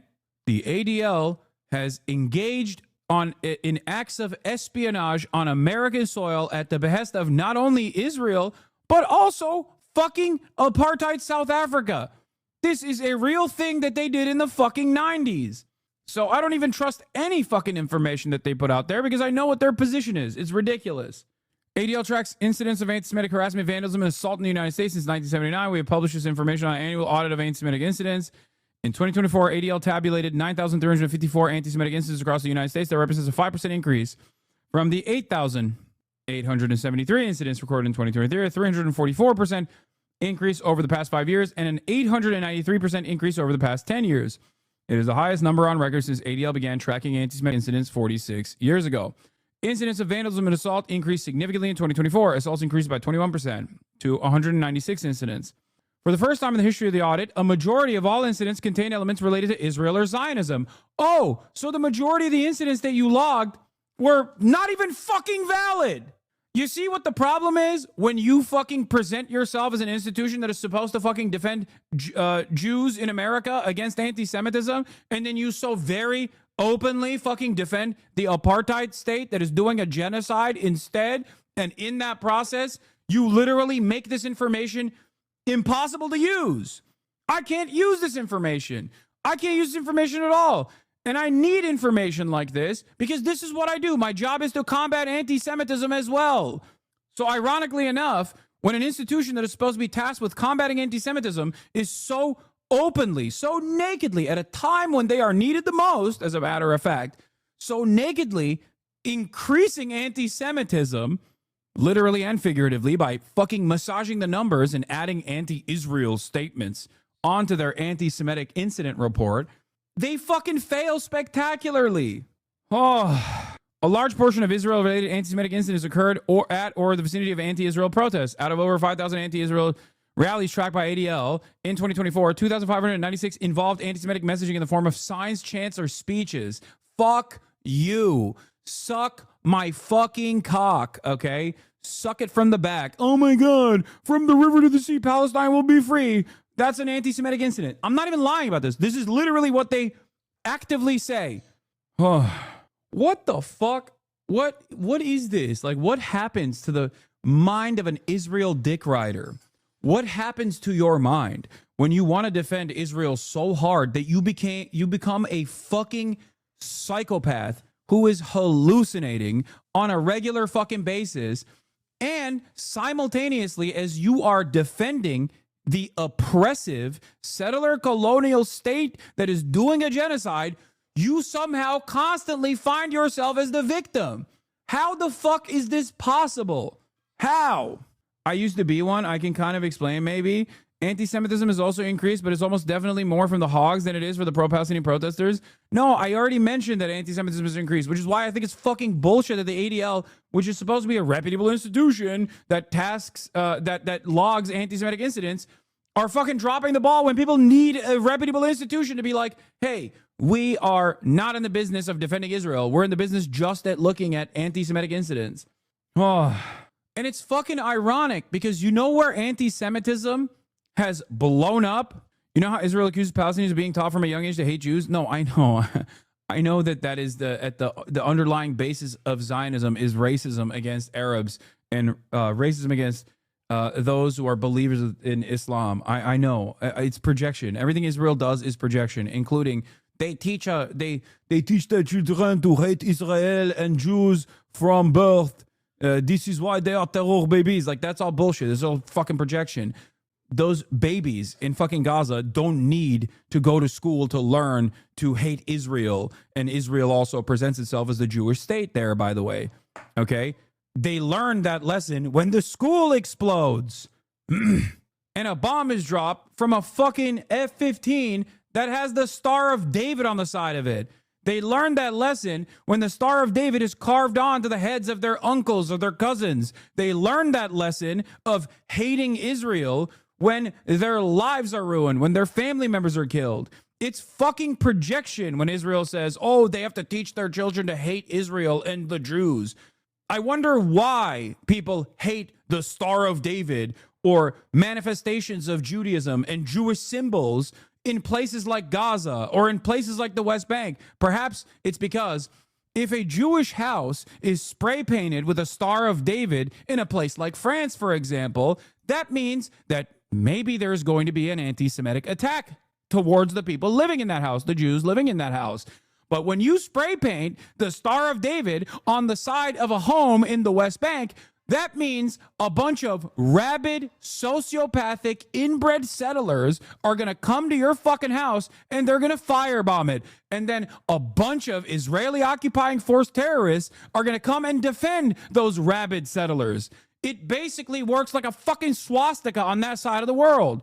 So of course people see this association and surprisingly still don't hate Jews, which is shocking, okay? For Palestinians to not literally go, no, any depiction of Israel or Judaism reminds me of the bombs that are falling on my head. Like, the fact that they still don't hate Jews is shocking, okay? It's shocking. It's essentially the same as Republican strategy of saying everyone is out to get you. They say everyone in the Middle East hates Israel because they hate Jews and Israel has to keep us safe. Exactly.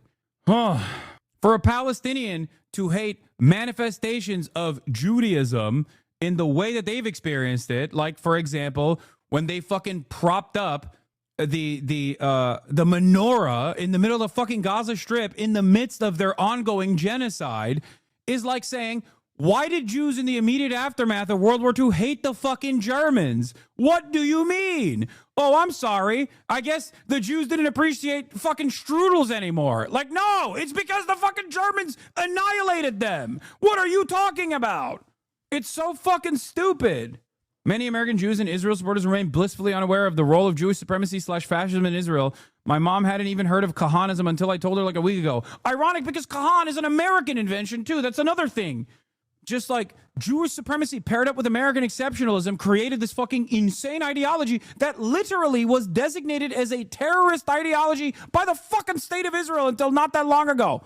Israel was like, we are a violent, fascist ideology-backed Jewish supremacist ethno-state, but this is a bridge too far for us. That's what they used to say. Star of David is not a Jewish symbol, it's a Zionist symbol. Symbol of Judaism is the menorah. Dude, or lady, they use the fucking menorah as well. That's what I'm saying. They propped up. They fucking. First of all, Star of David is a Jewish symbol, so that's also ridiculous. But they use all of the symbols of Judaism as a shield of defense in the Western world, and as a way to reassert Jewish supremacist thought in the region. Anyway. Last thing Palestinians see before their families is last thing the world sees before dead babies in FYP. Yeah. Anyway, so I talk about this all the fucking time. I talk about this all the time, over and over and over again. Okay? Israel and the way that Israel supporters conflate Judaism with the state, with the apartheid state that is currently conducting a fucking ethnic cleansing campaign, is akin to Muslims living in the Western world and Muslims all around the world saying ISIS is the true version of Islam. Okay? It's literally like saying, no, ISIS is awesome actually, and you're fucking Islamophobic if you don't like what ISIS is doing. Like, it makes no damn sense. And to make matters even more annoying and unsustainable, okay, the defenders of Israel, especially in the Western world, take the most arrogant and the most entitled fucking stance you have ever seen, where the expectation is, of course you're gonna fucking give me another $12 billion of weapons that I will immediately deploy on mostly children under the age of 18. I'm going to kill more children, and if you say that that's bad, you should be fired from your fucking job. This is the basic premise that we're talking about. Why the fuck would Americans look at that and go, yeah, no, this is great, actually? It's basically gotten to a point in the United States of America that the only people who have this kind of, the only people that look at what the Zionist arrogance and entitlement and still say, no, they're the chosen sons and daughters of God, and we got to send all the Jews to the desert so the fucking rapture can happen, is psychopathic, also inbred, evangelical Christians that go to mega churches and have anti-Semitic televangelists like fucking John Hagee constantly tell them that, like, we have to keep giving money by way of kufi to Israel so that they can keep fighting the Muslim scourge. And then one day, Jesus Christ will come back to earth and fight the devil's forces in Megiddo. This is literally real. It sounds like a fucking anime. That is unironically a thing that tens of millions of Americans believe. Okay? Oh. So yeah, when I explain all this shit to you, perhaps it makes it easier to understand why fucking anti-Semitism is exploding in this goddamn country. Yeah, John Hagee also famously said God sent Hitler so that 6 million Jews could be fucking ethnically cleansed so that they could kickstart the process of creating the state of Israel. That is crazy. That is an insane thing to say. You know who invited him to DC to speak? Israel did. That's right. And all of those fucking assholes like Van Jones or Chuck Schumer that wrote an entire book about the growing anti-Semitism concerns in America, they sat next to Pastor John Hagee, who famously said that thing about Adolf Hitler. Okay. He also said Adolf Hitler was Jewish himself, and also half Jewish, half Jew, half Antichrist. That's what he said. Okay? They sat next to him. They stood up on a fucking podium that he spoke at the pro-Israel, we need to kill more babies rally in Washington, D.C., and they spoke right after him. So when those guys tell me about anti-Semitism skyrocketing, I laugh. Bitch, what do you mean? You're there with the fucking arch anti-Semite. What are you talking about? Oh, yeah. My brother in Christ, you made the sandwich, you know? Anyway, the report contradicts itself farther down from where you are. Reading, they say ADL does not consider criticism of Israel or general anti-Israel activism to be anti-Semitic and does not count such incidents in the audit. Yeah, that's a lie, okay? Because the ADL considers the Jewish Voice for Peace organization to be an anti-Semitic organization. They consider Students for Justice of Palestine an anti-Semitic organization. They consider From the River to the Sea, Palestine will be free to be an anti-Semitic chant. So when you add all of those things as anti-Semitic incidents, but then still fucking maintain this position that you don't actually care about anti-Israel activism, it's just within the neat little confines that we have designed for you, in the same way that Ethan Klein fucking constantly talks about how he is the guy who gets to dictate how you get to criticize Israel because he's Jewish and he's the Pope of the Jews, like Ben Shapiro, as Sam Cedar famously says, you know, that everything and anything that you declare anti-Semitic is anti-Semitic. Elon Musk throwing up a fucking Sig Heil, both the ADL and Ethan, at least in the way that he keeps fucking throwing it up himself, doesn't brandish as the most anti-Semitic incident, it seems. Sabra Hummus, anti-Semitic incident. And yes, for the chatter asking, does the ADL not see that most of America is moving towards not supporting Israel? Do they not understand grouping together lack of support for Israel and anti-Semitism is super harmful to them? Yeah. They do see that, and they're fucking terrified of it, which is why they secretly and sometimes publicly love the deportation initiatives that the Trump administration is engaging in, because they think that they can silence this kind of fucking speech and this kind of protest, and it will all go away. All they are participating in that process is creating more resentment towards Jews. Yeah. And lo and behold, he actively allowed neo-Nazis to be on the platform. He opened up the algorithmic faucet for neo-Nazi takes to run wild on this platform. I saw a dude writing a long-ass rant about how the Klan was actually a self-protection measure against the unruly blacks the other day. Do you know how many likes that thread had? 20,000 when I looked at it. 20,000 likes. Every other day there's another fucking post of like Adolf Hitler, and people are just like, oh, this was the most misunderstood figure in history. 100,000 likes. Where is the anti-Semitism coming from? According to the ADL, certainly not Elon Musk, certainly not Twitter, certainly not the Trump administration. It's coming from English majors who are Jewish themselves, who say, don't do this genocide in our name. Those are the anti-Semites, not Twitter, not Elon Musk. At a certain point, you have to recognize that they don't give a shit about anti-Semitism. I'm sorry. Jonathan Greenblatt does not give a fuck about anti-Semitism. Why even bother talking about anti-Semitism in the context of Israel-Palestine? It feels like constantly talking about the dangers of anti-white racism. Aren't they a part of the in-group? To a certain degree, yes, at least for the time being. But things are changing quite rapidly. Historically, no. There was a brief moment where, yes, Jews were white and got the white status.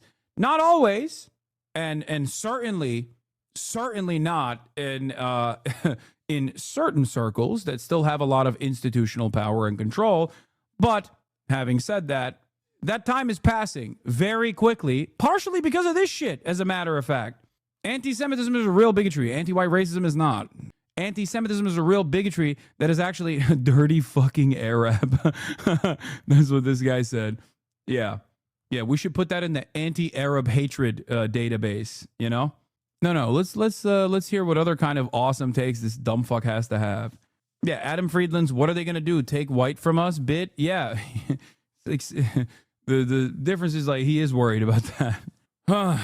There's a difference between visible prejudices versus invisible prejudices. I'm not visibly Jewish when I walk on the street. I'm just white, so I don't really have to worry about that. I'm also worried about posting online that I'm Jewish and seeing Nazis in my replies. Yeah. Anyway, there's also a more significant factor here as well, beyond visible and invisible privileges or prejudices, and that is institutional prejudices. There is no institutional permissibility for anti-Semitism, but there is certainly a lot of institutional allowance for Islamophobia. Okay? This is very important. But ironically enough, the Trump administration recognizes that reality, which is why they're using Israel as an entry point to erode First Amendment freedoms, because Israel has eroded First Amendment freedoms in this country. Israel is the only country, and its lobbying group is the only lobbying group that has been able to successfully, with the exception of the agribusiness industry, Israel and the agriculture business is the only two lobbying groups that have been able to successfully undermine First Amendment protections in this country, and they did it quietly for decades. You have the ag gag on the one side, where you know, it's illegal to fucking film processing facilities and shit like that, and you have Israel on the other side. Okay, AIPAC has been able to write legislation in 30 plus states in this country where if you ever protest against the state of Israel, if you ever actually attempt to boycott the state of Israel, if you ever actually demand divestment from Israel or Israeli products, or if you ever advocate to apply sanctions to the state of Israel, then you can be fired from your fucking job. That's real. The two senators at the time that constantly fucking railed against this, by the way, was Bernie Sanders and, rest in peace, Dianne fucking Feinstein, ironically enough. Now, the Trump administration knows this, which is precisely the reason why they're using the institutional muscle that a lot of these pro-Israeli groups that masquerade as pro-Jewish groups, that masquerade as groups that are combating anti-Semitism, and the institutional muscle they have within liberal circles, within NGOs, within progressive movements to their advantage. That is precisely the reason why when they go to Harvard and say, hey, we're going to come after you if you don't fix this anti-Semitism that's running rampant on your campus. And Harvard says, yes, sir, of course we will do that. They quietly concede on that note. And then the Trump administration comes back and says, actually, we want more. We want you to fucking hire all of our conservative fail sons. We want you to admit all of our conservative fail sons. We want you to do affirmative action for dumb fucking hogs. And Harvard says, no, enough is enough. What is the lesson to learn from this? It is that a lot of these liberal institutions still very much can be manipulated, very much will concede on points as long as you say, oh, this is anti-Semitism. And that's precisely the reason why, precisely the fucking reason why the Trump administration, knowing this, is not eroding the First Amendment off of, I don't know, anti-Christian thought first, because if they were to do that, everyone would be like, what the fuck are you talking about? That's precisely why the point of entry into eroding the First Amendment is through combating, in air quotes, anti-Semitism. Do you understand? Because all of these fucking groups have designed a perfect opportunity for a fascist administration to take over and follow their desires to its logical conclusion. That's it. I know they're not going to do the anti-Christian bias yet, though. Don't worry. That's coming too. Of course it's coming. It's never going to stop. Fascism is a suicide death cult for this reason. It's just we're talking right now about how they are going to start the conversation, how they have started this attempt. They've started this attempt by opening up the floodgates and creating a new precedent around the First Amendment, if the Supreme Court allows it to, by prosecuting falsely the likes of Rumeysa Öztürk, the likes of Mozen, the likes of Mahmoud Khalil, okay? And they will move on from the prosecution of anti-Israel sentiment to anti-Christian bias and numerous other biases, and they're simultaneously trying to revoke citizenship. Eventually, they'll denaturalize. They will try to tackle birthright. These are all things that they're trying to do right now. It's a multifaceted battle. Okay, institutions like this are playing a formative role in this, and that those happening on college campuses rose more steeply than in any other location. Joining me now to talk more about these findings is CEO and National Director of the ADL, Jonathan Greenblatt, who this week in the Time 100 issue is named one of the 100 most influential people in the world. I'll just throw that out there, Jonathan. Yeah, Adolf Hitler was too, so. But let's focus on this finding, because we have talked for the past several years as you've released this report, and it's been an increase. Last year it was a huge spike. they continue to trend higher. The explosion, I mean, you can see on the screen, we're putting up a graphic that really illustrates the data that you are putting out here over the past 2 years is stunning. Yeah, I mean, look, Deanna, I feel like I say this every year, but we've never seen a moment like this. But the reality is, over the last decade, anti-Semitic incidents in America are up nearly 900%. And to think that after breaking the record last year, we did it yet again. But this is the 5th time in 6 years that we've shattered another ceiling. And we're talking about nearly 9,400 incidents in 2024, almost 200 acts of assault, more than 2,600 cases of vandalism, and more than 6,500. When they say that, by the way, they're talking about like a bakery, okay, that's doing a fundraiser for the IDF or some shit. And then someone goes and spray paints that bakery. And then they go, oh my God, this is an act of anti-Semitism.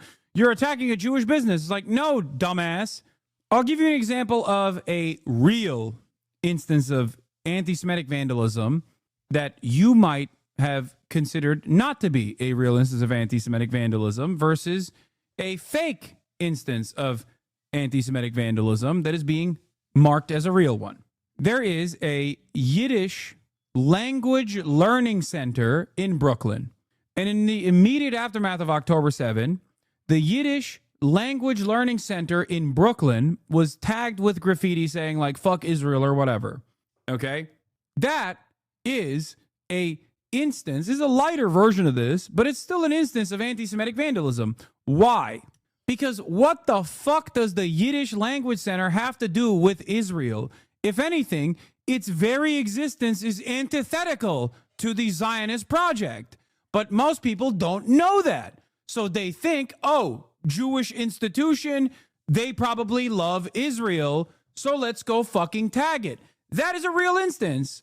That is an unfortunate byproduct of Israel packaging itself as the nation state for all Jews and packaging its actions as doing this for Jews in general.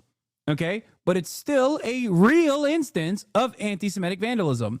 The example I will use next is an instance of anti-Semitic vandalism that Jonathan Greenblatt will add on to the anti-Semitic incident report that is not actually anti-Semitic, it is anti-Zionist, tagging a bookstore that is owned by a Jewish Israeli person that is using their bookstore to fundraise for the IDF.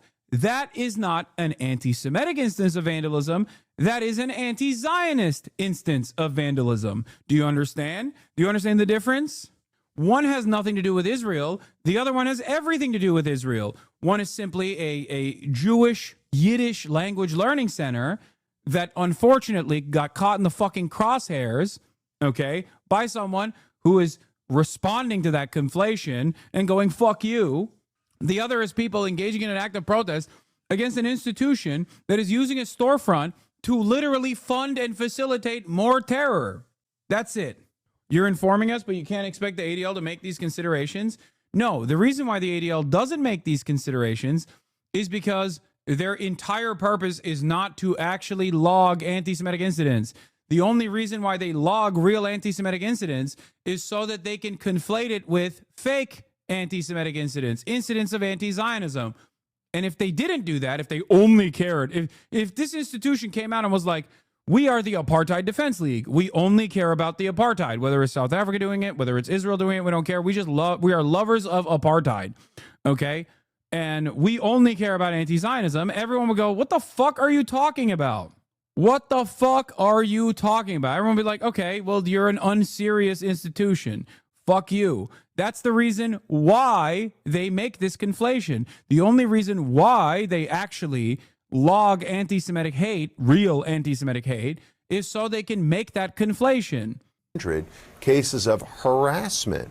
And these are Jewish people being assaulted or molested or otherwise, intimidated in public spaces, on college campuses, in political environments, not because of something they've done. Yeah, another common, in air quotes, anti-Semitic incident is where protesters show up, to like a Chabad or some like Jewish community center, and you're like, whoa, wait a minute, protesters are showing up to a Jewish community center? This seems like Nazi Germany to me. And then you fucking find out that that Jewish community center is selling stolen homes in the fucking West Bank. Well, what do you mean?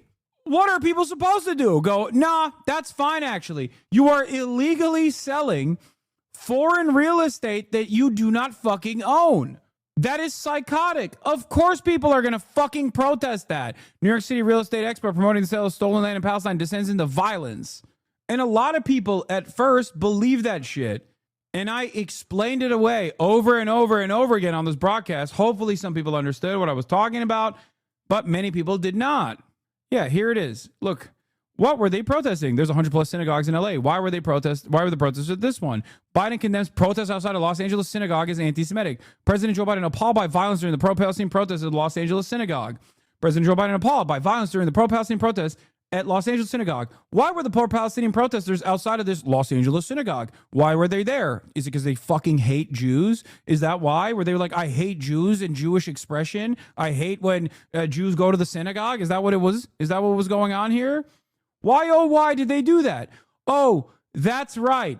It's because the event at the synagogue was organized by My Israel Home, a firm that markets real estate in Israel and West Bank settlements, and was advertising on social media. Oh, so they weren't protesting Jews going to the fucking synagogue. They were protesting an event organized by a fucking terrorist cell that was promoting the sale of homes that do not belong to them, that they are going to violently remove the indigenous Palestinians from and then sell to American Jews at a place of fucking worship. That is depraved. This is what I mean. So many Jewish institutions of faith, so many Jewish advocacy groups, okay, that claim that they care about improving the lives of Jews have absolutely sold American Jews and Western Jews and all Jews around the world to the idea that Zionism trumps your well-being here, okay? That's why my Jewish friends who are anti-Zionists are far more radical than I ever could be, because they recognize this reality. It is fucking insane. It's no different than ISIS.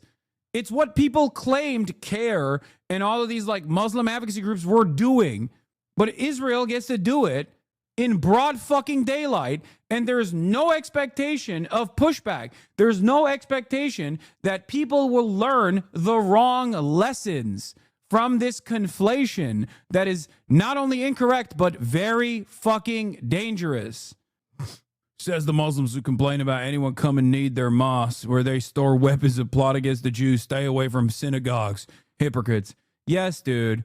You go to a mosque in Dearborn, Michigan, and they just have all of their weapons there to kill every non-Muslim with eventually. Oh, says the Muslim. Yeah, they keep the nukes in the Dearborn tunnels.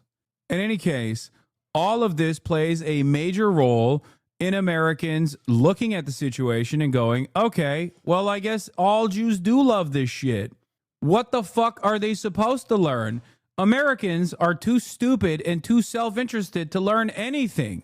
So if you keep hammering this lesson to their brains, their malleable, prepubescent minds over and over again, yeah, they're going to respond with, okay, well, I guess I am an anti-Semite. You know what I mean? So it's extra ironic if you are Jewish, a liberal Zionist who also is Jewish, and you fucking put the crosshairs on people like myself, or people like Morgan, or people like DEMS, or people like Michael from PA. These people who abhor anti-Semitism, who combat anti-Semitism, but are also anti-Israel. Okay? If that's where your battles are going to be fought, people like Sean the Black, if your battles are going to be fought when anti-Semitism is exploding and has gotten more popularity than ever before since, like, I guess maybe the American Bund movement, okay? And you're hyper-focusing on a handful of leftist content creators, progressive content creators who abhor anti-Semitism, who combat anti-Semitism, and are anti-Zionist, you're a fucking moron. That's it. This is not a message to any particular person. But just because of who they are, what they believe in, it's fundamentally un-American.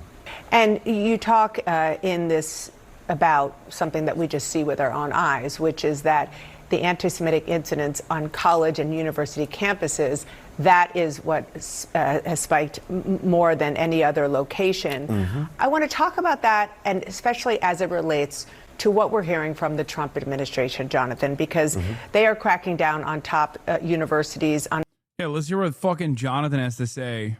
Jonathan, who is so busy combating anti-Semitism that you know what he did? Alongside Ethan fucking Klein, by the way, demanded that Twitch ban some of those content creators that I just mentioned, myself included. Twitch banned some of those content creators, and also made Zionist a protected category. The ideology of Zionism is a fascist ideology. It is an exterminationist ideology built around ethno-religious supremacy, okay? And now it is a protected category. Think about that. That's what he's busy with, this dumb fuck. He thinks people like myself, people like Morgan, are actually saying Jew when they mean Zionist. That is the argument here. If I hated Jews, I would just fucking say it, okay? Look at fucking Candace Owens. Look at Dan Bilzerian. Look at all of the people who are getting so much clout all over Twitter. But of course, Jonathan Greenblatt can't combat Twitter, can't combat anti-Semitism on Twitter because Elon Musk is Donald Trump's butt buddy. Elon Musk and Donald Trump are very pro-Israel. So they can say and do whatever the fuck they want. They can even throw up Sig Heils, and Jonathan Greenblatt will defend them because he only cares about Israel. He does not care about anti-Semitism. On what they say is all about anti-Semitism on campuses. They froze more than $2.2 billion in federal funding for Harvard. And that prompted you to say, quote, resolving the very real crisis facing Jews on campus should not jeopardize the American system of higher education. Do you think the Trump administration is using anti-Semitism, which you point out is very real, especially on college campuses, but using that to crack down on elite universities that it just doesn't like? Okay, so there are a few things to kind of unpack here, Deanna. So number one, let's just underscore, anti-Semitism is a crisis, it's a catastrophe that has not gotten nearly enough attention from the very institutions where it's happening. Yeah, no, totally. You're so right, man. Yeah, this is the, college institutes of higher learning, specifically Ivy League colleges and Hollywood. This is where anti-Semitism is exploding. What's next, dude? Are we going to talk about fucking law firms? Is that what? What are we doing? What the fuck? It's like a meme. It's like a joke. The capital of anti-Semitism is not the fucking Klan meet, okay? It's not the David Dukes of the world. It's actually Coachella, where Kneecap said, fuck Israel. The capital of anti-Semitism isn't actual anti-Semitic neo-Nazis that are firmly inside of the Trump administration, the Trump White House. It's actually Harvard. To also turn around and to say the media, there's not enough attention being presented towards anti-Semitism is like the most hysterical thing you can ever say. It's like when in the aftermath of October 7, you had like these Upper East Side New York Jews who were very fucking wealthy themselves and totally fine going to fucking parties and shit. And in between those parties, they were posting about like how scared they were to leave their houses and talking about, will you save me? Will you protect me? Will you hide me?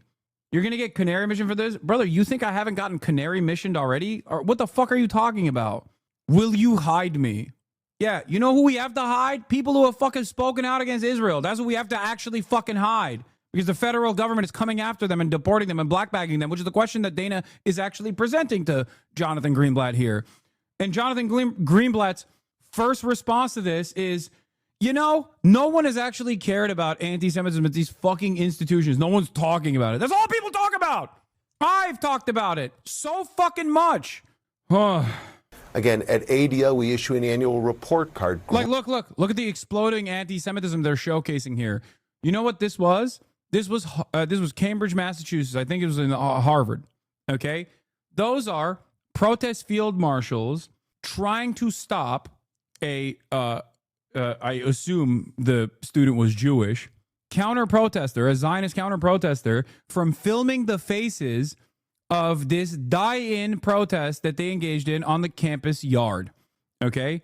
This was a die-in. It's like a sit-in, but they're just like showing, they're just doing a protest. Okay? Zionist counter-protester comes in with a phone, camera ready to go, specifically to dox every fucking student that participated in it. Every single student that participated in it. And remember, this is like a couple months at this point. No, not a couple months, sorry. This is 10 days after October 8th.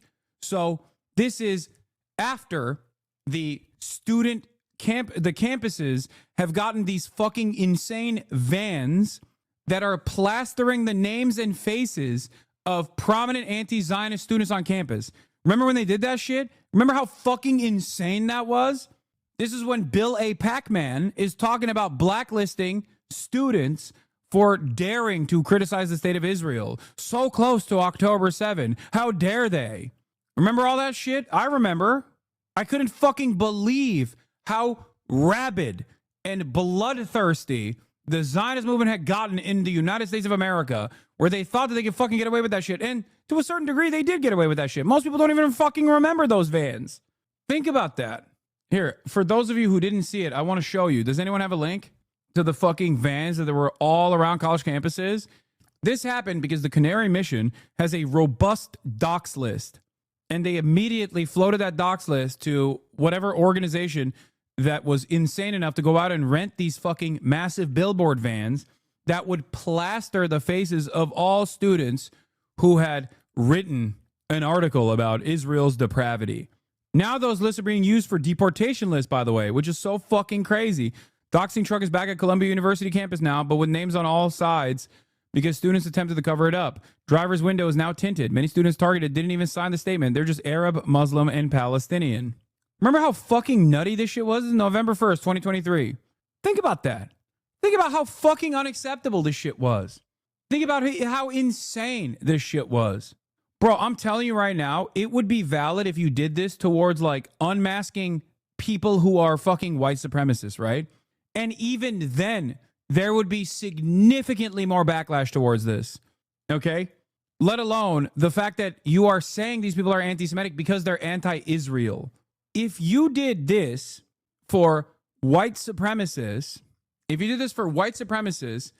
would get destroyed by Fox News. Fox News would be like, you're ruining the lives of these brave, bold students for the crime of what? Speaking their minds? If you did this for those who work within the Canary Mission, if you did this for students on campuses that are prominent in the counter-protest movement, Zionist students on campuses, can you imagine if I, with the money that I have, okay, went and rented out a truck to go all over fucking college campuses, and I plastered the faces and names, and some of them even had addresses, mind you, of all of the Jewish, Israeli, pro-Zionist students. I would get fucking assassinated. Can you imagine what that would look? I'd go to CCOP before I even finished the fucking trip around the block. Think about that. But this shit is appropriate, right? But that doesn't even work because you'd be putting your name on it where these groups that funded this remain nameless, so no accountability. That's not true. That's not true. They're not nameless. We know The Lobby was an Al Jazeera documentary that uncovered a lot of the fucking major funders of this shit. There are also big donors that are public, like Seinfeld did this shit in fucking UCLA campus. Jerry Seinfeld is a public figure. Accuracy and Media digital billboard trucks return to campus displaying image of Shafiq. Trucks first appeared in campus. This is August 16, 2024. Do not make the same mistake. ColumbiaHatesJews.com. Dude, The other thing that I find really funny about like how insane this is, like this is literally, this operation is conducted by a schizophrenic person. Like, no disrespect to schizos out there. I'm not trying to tarnish your reputation by saying that you're all Zionists, but like, I think mental illness paired up with Zionism, which is a different form of mental illness as well, creates this like very specific way of doing advocacy. Okay. It creates this very specific way of doing advocacy. And we know in this community what that kind of advocacy looks like, because I have a schizo-Zionist 60-year-old stalker paired up with the sex pestiny community that has been doing exactly this. The URL is given the same energy as HamasPiker.com or numerous other websites that they've made, IP grabbers that they've made, like, what's it fucking called? The crazy fucking websites that they've made, like, the HamasPiker.com is one of them. TwitchHatesJews.com is another one, which is ironic. It's like literally the same naming convention here. ColumbiaHatesJews.com. Or was it DanClancyHatesJews.com or something? Games at DanClancySucks.com. Twitcher Terrorist, the game that they made. Advertise on Twitch.com is another one. Yeah. It's really interesting where like you kind of manic post in the same exact way where you think like you're fighting a just cause and you just come across like a fucking unhinged sociopathic asshole. Braiding colleges and universities. And they, for too long, failed to deal with this issue in a strategic, systematic way. So let's acknowledge that, number one. Number two, let's also acknowledge that the federal government, which is pumping billions of dollars into higher education, has the right to expect some degree of accountability from them. We've seen, the U.S. government demand it with law enforcement agencies, with other institutions. They're pressing here, and that is long overdue. Now, at the same so you like it? Time, let's also admit that I think there are ways you can tackle anti-Semitism. You can go at this cancer without killing the victim, if you will. So, for example, our system of higher ed, it's the envy of the world. It fuels innovation. It enables economic prowess. It is so important to our scientific leadership on the planet. I don't want to obliterate the whole thing. So I think there's a way with... Why? Why do you get to obliterate anything? Who the fuck are you? You're just some fucking asshole that works with the Israeli government. Like, why the fuck should I have to listen to you? Okay? Do I have to listen to you as an American citizen? You're just another random American citizen. Who gives a fuck? The fuck do you mean? Like, oh, I don't want to obliterate the entirety of the institutes of higher learning here. Like, what the fuck do you mean? Who are you? Who the fuck are you? Specific strategic measures that you can get to the root causes of anti-Semitism, and the federal government has a role to play, but I worry about the overreach that, again, could kill the golden goose, if you will. Yeah. He's just worried about what it looks like for Jews in America to a degree where it's like, okay, well, maybe don't say shalom, Mahmoud, when you're doing the deportation. Israel has him thinking he has the right to obliterate things. That's what I mean. Zionism is such a specific type of brain rot where you literally think that everything is Israel, and everyone that you want to tackle, you can tackle in the same way that Israel tackles Hamas. The mind of a Zionist is fascinating. Every Zionist treats everything that's going on like they are the fucking great state of Israel, and all their enemies are Palestinian children to be obliterated. Well, I don't want to obliterate all the Palestinian kids, just some of them, the ones that are holding up copies of Adolf Hitler's Mein Kampf.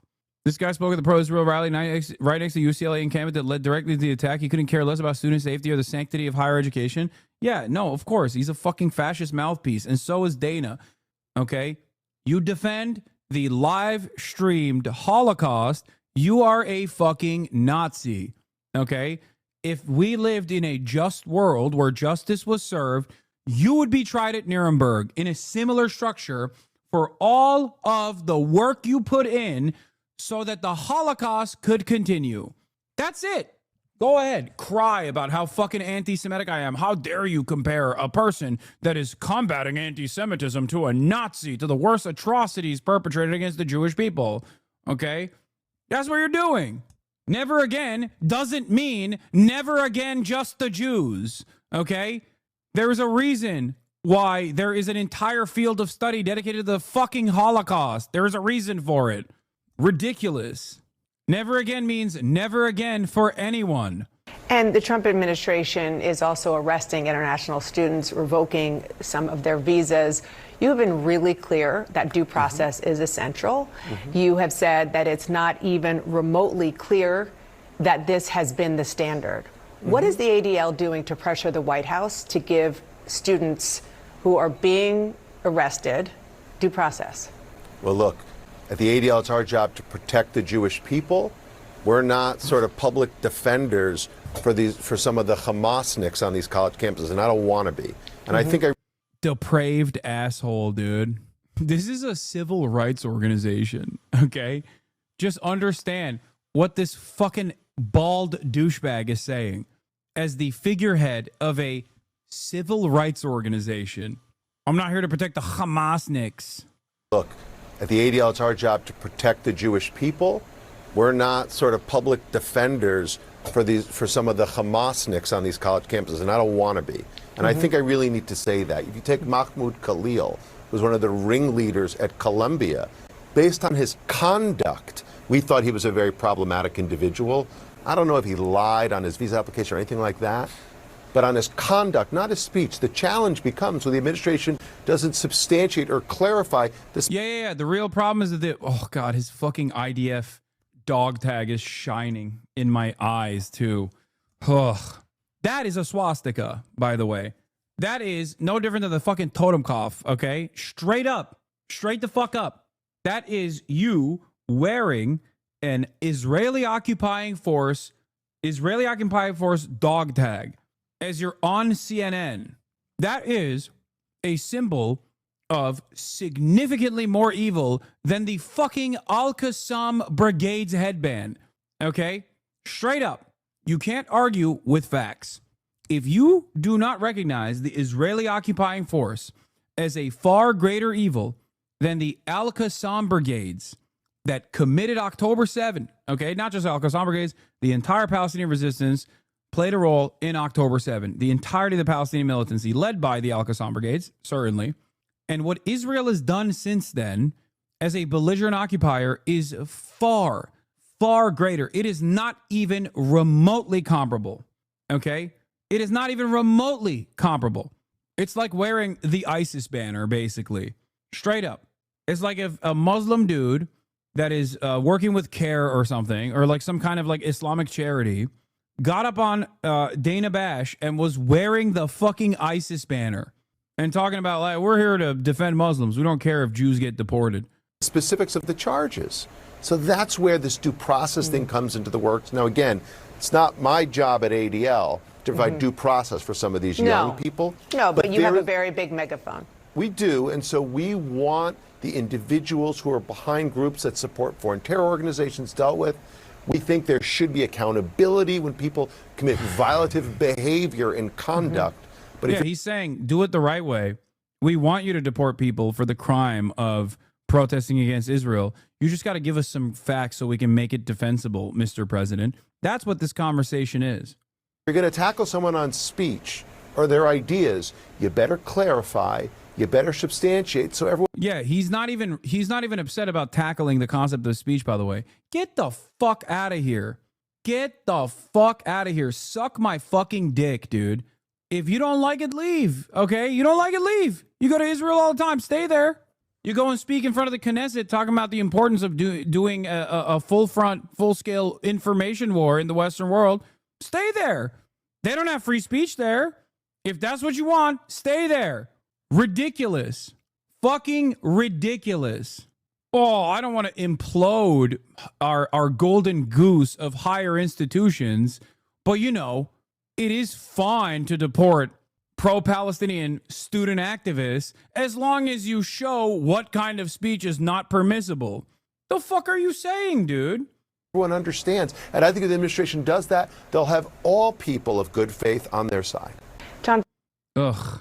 This morning, I fucking hate this scumbag so much. Yeah.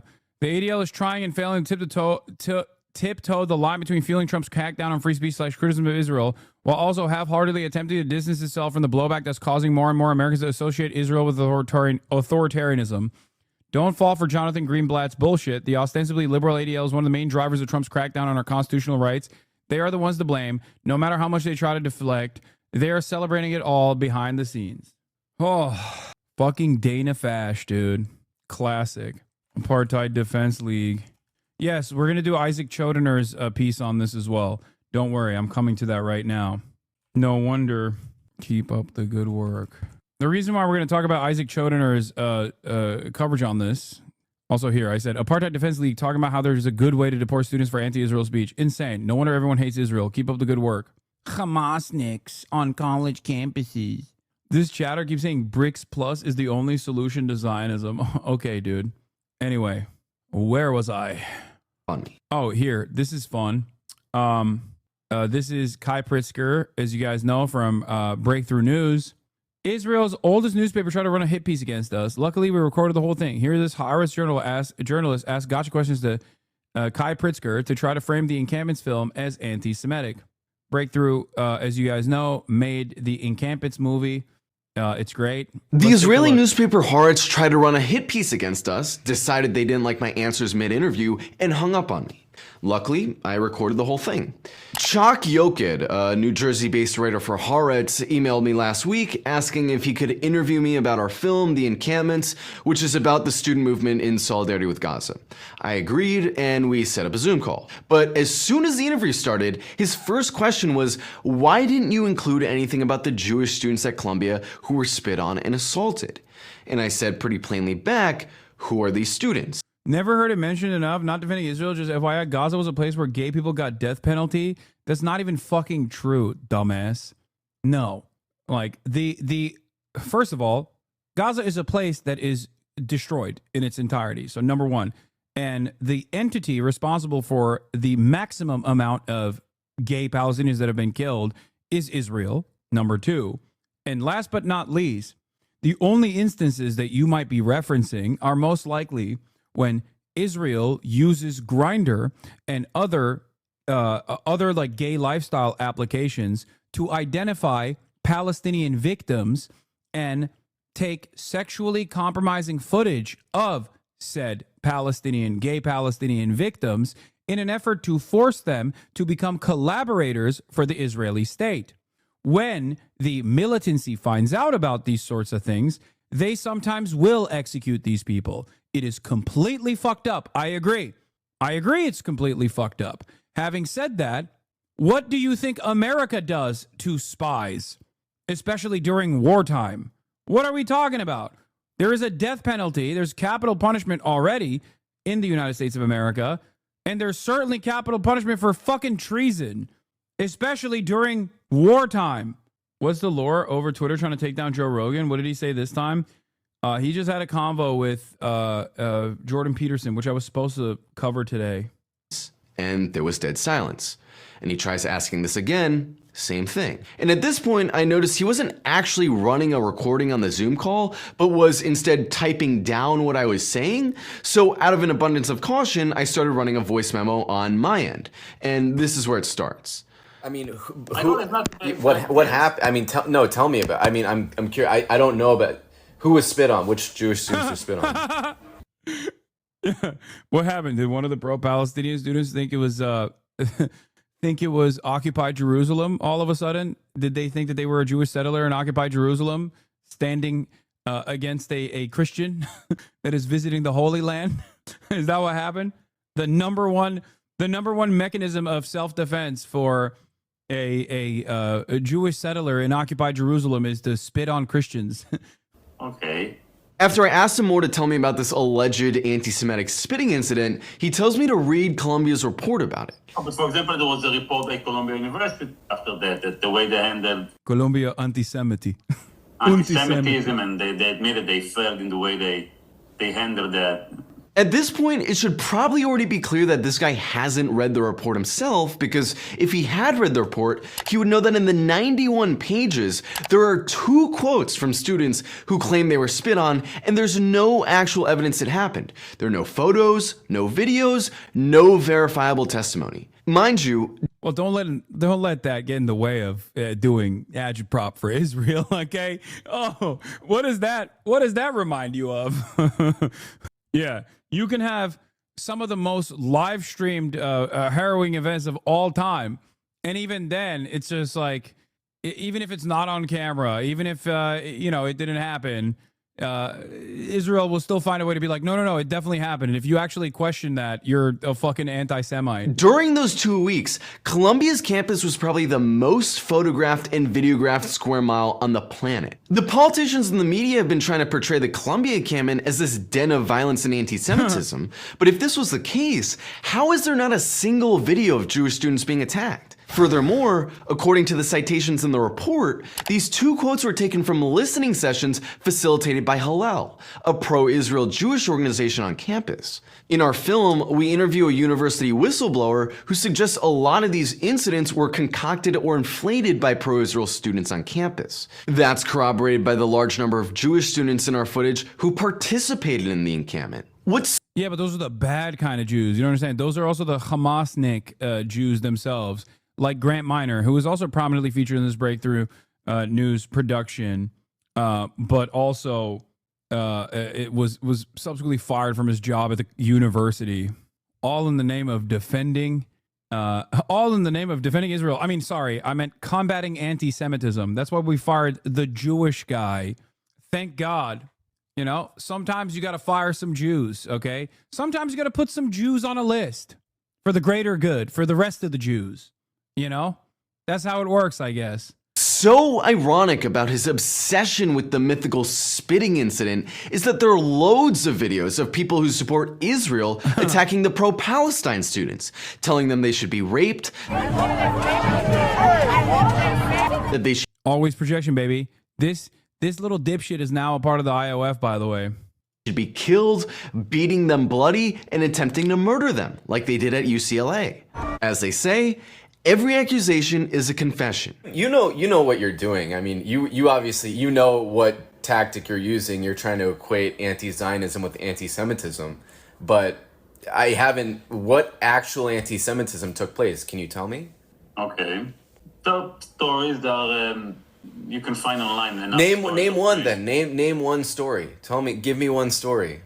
Okay. Okay. Then he goes further into his own speculation, saying, you'd be naive to think that the students there believe that Israel has a right to exist alongside a Palestinian state. And I think... Oh, buddy. Oh, boy. Works-cited racism. Works-cited crack cocaine. It's just like, sorry, you're being anti-Semitic. Why? Oh, because you think that a Palestinian state has a right to exist? Oh, but if it did, that would mean genociding all the Jews there. Why do you say that? I don't know. I just fantasized about Arabs being barbaric, rapist, bloodthirsty monsters. So now you're going to have to deal with that, actually, because that's the norm. That's how I feel. That's how a lot of Americans feel. So you have to fucking deal with that every day of the week. You're being naive if you pretend that if you ask most of the protesters there, you think Israel should exist alongside Palestinian state, most of them would say no, Israel has no right to exist. To pretend otherwise is to, Okay, let's say a lot of the student protesters there want a single state. What's the problem? So there's one thing to say, end the war and have two-state solution, rather from the river to the sea. This rhetoric about Israel's right to exist is a cover for saying that an apartheid system has a right to exist, to keep excluding the occupied Palestinian people from returning to their native land. This is why we all understand that apartheid South Africa, or monarchical France, didn't have the right to exist because their forms of government were rejected as oppressive. The most ironic... I will have you know, Vichy France has a right to exist.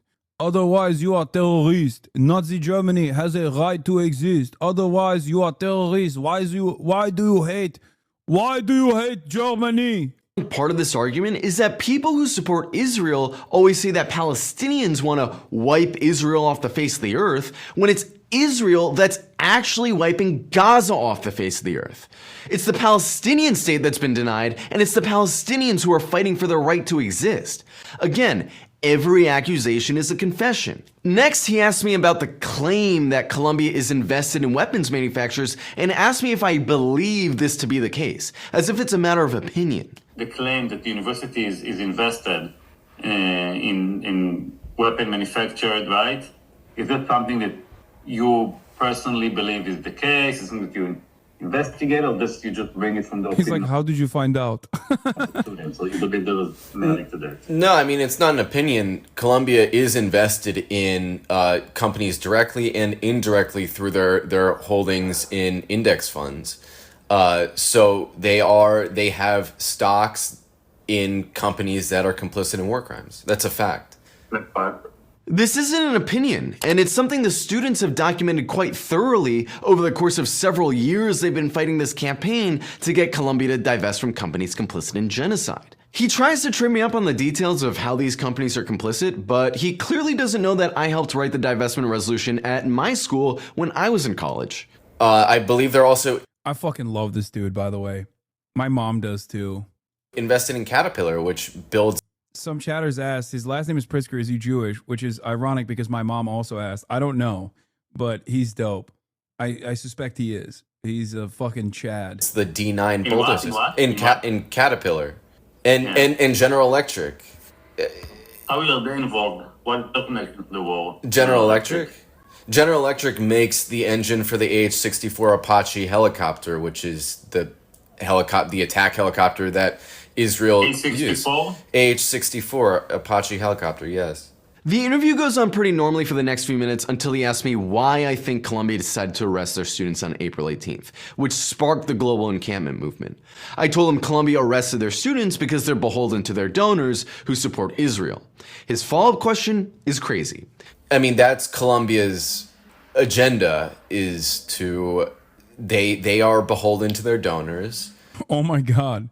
This is the article that he wrote. An extremely vile, racist article in the liberal Zionist high-rights outlet claims for blacks in New York, Jewish money is the source of their problems and justification for actions against Jews.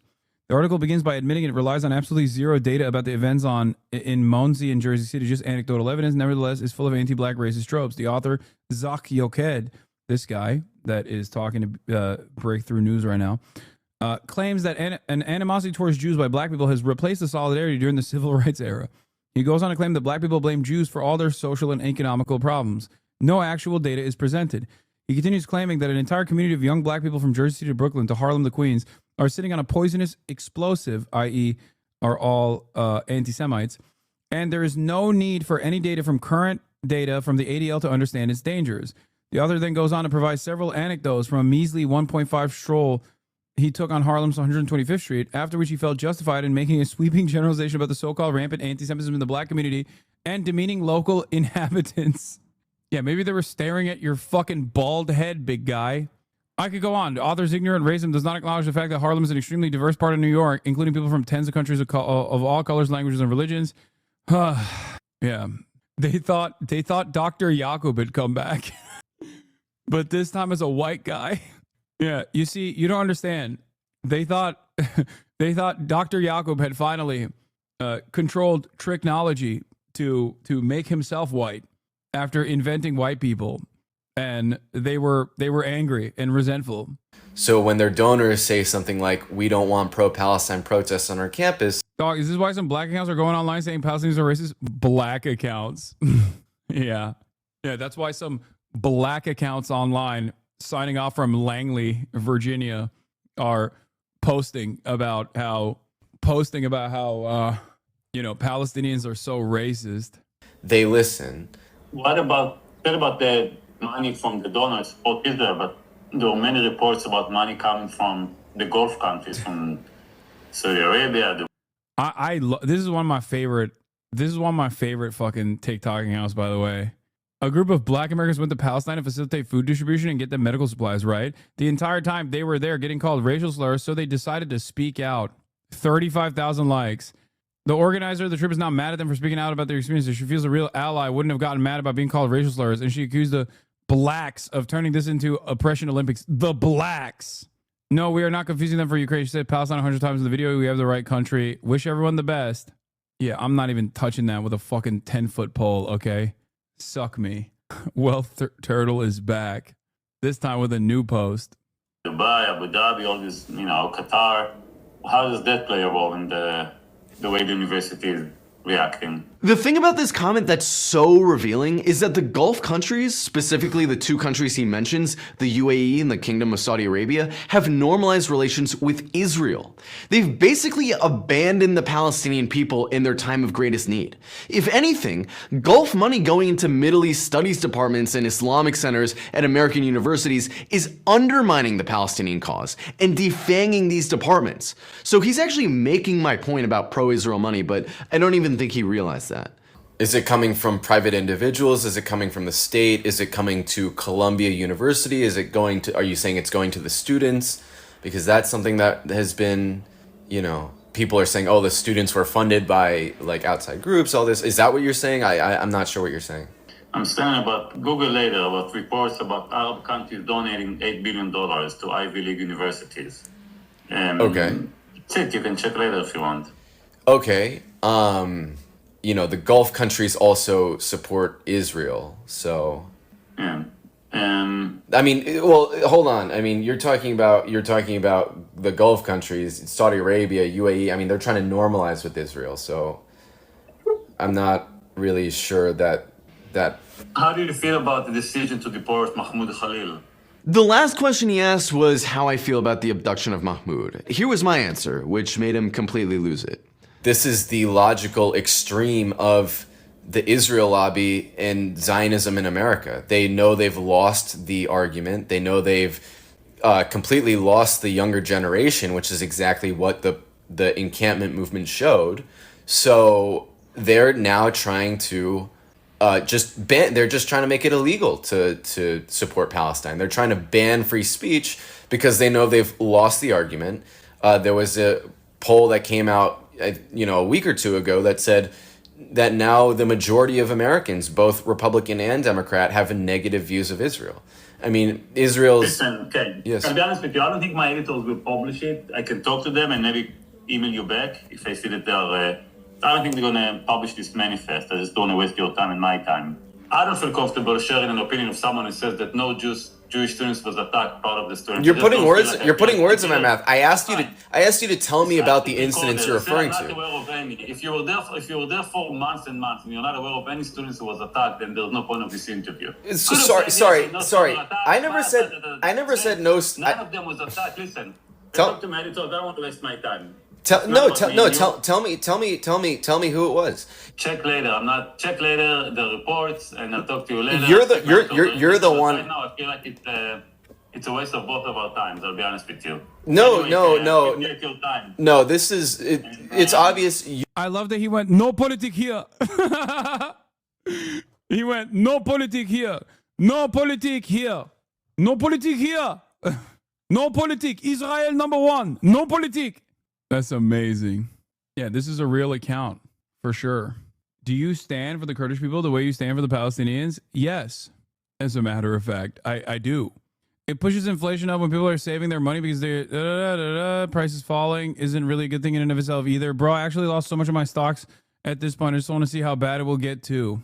Thank you, Hasan. Kurdish stonk lurker, new guy. Who isn't a stock lurker at this point? The shots of IDF soldiers falling downstairs and tripping backwards are illustrative of Israel's whole military strategy. Terrified of actual combat, they can stay inside tanks while airstrikes destroy everything. Urban combat can be avoided if the urban area is no longer in existence. It's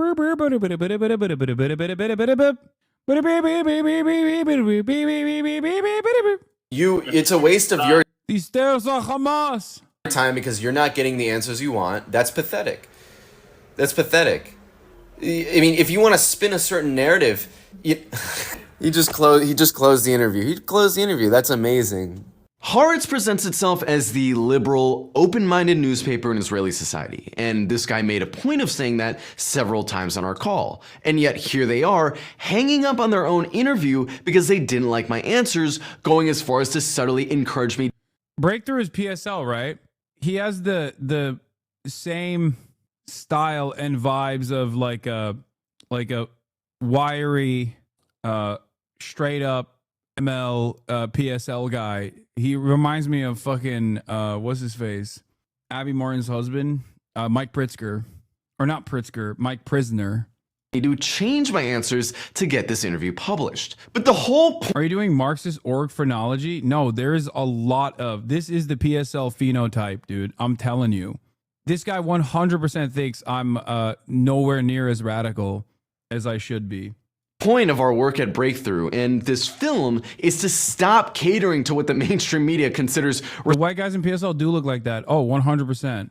Respectable. So yeah, not gonna happen. Israel's PR strategy has always been to make itself out to be the victim, which is exactly what you're seeing on this call. This journalist took an interview about a film about a genocide and the destruction of all of Gaza's universities and somehow still makes himself— That's not what people think. You were welcomed by the organizer for the rally. No, I'm kidding. I'm memeing. Out to be the victim. The idea that it's the students camping out on lawns who are violent and hateful, and not the nuclear-armed superpower stomping off against a largely defenseless population, is just the latest insane narrative that Israel's trying to spin in its fraudulent victimhood narrative. It should come as no surprise that the people who've been defending Israel's barbarity for the— What is PSL? What's PSL? All Google using is Pakistan Super League? What the fuck? Party for Socialism and Liberation, chatters. Jesus Christ. The last 18 months are now facing isolation, alienation, and social consequences. But no. That's crazy. Pakistan Super League. No. That's what it is. Anyway, this guy's I love this dude. Yeah. Haaretz does do shit like that all the time. I mean, they will have like very good liberal Zionist articles and articles that are even anti-Zionist, but then sometimes they, you know, as I've said before, for every good article that Haaretz writes, there's like 3 articles that they have to write like this, where it's like, here is why the encampment is Hamas. Matt Lieb on Coachella and anti-Semitism at Coachella Coachella. has a Hamas problem. The videos coming out of the Coachella Music and Arts Festival has been absolutely horrific. A band of drunken Irish hooligans projected this statement: Israel is committing a genocide against the Palestinian people. What's your critique of PSL? Genuinely curious? No critique. Israel, free Palestine. Can you imagine? Got a bunch of kids to chant free, free Palestine. Free, free Palestine! Which of course they happily did, because these kids don't watch the news. They watch is TikTok, which has a lot of primary sources of Gazan people being bombed by Israel. Also, one of the Irish rappers said Tiach Fide H Arla, which is Irish for I am anti-Semitic. Headliner Green Day changed the lyrics to one of their songs to say this: running away from pain like the kids from Palestine.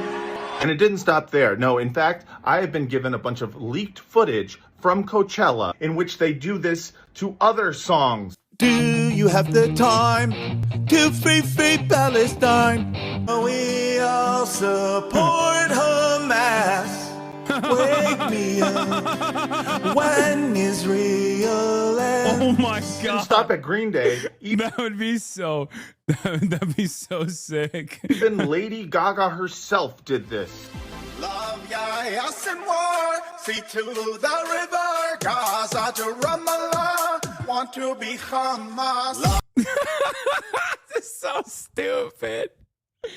Oh, geez. Artist after artist, let it be known exactly where they stand when it comes to Israel. Even Post Malone. There will be no more Israel. My famous pops are Post Malone. Zionism needs to go. Missy Elliott did the same thing. She put her thing down, flipped it, and reversed it. And it turns out that in reverse, it was a subliminal message straight from the Ayatollah of Iran. Work it. I put my thing down, flip it, and reverse it. We must bring down the Zionist entity. We must bring down the Zionist entity. If you got a big, let me. What happened to music being non-political? You know, there was a time when music was just about holding hands, figuring out who keeps letting dogs out, and about like Vietnam. I, for one, am ashamed that I ever went to Coachella. Got my first hand. Oh, that's amazing. Looks like Coachella.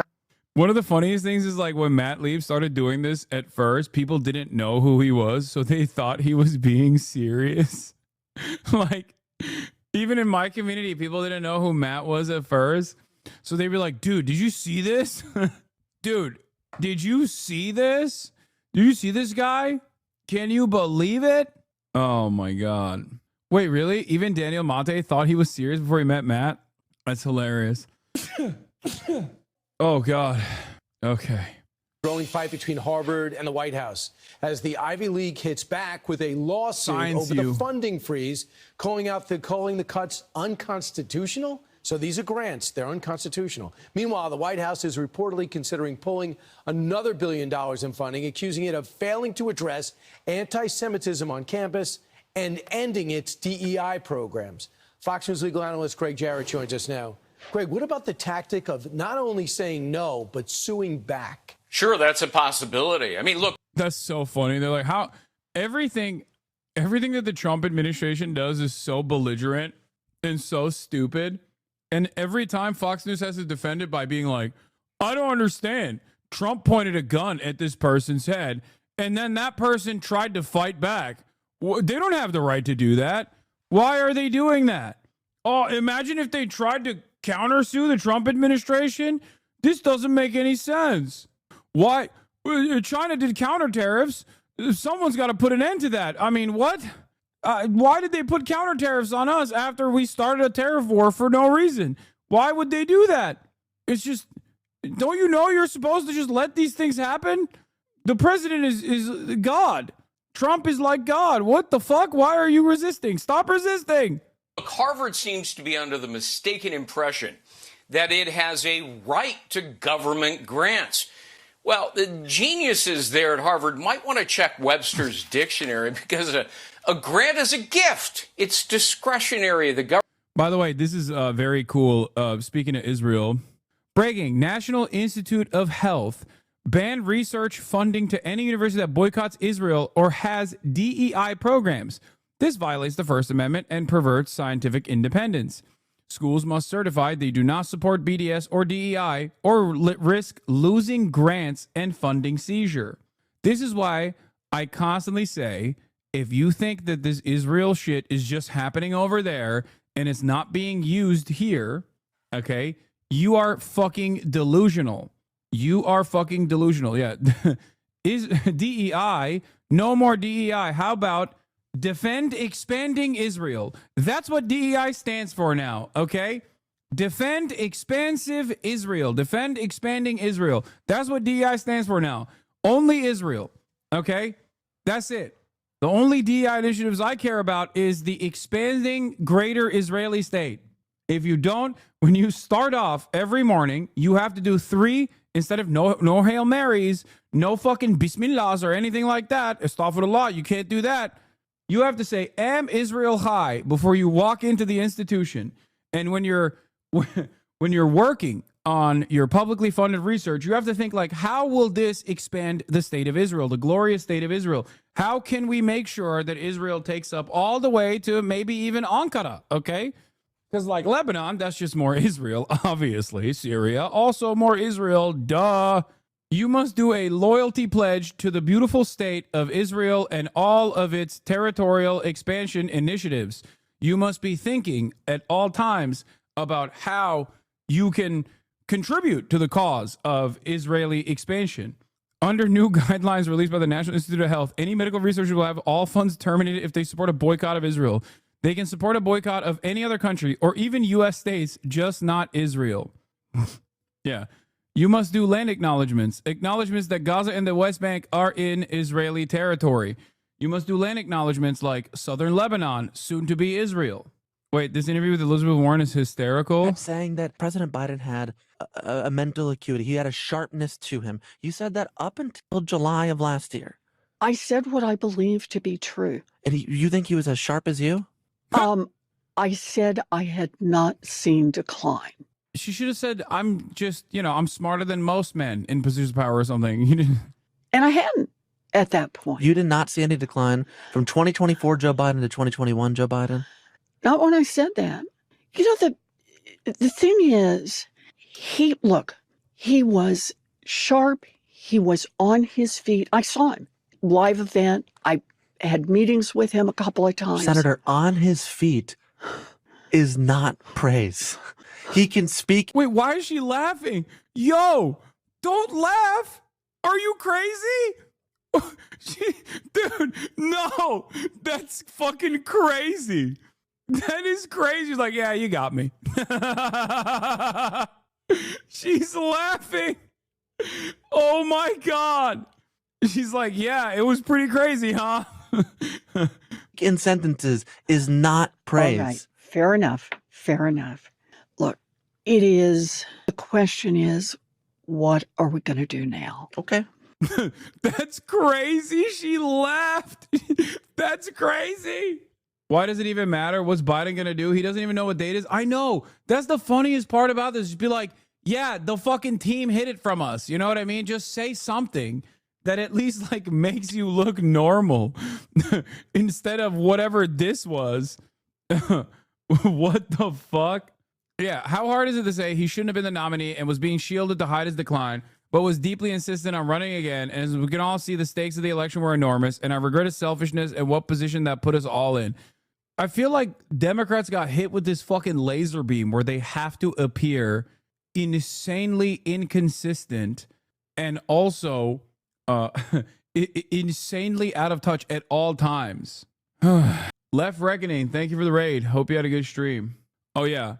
Another friend of the show, Cooked. Why should American universities have to make... let me finish this, but then we'll talk about the I've had it here, ladies, cooking Rahm Emanuel. Why should American universities have to make loyalty oaths to foreign countries to receive funding that benefits Americans? They are not even required to make loyalty oaths to the American government. Beyond absurd. America's screwing itself for Israel. Insane stuff. What is this banger? The quote retweet. O.J. Simpson says he avoids Los Angeles because he feels he may be sitting next to whoever did it. Oh, that's a banger one. Okay, fair. Me, they're going to call the Oblivion remaster woke, aren't they? Grums, I already did it 48 minutes ago. Why did they do this? There was zero need to change this in Oblivion Master. Bring back the original male, female. Yeah, why make the change, though? It was clearly proven to be unprofitable, no? Yeah, look at this failed Elden woke. This only exists in the English version, by the way. Oh, it only exists in the English version. Well, good thing that's the version that sold like tens of millions of copies. So I guess it doesn't fucking matter to most people. They just want to play a good game. No one fucking cares, dude. The remaster has 180,000 people playing on Steam right now. Yeah. I'm so glad we have anti-woke games like Baldur's Gate 3 or Elden Woke. Does anyone... can you guys send me a link of this, but without the paywall, so we can read the Isaac Chodener interview with Holocaust historian Deborah Lipstadt, who is Biden's anti-Semitism envoy. Because the reason why I wanted to talk about this, is because like this shit doesn't end. What? The defeminization of the Spriggan? God, these. Out of the 180,000, Hassan will not be playing because he hates gaming frogs. No, because I don't know if it's actually fucking BDS or not. I don't fully understand if the anti-Microsoft boycott extends to other products such as this one, but I'm not willing to fucking entertain the headache, okay? The Biden official who doesn't oppose Trump's student deportations. Why the Holocaust historian Deborah Lipstadt blames universities for opening the door to the Trump administration's professed campaign to tackle anti-Semitism. BDS explicitly mentions Bethesda by name. Yeah, there you go. Cancel your Xbox Game Pass subscription. Boycott Candy Crush, Minecraft, Call of Duty, flagship video games franchise owned by Microsoft. Boycott all Microsoft gaming products, including Xbox branded consoles. It became a priority BDS target on the 4th or on the 7th of April. You've been BDSG for so long. Buddy doesn't stream games. What about Microsoft PCs? I mean, obviously there's a fucking extent to what I can boycott. Like I'm literally on Windows right now. That's my operational software. Not really much I can do about that. You know what I mean? If it's BDS, then boys, I'm Israel Chai Sag. Yeah, they're not even asking for a boycott of the operating software from what I understand, because that would be impossible to commit to. What is this? Okay. Anyway, let's continue with Isaac Chodener. So Deborah Lipstadt is a Jewish history professor at Emory University, was until recently the State Department's special envoy to monitor and combat anti-Semitism under former President Joe Biden. Lipstadt became famous and was later portrayed on screen by Rachel Weisz for winning a judgment in a British court against the Holocaust denier David Irving, who had sued her for libel. Lately, Lipstadt offered surprising support for some of the Trump administration's actions, telling The Forward, "I'm not opposed to the administration rescinding the student visas of some of the people that they're rescinding the student visas of, she added. To depict some of these people as martyrs and heroes is ludicrous. This right here is Deborah Lipstadt, okay? She is a famous Holocaust scholar and was Biden's anti-Semitism envoy. Now, the reason why I think this is important to cover is because this also shows you that the Biden administration had very similar ambitions to the Trump administration, okay? Isaac Chodener recently spoke by phone to Lipstadt. During our conversation, which has been edited for length and clarity, we discussed whether the Trump admin really cares about anti-Semitism, why she wanted to keep some of her comments off the record, and the problem with Trump derangement syndrome. Are you pleased that the Trump administration is talking so much about anti-Semitism? Right off the fucking jump. She says, I'm pleased that they're addressing it because that's what I did for the past 3 years, which was to really push the Biden admin to seriously address it. So I'm very, very pleased that it's on their agenda. Psycho. Okay? This is the Biden anti-Semitism envoy being like, yeah, Trump's agenda is to tackle anti-Semitism. I'm sorry, you're a fucking sociopath. Okay? You are a fucking sociopath. If you think that the Trump administration is in any way, shape, or form sincere about combating anti-Semitism when Sebastian fucking Gorka is their counterterrorism specialist in the admin, whose father was a part of the Vitesse Rend, who literally fucking kidnapped Jews for the Nazis, and that Sebastian Gorka himself still fucking wears the Vitesse Rend pin proudly, okay? What kind of fucking Holocaust historian are you? What are you saying? That this admin cares about anti-Semitism is the most delusional, this is the most delusional crock of shit I've ever heard. Yeah, don't believe me? Here's the Times of Israel article. Nazi link group proud of Trump advisor for wearing medal. NBC News looks into anti-terror analyst Sebastian Gorka's alleged membership in Hungarian Vitesse Rend organization. Members of a Hungarian ultranationalist group with ties to World War II era Nazis have said they are proud that the Trump admin advisor wore the group's medal at the inauguration of U.S. President Donald Trump. Every inauguration, there's another one of these weird moments.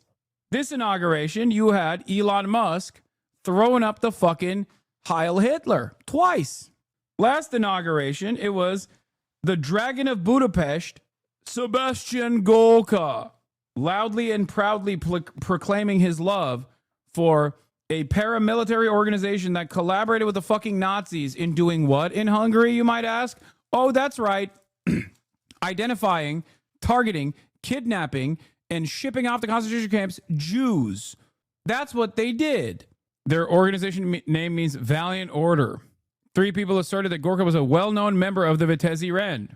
But, of course, I forgot.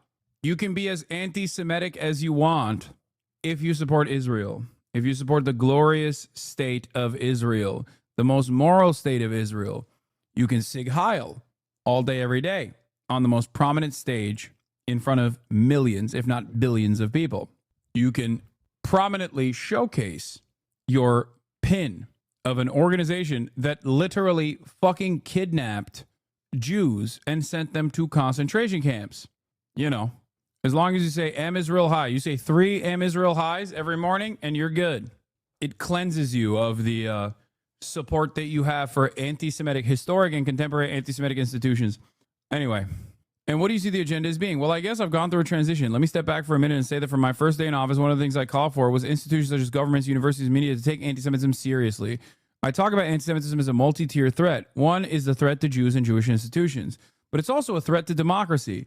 But also you support the biggest threat to democracy, Donald Trump, and undermining one of the pivotal hallmarks that is supposed to protect theoretical democracy, the First Amendment.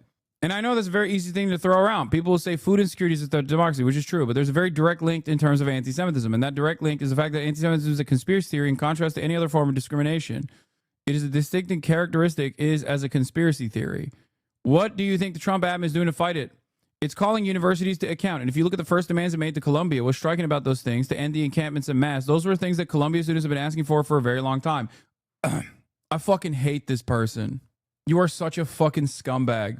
Like, you love that the Trump administration is forcing free speech to happen on a fucking Columbia campus. You love that the Trump administration is stopping. You love that the Trump administration is stopping any sort of anti-war demonstrations taking place, anti-genocide demonstrations taking place. Would you have this exact same attitude historically towards groups that were demonstrating against Nazi Germany at the time?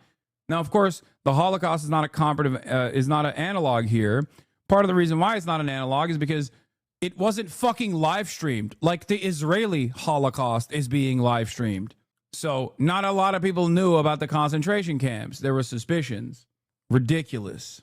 What do you mean, what? People didn't know about the concentration camps until, you know, the very end. You're a smart person. You used to be the Trump admin cares about anti-Semitism. I'm a little confused here. Isaac Chodener says, yeah, I don't know. They haven't spoken to me. They haven't consulted with me. So all I can judge is by. But Deborah, your entire career has been judging people for anti-Semitism. In some cases, very effectively. The president hosted white supremacists for dinner. Elon Musk made what appeared to be a Nazi salute. Surely you can look into their souls here. I have called that out. Okay, but more broadly, can you make some sort of judgment? I'm telling you right now, every single anti-Semitism expert, okay, every single one of these supposedly anti-Semitism combaters over here literally drop all sense of reason, all sense and all reason the moment that it comes to defending Israel, okay? That's it. You can be as anti-Semitic as you want as long as you are pro-Israel. You are a Holocaust revisionist, okay? Wait, what are you talking about? You're smoking drywall? Not true. What? What is this? I think you guys are fighting each other for no reason. I don't think this person is... Anyway. Here, let's hear what else she had to say. Yes, there's certainly been a disturbing tendency, whether it's whatever Elon Musk was doing with his arm. Okay. We know what he was... I wonder what Deborah would have to say about a prominent anti-Zionist such as myself doing whatever Elon was doing with his arm. I wonder if she would just still consider that to be whatever Hassan was doing with his arm. I mean, it seemingly doesn't take much. Turns out owning a fucking bleach sword is enough to finally unearth my crypto Nazi tendencies, according to my former podcast co-host. You know? Yeah, what did he do with his arm? Would you be comfortable if someone was doing the arm thing, you know, in front of you? Or when he appeared on video at a campaign event for the far right in Germany? There are lots of examples. They're disturbing and they're bothersome. I agree with you about the connection between anti-Semitism and democracy, but it also seems to me like picking up students off the street who write op-eds or demonstrate in favor of ending the war in Gaza is problematic for democracy too. Absolutely, absolutely. There's no question about that. Look, we pride ourselves in being a country that abides by the rule of law, the democratic rule of law. When I say I take anti-Semitism seriously, I mean we have a legal system that we can address. A judge made a ruling in August 2024 after the students filed suit because they'd been blocked access to certain pathways at UCLA because they were Zionist-free zones. The judge, Mark Scarsi, found that it was abhorrent that certain parts of campus had been physically blocked off from students who refused to denounce Israel and Zionism and ordered UCLA to ensure equal access. The lawsuit is still ongoing. But the Jewish students on campus who have no way to bring their grievances, or when they bring a grievance, find that the university doesn't take it seriously, which has been the case at a number of our most elite universities, or give up on the university. One of the calculations when applying for college now is, will I feel safe for a Jew? Dude, I'm sorry. I cannot fucking stand that so much of this conversation is literally entertaining the psychotic hallucinations of hysterical people. Okay? If you think that Jewish students are not safe in Ivy League institutions, you are smoking crack cocaine. Okay? It's like saying, I don't think Jews are safe in Hollywood. Okay? What the fuck? Oh my God. It's like saying, I don't think Jews are safe in West Hollywood or Beverly Hills. God damn. Like, what are you saying? This is a laughable fucking notion.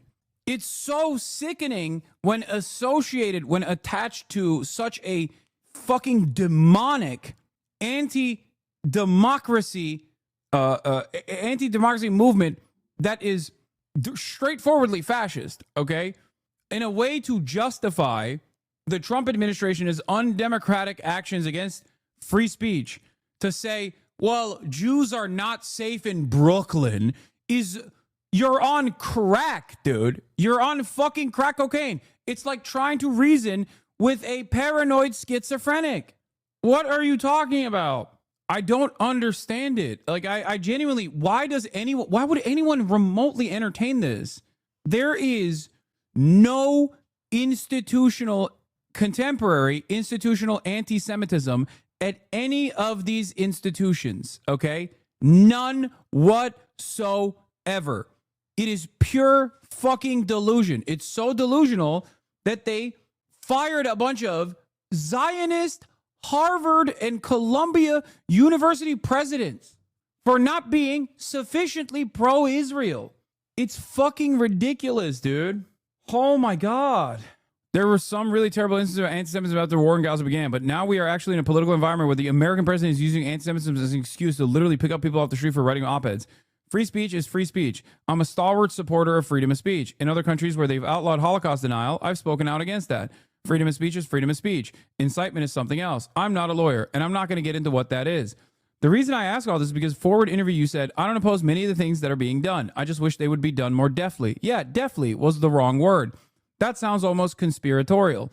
They should be done according to law. That's what Trump says too. Trump says, oh, well, we're going to deport American citizens to El Salvador, but according to the law. That's what he says. Is that fine? Is that okay? Let's just change the laws then. Adolf Hitler changed the laws. Nuremberg raised laws. It was done by the book. Was it appropriate? No, of course not. Oh my God. Here's the other thing. Universities are regulations. Universities are rules. You can't cheat. You can't plagiarize. You can't build in campus in certain places. Universities have rules. You can't cheat. You can't plagiarize. And if you plagiarize, we will fucking black bag you and then ship you to El Salvador. Yeah, no tense. Psychotic.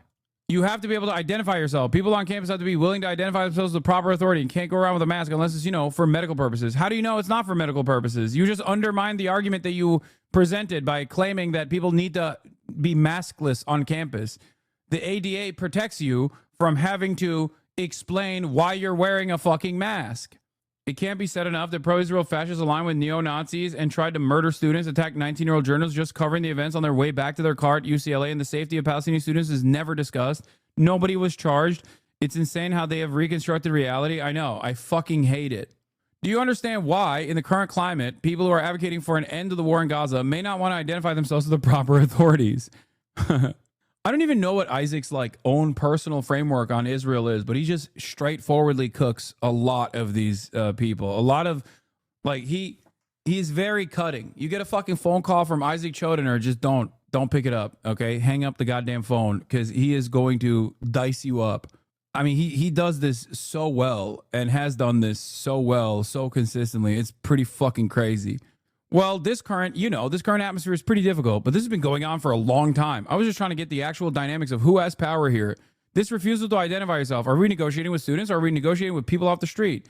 When you said that the people being picked up are not heroes or martyrs, what did you mean by that? I mean, some of the people, and I'm not going to get into any specific cases, but some of the people who have been detained or cited are people who have obstructed entrances to universities, have taken over buildings, have broken the regulations of the university. I'm not talking about speech. I'm talking about action. None of that is deportable, you fucking freak. Remember, Biden's anti-Semitism envoy. So before people say, oh, it's different, the Biden admin would never do this, they set the stage for the Trump administration to do this. So suck my fucking dick. Without making direct analogies, you could point to any civil rights movement in the past, which people did not just engage in speech. They blocked entrances. Civil disobedience has a long history, but these protests were often directed at a particular group of students, like the UCLA example I gave you. But what I'm so afraid of, and having our kids' conversation is indicative of, is that some of these actions of the administration in the recent weeks are taking the focus off the very real problem of anti-Semitism. So selfish. Oh, it's taking... I like what the Trump administration is doing in terms of using border enforcement, immigration enforcement as a way to undermine the First Amendment at the behest of the glorious, beautiful state of Israel. Okay? But the real problem is it's taking the conversation, the spotlight off of anti-Semitism. Are we making a mistake in thinking that the admin even cares about anti-Semitism at all? It is simply using anti-Semitism as an excuse to crack down on educational institutions. Yeah, it's a good question. It is, I think. I served in an administration in which people who worked for it did not march in lockstep. There were different views. I think there are people who seriously care. I spoke with my successor, the person who's been named as my successor. He called, and we had a nice conversation. It wasn't substantive, but he really cares. Who has been named as your successor? What's his name? Kaplun? Yehuda Kaplun, I think. And he seems to really care about this deeply and genuinely. I know other people in the admin who care about this deeply and genuinely. I worked in an admin with people who cared about this deeply and genuinely, and there were some who didn't. You know, administration was made up of thousands of people. It sounds like this guy's a friend of Trump. Yeah, he supported him and worked with the campaign. Kaplan is a right-wing Miami businessman. Shocking. Well, that right there makes me wonder. I'm just a little confused why people who care about anti-Semitism are friends with Donald Trump. It's confusing. It's confusing, you know, but I can't. In speaking to him, my sense is, with the little I know about him, which is very little, he truly is concerned about fighting anti-Semitism. I also think there are many Jews, and some non-Jews too, but many Jews who are disappointed by how university behaved since October 7th. And they see a strong, to use Passover terminology, a strong hand being used.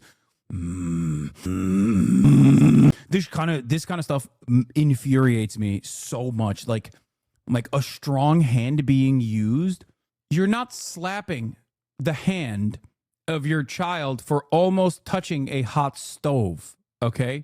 You're talking about black bagging whole ass human beings with children, with lives, with dreams, green card recipients for the crime of saying the truth about Israel.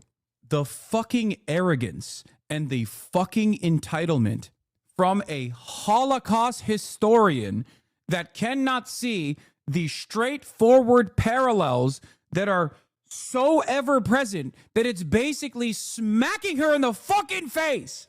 You are a Holocaust historian. How do you not see what is going on over there, which is a live streamed version of the Holocaust, and what is going on over here, which is a Weimar Germany instance where the Nazis have taken power and they have started the process of undermining what remains of liberal protections against authoritarianism. What the fuck? It's like, if you claim to be a Holocaust historian and not recognize that Trump is doing Hitler shit right now in real time, in broad fucking daylight, I wipe my ass with your fucking PhD, okay? What are you doing? Crack cocaine. There's one line in here that makes me go absolutely nutty mode. I'm going to try to fucking contain my anger here. Now, whether that hand is being used properly or not raises certain questions to what's happening. To answer your question, a lot of people were relieved to see this forceful approach. I think in many respects, it's going too far. You said some nice things about the Secretary of State, Marco Rubio. As a senator, he had a very strong record on fighting anti-Semitism. This lady is so fucking... Oh, my God. She is so insane. She's just one note, dude. Everything is combating anti-Semitism. Brain dead. I know there are many people, including Democrats in Florida, who appreciated his stance. What's happening now is, I think, I can't judge, but let me put it this way. I would hope that he would continue to maintain the strong stance he took while he was a senator. You can judge him about, say, tweeting happily about people being sent to a horrific prison in El Salvador, right? Look, there's no reason. Look, when you take someone off the street who's not supposed to be taken off the street, dude, I'm sorry. This is so, you're Jewish. You're Jewish. You're a Holocaust historian. You're a Jewish Holocaust historian. Oh my God. You are a Jewish Holocaust historian, and you are literally talking about the closest America has been to engaging in that, okay? Your life's work happening here, and you're celebrating it because the other country that you also happen to love is doing the live-streamed accelerated version of the Holocaust. What the fuck? At a certain point, you have to recognize that, you literally did all of that to just be like, yeah, never again means just for Jews. Okay, that doesn't mean for you. What do you mean? I learned about the Holocaust to stress the importance of the Holocaust so that we could, justify the fucking state of Israel only? That's it? Oh, I come from a tradition and a personal belief that if you make a mistake, say, I made a mistake, we're going to fix it. That's disturbing. They may not care that they made a mistake. Off the record and not for a quotation. That's the issue. Is there a reason you don't want to say that on the record? Yeah, I don't, because I'm still, I don't want to give people the chance. There's some people I know, including good friends of mine, who suffer from what the Republicans would call, Trump derangement syndrome? Anything he does is bad. Look, he moved the embassy to Jerusalem, so I give him credit for that. I mean, dude, what is this? This is just this reads like an anti-Semitic screed, okay? This right here is a Jewish Holocaust historian, Biden's anti-Semitism envoy, literally saying, I don't give a fuck if Americans are getting black bagged. I don't give a fuck if immigrants are being rounded up in dragnets and being sent to a slave labor colony in El Salvador because I care about Israel. I only care about Israel. That is the only thing I care about. I care about defending Israel's interests. You are an American. What the fuck are you saying? What do you mean it was so good that Trump moved the American embassy to Jerusalem, and I'm giving him credit for that? Why? That's not even a good thing for Israel, let alone for anyone else. October 7, you could drive a direct fucking line from the Trump administration's action with the Abraham Accords, the destruction of the denuclearization agreement with Iran, and moving the embassy to Jerusalem, and the recognition of the permanent annexation of the Golan Heights, which is Syrian territory. All of those things combined played a major role in October 7 happening. You are short-sighted and horny for the great state, the most moral state of Israel.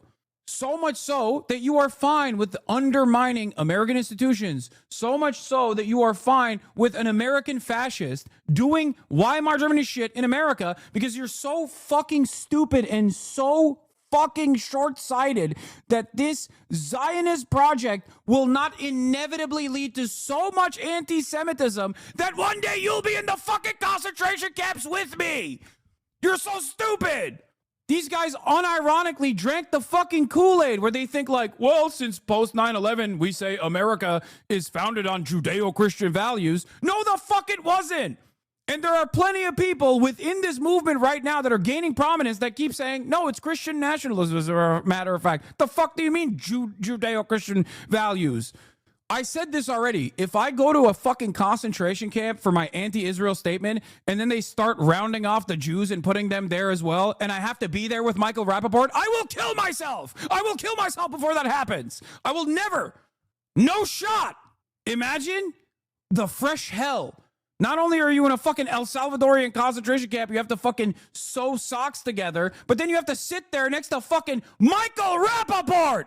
Yeah, here's Deborah Lipstadt. This was when she was in the Biden administration, I believe. October 7th, there was a feeling around the world that Israel is weaker. And in the... You want a beeper? I can give you a... You are so funny, Deborah Lipstadt. This feeling held up to this week, maybe, but that brought many people around the world to feel that you can attack Jewish people and Jews as well. And if there is one thing that is within the basis of this organization is to strengthen Israel and to strengthen the bonding between the US and Israel and to make sure that we're safe on both sides of the Atlantic. Both sides of the Atlantic, and as Elon said, both sides of the aisle. I wasn't asking you to just say that because it was the Trump administration that it was bad. I was just pointing out that they're sending people without any sort of due process to a horrible prison in El Salvador. You know, that's something I find disturbing. And I would hope that, you know, that they would recognize that, because that's not what this country is about. What this country is about is only sending pro-Palestinian students to El Salvador, you know? So we have all these horrific things with immigration, with Doge dismantling federal bureaucracy, with Trump basically destroying the Atlantic Alliance. But we also have, on the other side of the ledger, moving the embassy to Jerusalem in the first term. It shouldn't be all black and white. No, it's not all black and white. Thank God Trump moved the American embassy to Jerusalem, recognizing Israel's, illegal occupation of East Jerusalem. Wasn't that wonderful? I loved it personally. I'm an American, by the way. I'm supposed to care about America. But it seems like I also care about what's going on in Israel and the recognition of Israel's illegal occupation and the normalization of Israel's illegal occupation. I think this is very important.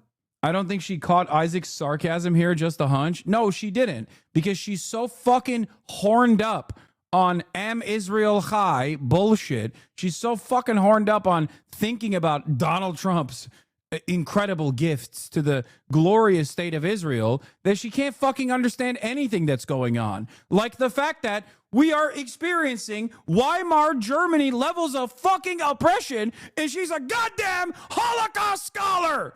It's like, it's over. There's just like, what do you mean? Biden's anti-Semitism envoy, folks. Remember, I want to go back to your comment about these studies being picked up about not being heroes and martyrs. You have no specifics there, but it seems like maybe you are more willing to criticize them than the Trump administration. No, I'm an equal opportunity critic. I did think about your praise of Rubio, and I saw you praise Mike Pompeo too on this issue. I'm not praising them on everything, only on Israel. if people are close to anti-Semites or part of a party that is awash in anti-Semitism or working for a man who dines with white supremacists and says really gross things about Jews, it makes me think that if they're pro-Israel, you give them slack that you wouldn't if people were doing the same thing but were not pro-Israel. That's exactly the point here, by the way. I did skip the paragraph. It's too long. I don't give a shit. We're a nation of laws. It wasn't tolerance that allows the Jews to thrive here. Jews have flourished in this country because it was a nation of laws. When students feel they have no place to bring their grievances or what they like, it's just like blah, blah, blah, blah, blah. What about the students? What about the pro-Israel students? Not even the Jewish students, because the Jewish students are being undermined here too, as long as they're fucking anti-Zionist. No. Look, the universities failed to address it seriously. And by failing to address it seriously, it's like, no, the question here is simple, okay? If someone who has said that Palestinians have a right to exist, that participated in a campus protest, right? Participated in a campus protest, but then that person was like caught next to a white supremacist, dining with a white supremacist, or was doing the just arm gesture that you simply claimed was a confusing arm gesture, okay? If a person that was pro-Palestinian was doing that, what the fuck do you think Deborah Lipstadt would want that to happen to that person? I know we don't have to speculate because there are people who didn't do any of those things and simply said Israel is a fucking apartheid state doing a genocide and Deborah wants them to get fucking deported. So obviously, it kind of feels like you only care about Israel and not even care about the United States of fucking America. And this is not me saying like dual loyalty tropes or whatever. This is just like there is no other way to read her fucking output, okay? It's fucking insane. Is she even Jewish? Yes, chatter. Deborah Lipstadt, who is a Holocaust scholar, famous Holocaust scholar. Yes, no, Deborah Lipstadt is Jewish. Jesus. They dismissed their grievances. They created an inhospitable atmosphere. We're now seeing the fruits of that failure. What disturbs me so much is that the debate will now become over whether anti-Semitism is being used as a weapon against people we don't like. Anti-Semitism should not be a cudgel, but you seemingly like people fake bringing up anti-Semitism against people who are not anti-Semitic, and you seemingly defend that. So because they're anti-Israel. If you aren't worried about that and you want to say very clearly that you think the Trump administration is doing that, and you even want to put on the record the very brief comments you gave to me, you're welcome to do that. I think there are certainly trends right now. For instance, some of the latest demands made to Harvard have been disturbing in part because if you're calling for an external audit of courses and things like that, then what happens when you don't get a progressive administration? When you get a progressive administration, do they then turn around and audit? The fight should be against anti-Semitism and not against the institutions. The institutions open the door. Most universities fail miserably to address this. And we're seeing the consequences of that now. Dude, this is like reminding me, I so foolishly thought Americans will not be like England. Okay? And boy, was I fucking wrong. Because in the UK, the anti-Corbyn, Corbyn is Hamas, Corbyn is Hezbollah, Corbyn is actually anti-Semitic narratives were so captivating that I remember Graeber, rest in power, to the good man, David Graeber. I remember a Double Down News piece that he did back then talking about how the hysterics surrounding Jeremy Corbyn and the false smears were so prominently a part of the media cycle that Jews were talking about fucking leaving the UK if Corbyn was to win. Like they literally, genuinely hallucinated an alternative reality where they thought that Corbyn was going to set up concentration camps for Jews in the UK. And I remember at the time I was like, well, you know, there's just no fucking shot. There's no shot that Americans would become this fucking hysterical and whip themselves up. American Jews specifically. I did not think, given my experience with all of the American Jews that I know, that I am surrounded by, I thought to myself, he was not anti-Semitic. No, of course Corbyn was not fucking anti-Semitic, dude. Of course he wasn't. I'm saying that this lie was so prominently recycled over and over again that you had a shit ton of British Jews that thought, oh my God, he literally is the Ayatollah. He is going to kill me. There were studies conducted at the time where British Jews were saying they would leave the country.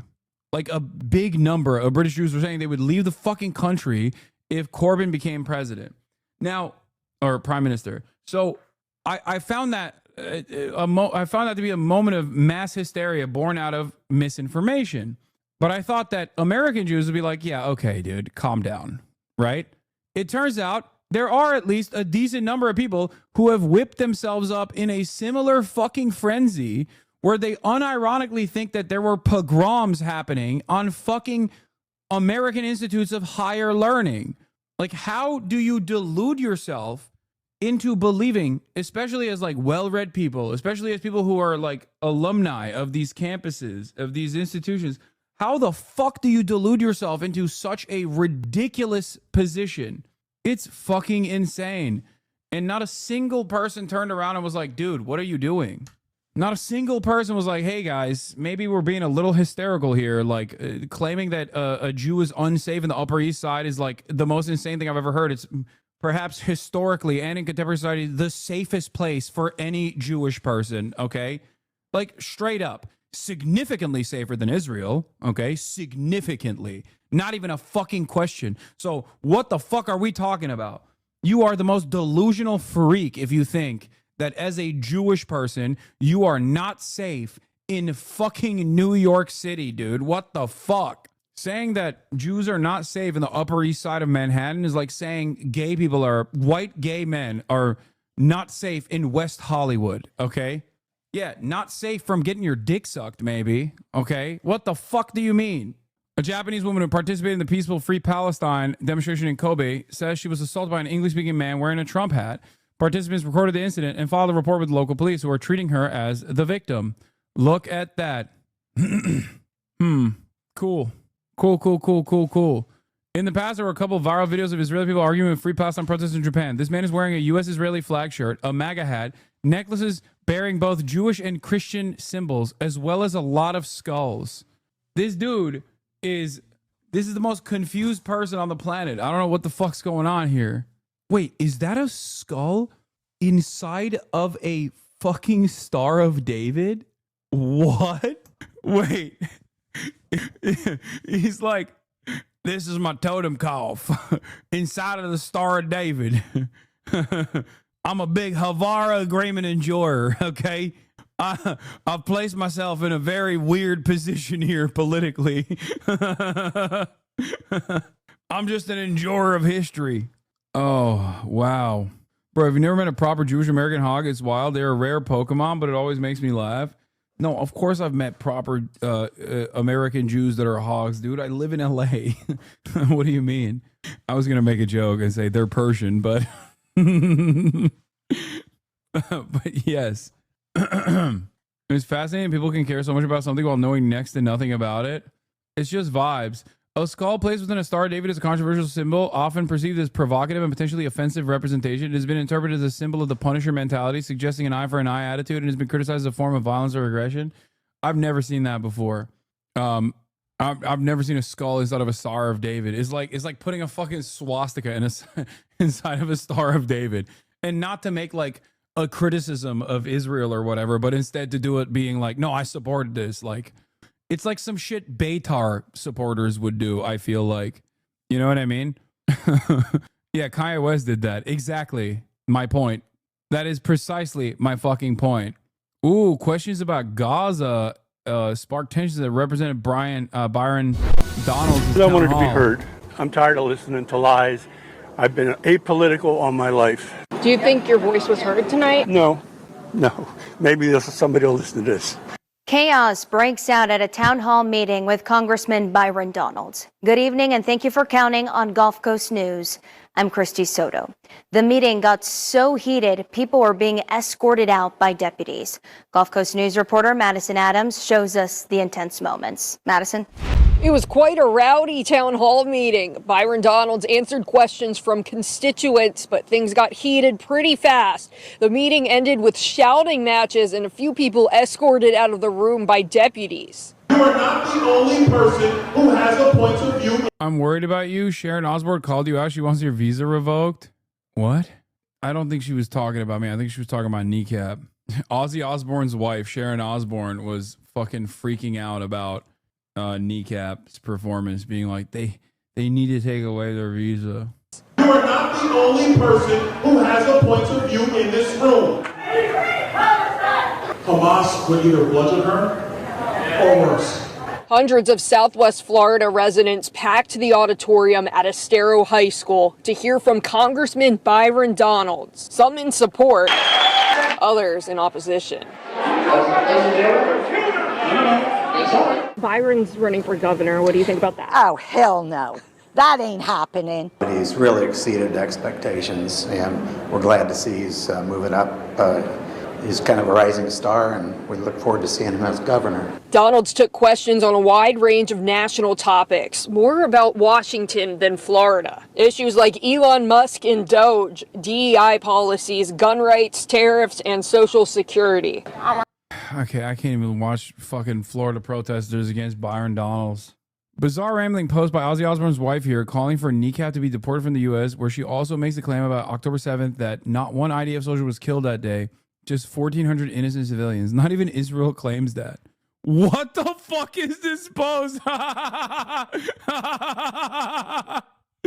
Yo. Oh, this really shows.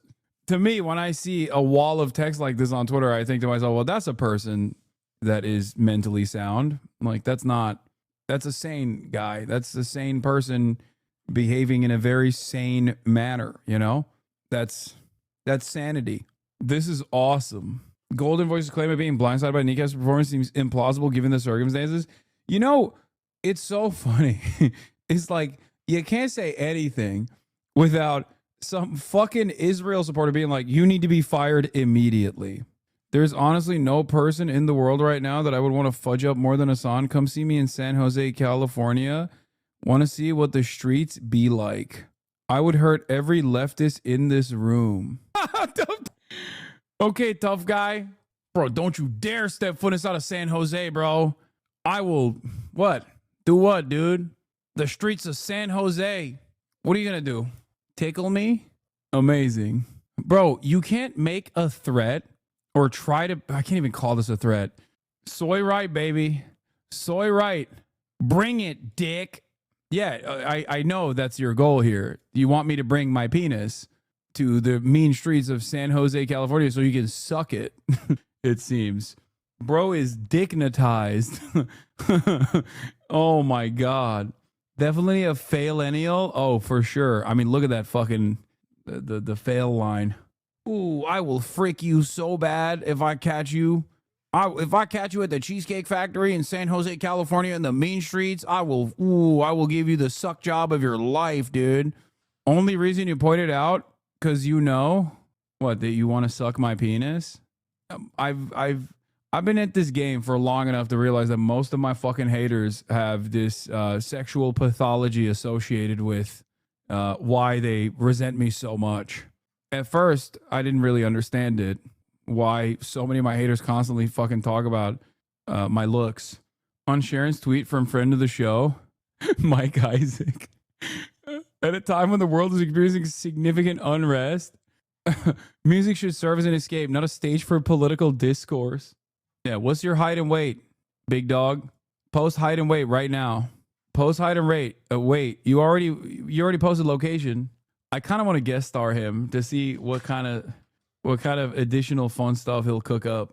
Bro, is that meme video where the dude is like, let's fight, and while we fight, let's kiss, and let's kiss and fight. Let's take each other's shirts off while we fight and kiss.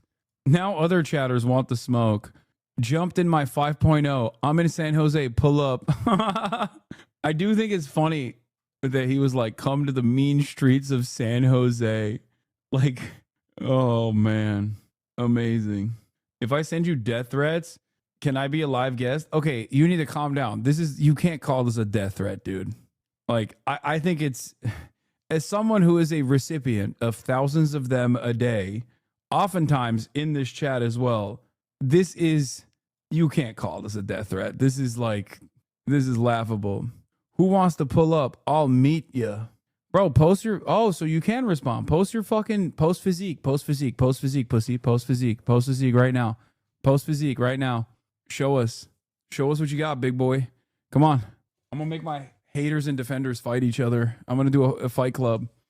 A mild bruise threat. Yeah, from kissing me too hard. Post physique, pussy. Do it. Don't egg it on, dog. He wants to meet. I wanna see. We're gonna go meet for meet.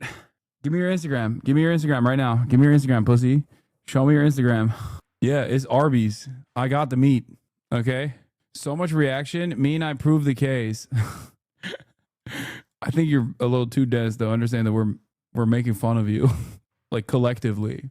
Okay, chatters that are talking about give me a place, pussy. No, stop. You're not gonna go fight this random dipshit. Okay, please. That's so stupid. Yeah, let's go meet for meat. Let's go meet for meat. Let's go meet for meat. Yeah, because you're scared. I'll take you all on, but you got to give me time to power up and transform at the start of the fight. Oak Ridge Cheesecake Factory. Can watch a movie after. Anyway, let's go girth for girth. This guy's a child, by the way. Oh God, that's so sad. Wait, how the fuck did you figure that out already? God damn, some of you are crazy. Wait, what the fuck? Did his account get? Aww, no fun. No fun. That wasn't, Twitch is crazy with that one. That wasn't even a death threat. He said he's fudge us up. Chat, stop reporting people for harassment if they're saying, I'm going to fudge you up. Oh, never mind. It's not, he's not banned. Oh, thank God. Bitches. Oh, thank God. I was worried. We lost Biggins. Biggins more like bitches. I kind of love him too, chatter. You're not wrong. I was going to do the JRE stuff. Jordan Peterson has a question about the Douglas Murray conversation and shit like that. But I'm too tired for the night. Show him this. Yeah. You like what you see? Biggins? You want to find me in the mean streets of San Jose? Is that what you're going to do? If you look like my before pic, you can't be talking shit in the chat. You know what I mean? He likes Biggins. I mean, you can talk shit. You just can't be like, I'm going to fuck you up. Like, you can't.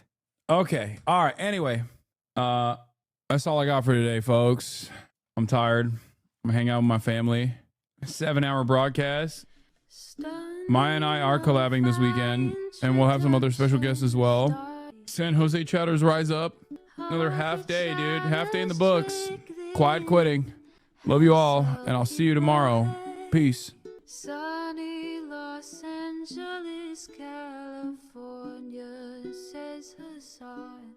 The starlight to the starlight to the topic just begun.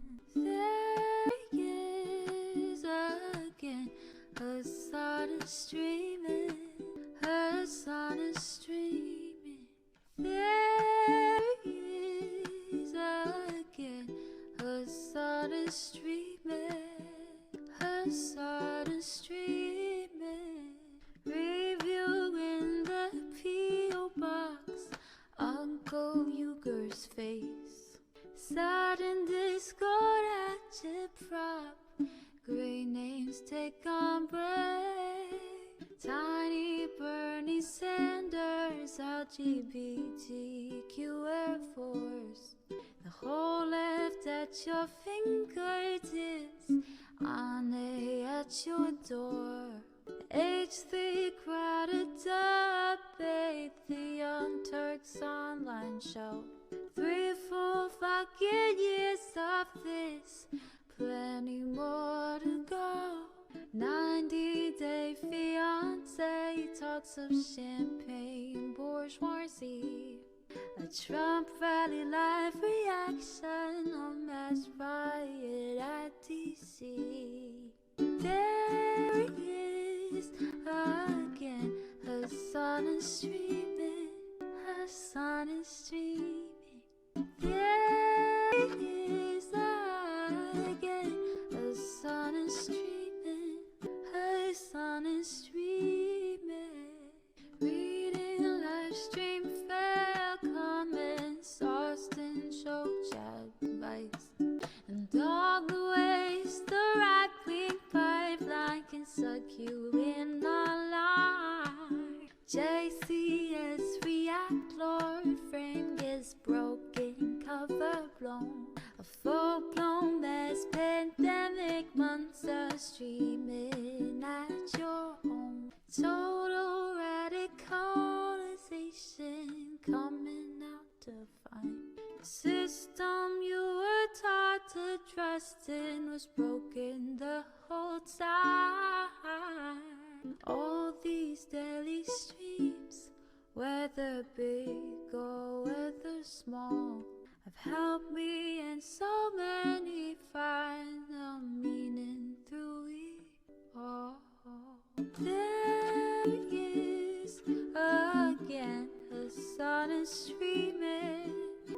say